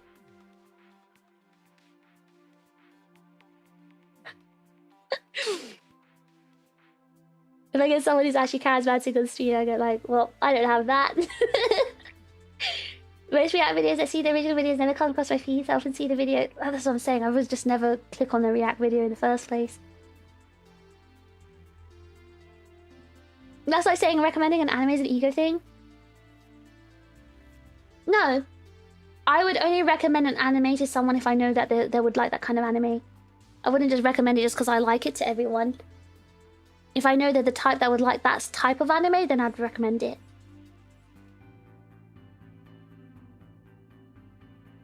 I think you're analyzing it from a negative lens. I don't think so.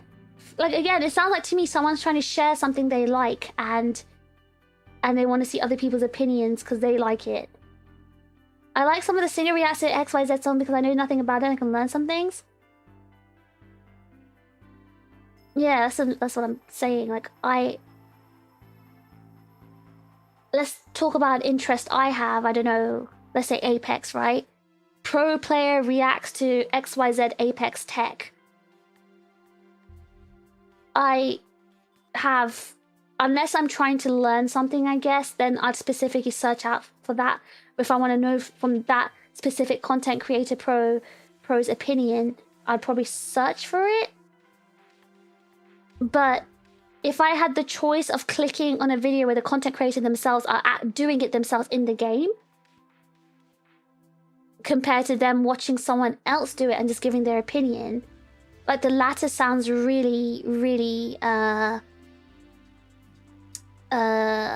unappealing to me. I would rather see them doing the technique themselves and talk about the pros and cons or blah blah blah.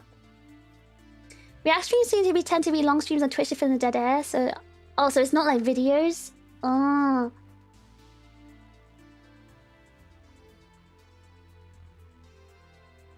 Reacts to documentaries or things that have some knowledge on are different.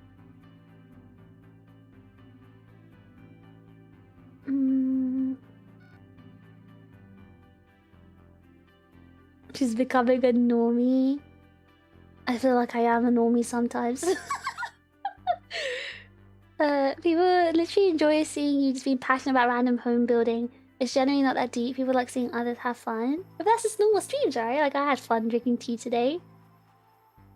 I just don't know if how that kind of content would go viral. If it's just like, oh, I just want to see someone enjoying watching a home building video.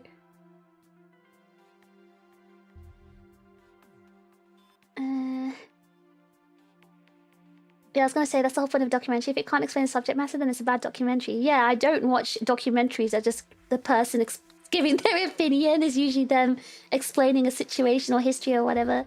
That's how the comedian just dissects comedy sets and stuff she reacted to. Yeah, that sounds like fun if you're into like comedy, I guess.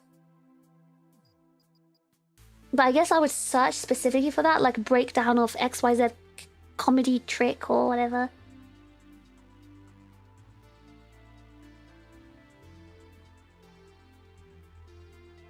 What's the appeal of true crime? What are you learning from that? I'm learning that some crime thing happened. And also, for me, I guess there's a psychological point. Like, when I learn about, like, a crime case and, you know, they talk about the history of the murderer, I'm trying to think from that murderer's perspective, like, what caused them to become like that and do this kind of stuff. And I'm learning more about humans and human nature when I'm learning about all these crime cases.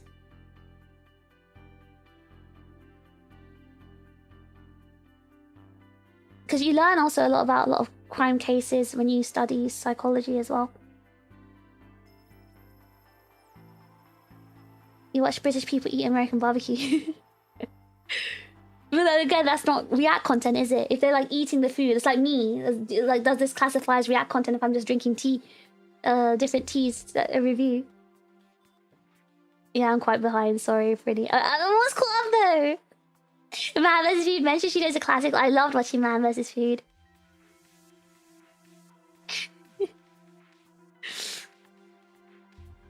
British person reacts to Americans attempting to make salted dick.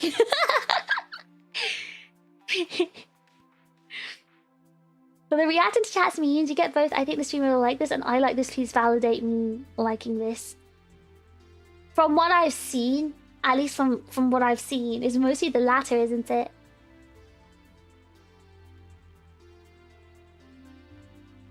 It'll be like that, or more accurately, pro player reacts to ALGS final ring. Yeah, so for example, me, I wouldn't ever watch that sort of content because I'm not planning to ever compete in ALGS or be at that level. So I don't, it's not like I guess there is a certain sort of audience for it, as you said, like those people who really are serious about Apex Legends and want to, like, you know about that sort of content or that sort of, yeah. A lot of reactors will react on Twitch and then cut it down to a video and put it on YouTube. They treat it very well. Ah.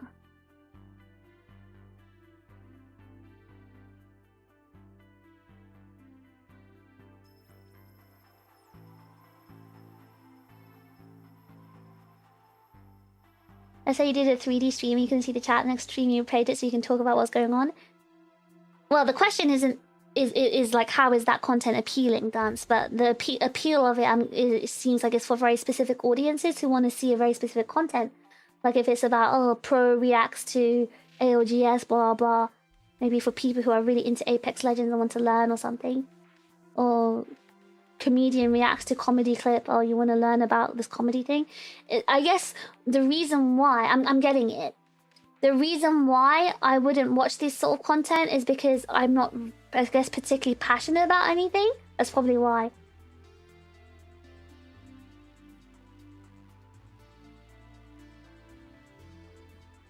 A lot of ladies enjoy true crime. Firstly, a lot of the victims tend to be women. So maybe they're trying to, maybe a lot of girls enjoy watching it because they're trying to learn how to detect dangerous men, firstly. Secondly, I literally grew up watching crime documentaries with my brother, who is very much not a woman. So I think it's a gross generalization there. I only got into like watching crime stuff as well because of my brother. Because we used to watch that together when we were like at home.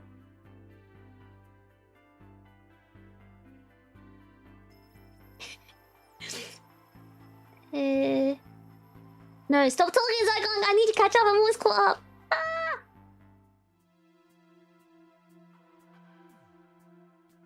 Some people do it out of curiosity sometimes, like watching React videos. Oh yeah, I guess I just don't have that curiosity. The appeal can be general audience. How do VTubers do 3D? Okay, but that's not React, is it? Or you're saying reacting to their own 3D is how do VTubers do 3D? Isn't that more of an explanation video then? That's not a React video, is it?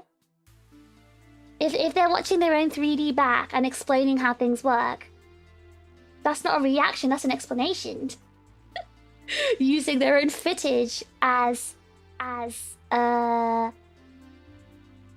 using their own video as footage to explain, I don't know, how to do 3D or whatever. See, that's what I don't think that counts as a React. React is giving your opinion, not making an explanation. Oh no, wait, oh god. See, now these are where the lines are blurring. This is why we're going back to square one again. Mr. You can see the person who made the content break it down, but I highly doubt it will get a video of Kentaro Miura breaking down his art, so his reaction content is. Wait, I think this content is just not for me. I think it must. Is this? Oh, I was gonna say, is this a Zoomer thing? Am I just too old for this? And you guys are old too. I think a lot of it was done to farm clips on Twitch specifically, as well as React meta. I just must have missed this entire meta. I think because I've curated my content so well, or I curated my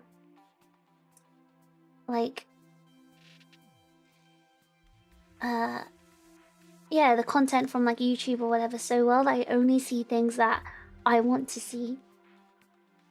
Are you certain your brother isn't a woman? I'm quite certain. I'm quite certain.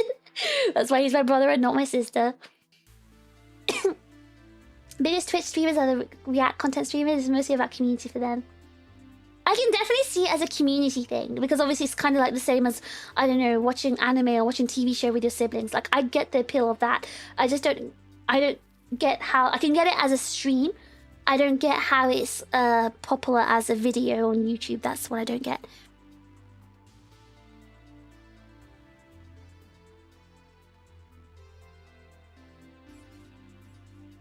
What's Gogglebox?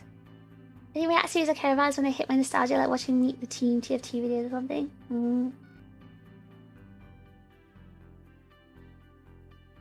React videos have a bad rep because they have a high effort to views ratio on YouTube, so a lot of people make it, and thus lots of it's non-transformative slot. See, that's the thing, Prinny. You're saying that I'm seeing it from a negative lens, right? You have to also understand that I never had an opinion on these React things because I never knew about it. I don't know about it. I don't care about it. It's not something I have an opinion on at all, so I can't be seeing it from a negative lens because I don't have an opinion on it at all, whether it's good or bad.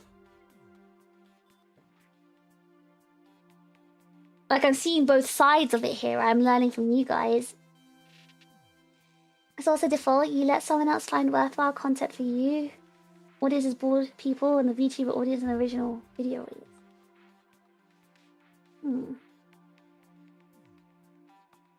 That's why I stopped watching streams on Twitch, because they're doing all the same React content.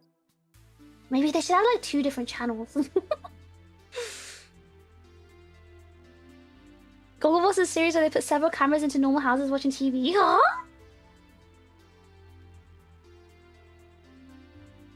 What? They put cameras into normal houses watching TV to hear their reaction. Huh? It's a program where you watch other people watching I need to Google this. Hold on.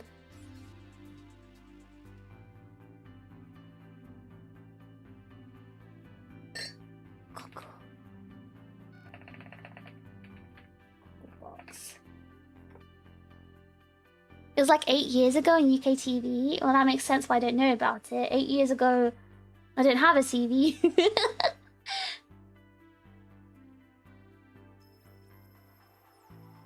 Okay, I'm checking in Google Images. This doesn't look as weird and sleazy as I imagined. Some spy show or whatever. Okay.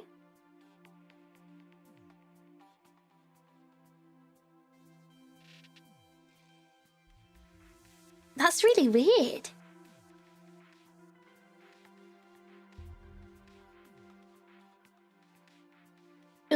That's very weird. What Pretty said, could you see it as lazy, no plan, just turn on camera and load?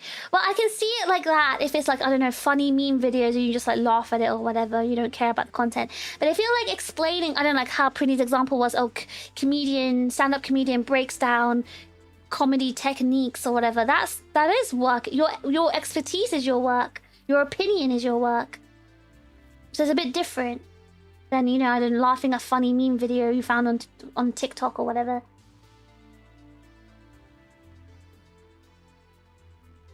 People literally do that. They have a react content at the start of the stream and post the edited VOD when they start the game. Or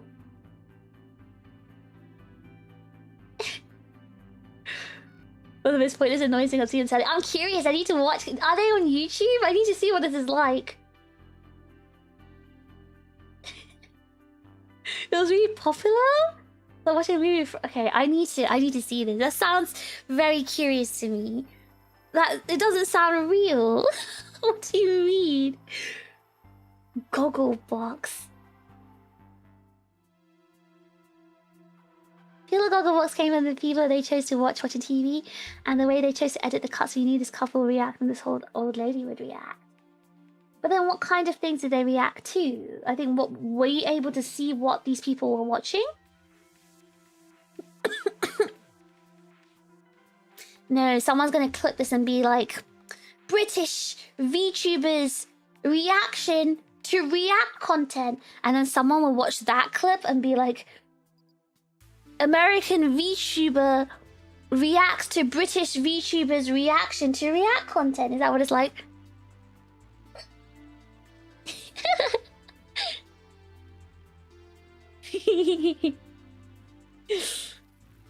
Someone needs to do that. Someone needs to clip this and then watch the clip and react to the clip.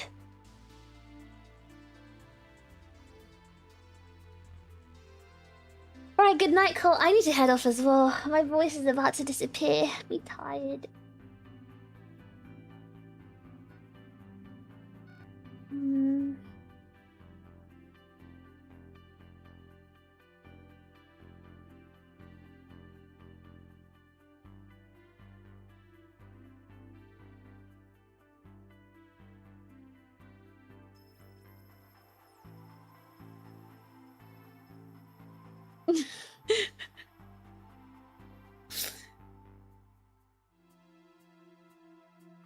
You just need you to react to the American VTuber reacting to you. Okay, let's hope someone clips this and then the American VTuber reacts to me so I can react back to them. Then I'll do my first ever react content.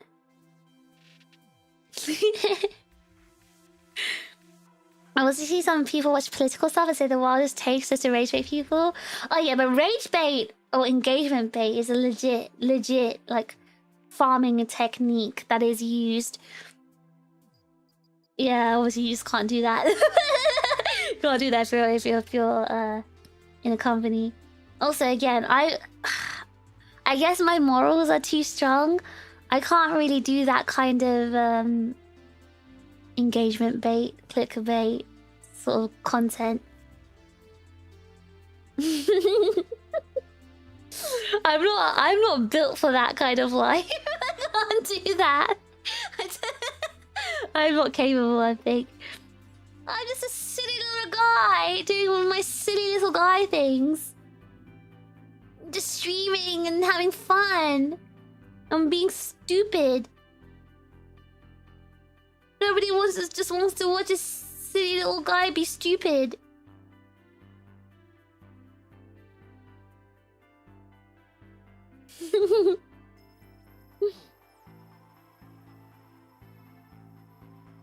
I gotta wake up early tomorrow. It's already 3 o'clock. Oh my god, 3. Oh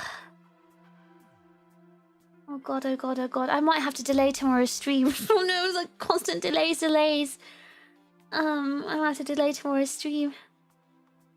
I don't know if I can get home in time. Let's see. I was supposed to finish this earlier and prepare for my stream tomorrow in advance.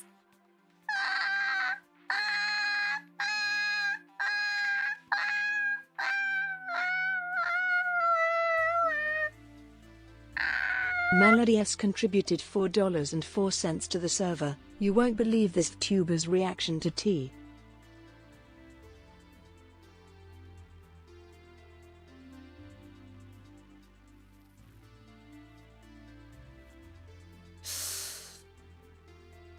Bah. You won't believe this VTuber's reaction to this Yorkshire tea. Who wants to make a clip like that? Make it go viral.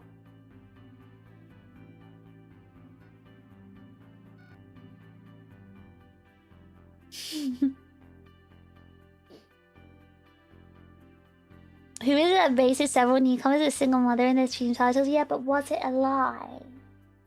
Was it a lie? Exactly. And also, it was just a little funny joke between us.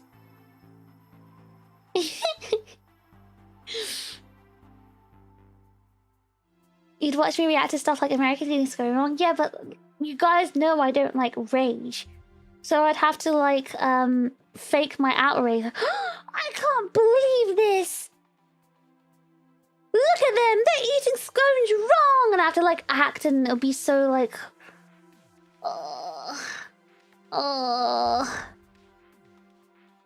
could these stupid Americans eat scones like a burger? I know they love their hamburgers, but why do they have to eat scones like a hamburger too? Those big backs, you know, and I have to like be so performative about it. No thanks, I'd rather eat a bullet, thank you. Honestly, Fish should make a shorter VTuber reacting to tea video. You guys think I have time to edit videos? That's so funny. Anyway.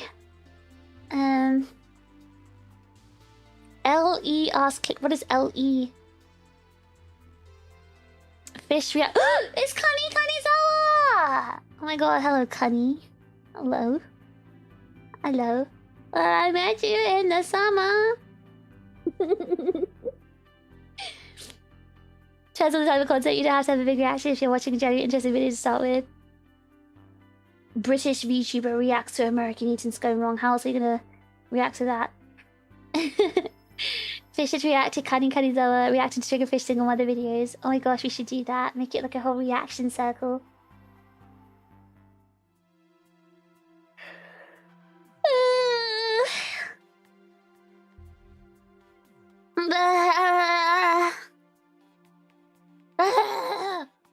Alright guys. Your accent is enough of a reaction. What? I don't believe you. No way. How dare they? I'm calling the queen and we still haven't voted. The queen's dead. We're drinking tea so late. What is time, really? What is time? Time doesn't mean anything. Time is just a concept.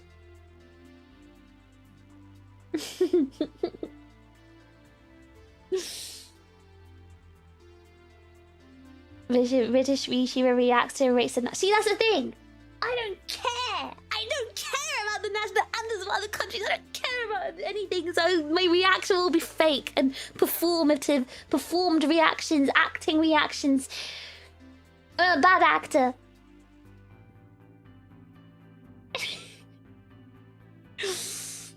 There's an empty British accent niche in the VTuber react content. Well, I'm just going to be like, oh, that's terrible. How awful.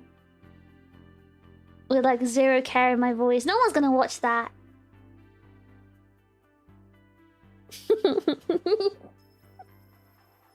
British VTuber reacts to go to Morrison's for the first time. Oh. Not as bad as I thought. Quite clean. Quite spacious. Produce looks okay. That's why I think that goodening would be good. It's all about project management. What is goodening? Project management and PR. I think you can speak on the subject. You think so, Vinny? You think I'm smart? Normally VTuber reacts to react slot streamers and hulks out. Hey, I don't judge people for their content. They want to do that, they want to do it. I can tell when people are being fake and it triggers me quite bad. I don't want real reactions. You need something that makes you passionate. What makes you passionate?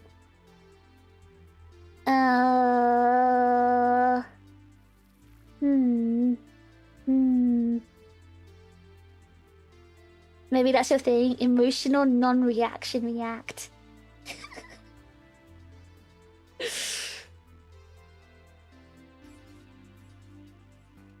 British YouTuber reacts to Chip saying something a bit silly. Nah, that's a bit different. The end goodening would be the opposite of...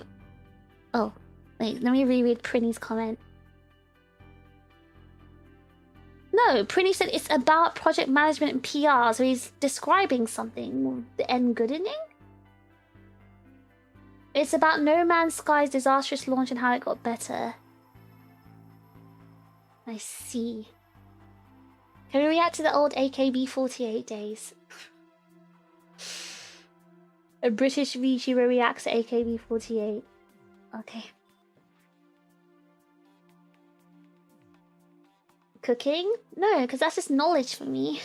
It's just learning things. I just like learning. Alright guys, I gotta go. Oh god. This is not good. I have so much to do. I'm tired. I'm sleepy. I'm gonna wake up early tomorrow.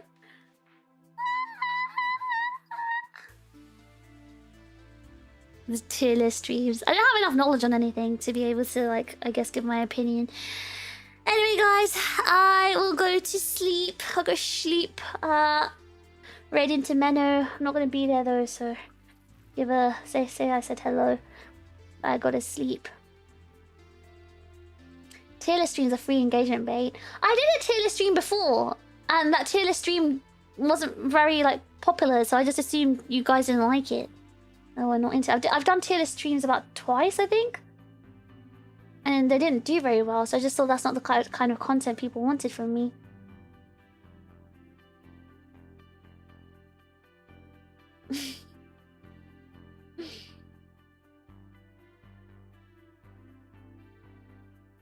Learning seems to be passion. I think as humans, we are eternal students of life. That make me sound cool. We're going to London tomorrow. For what? You like the Gundam tier list stream? Thank you, Drake. I appreciate that. What were you tier listing? Gundam, British snacks. Yeah, those are the only two things. I wanted to do come and write a tier listing too.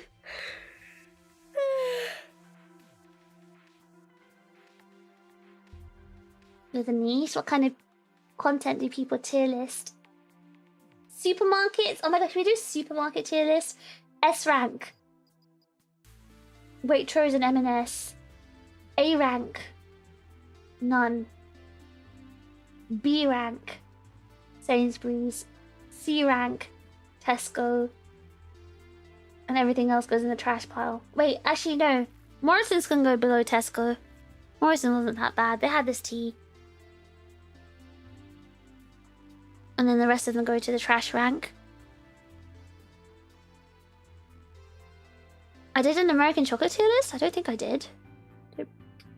I don't know enough about American chocolate to do that. Alright guys, I sleep. I feel like tier lists do better live on Twitch with edited video on YouTube. Ooh, okay. When I start my Twitch era, maybe that could be the Twitch exclusive content. Morrison's salad bar do be underrated. So I bought something from Morrison's hot counter today, and it was so awful that I vowed to never buy anything from there again. I mean, I probably won't be going back there, but I don't think I'll ever buy any of their fresh food. I mean, even the rotisserie chicken wasn't very good either. And how do you mess up rotisserie chicken? You rated them, but you didn't tier list them? American chocolate.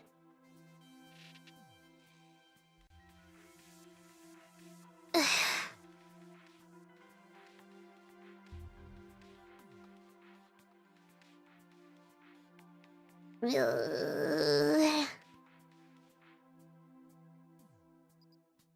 hot food section, they do leave out very long, so it's hard to catch them fresh. Yeah, it's tasted very stale. No, that's true. How do you mess up? It was just dry and flavorless. I mean, luckily I chucked it into a soup, but obviously I tried it a bit first and it was just overcooked and just flavorless. Like, usually rotisserie chicken, at least the one in like Costco, is like very caramelized brown color skin. This chicken looked anemic. I was really concerned. Anyway, and it was quite expensive, about £8 for the rotisserie chicken. I was quite surprised. Alright, guys, I'm gonna go to sleep now. I'll see you guys tomorrow. Hopefully my voice is still intact. If I don't have a voice tomorrow, then the stream has to be rescheduled. I'll see you all, hopefully, tomorrow. It's time to finish this. I'll see you.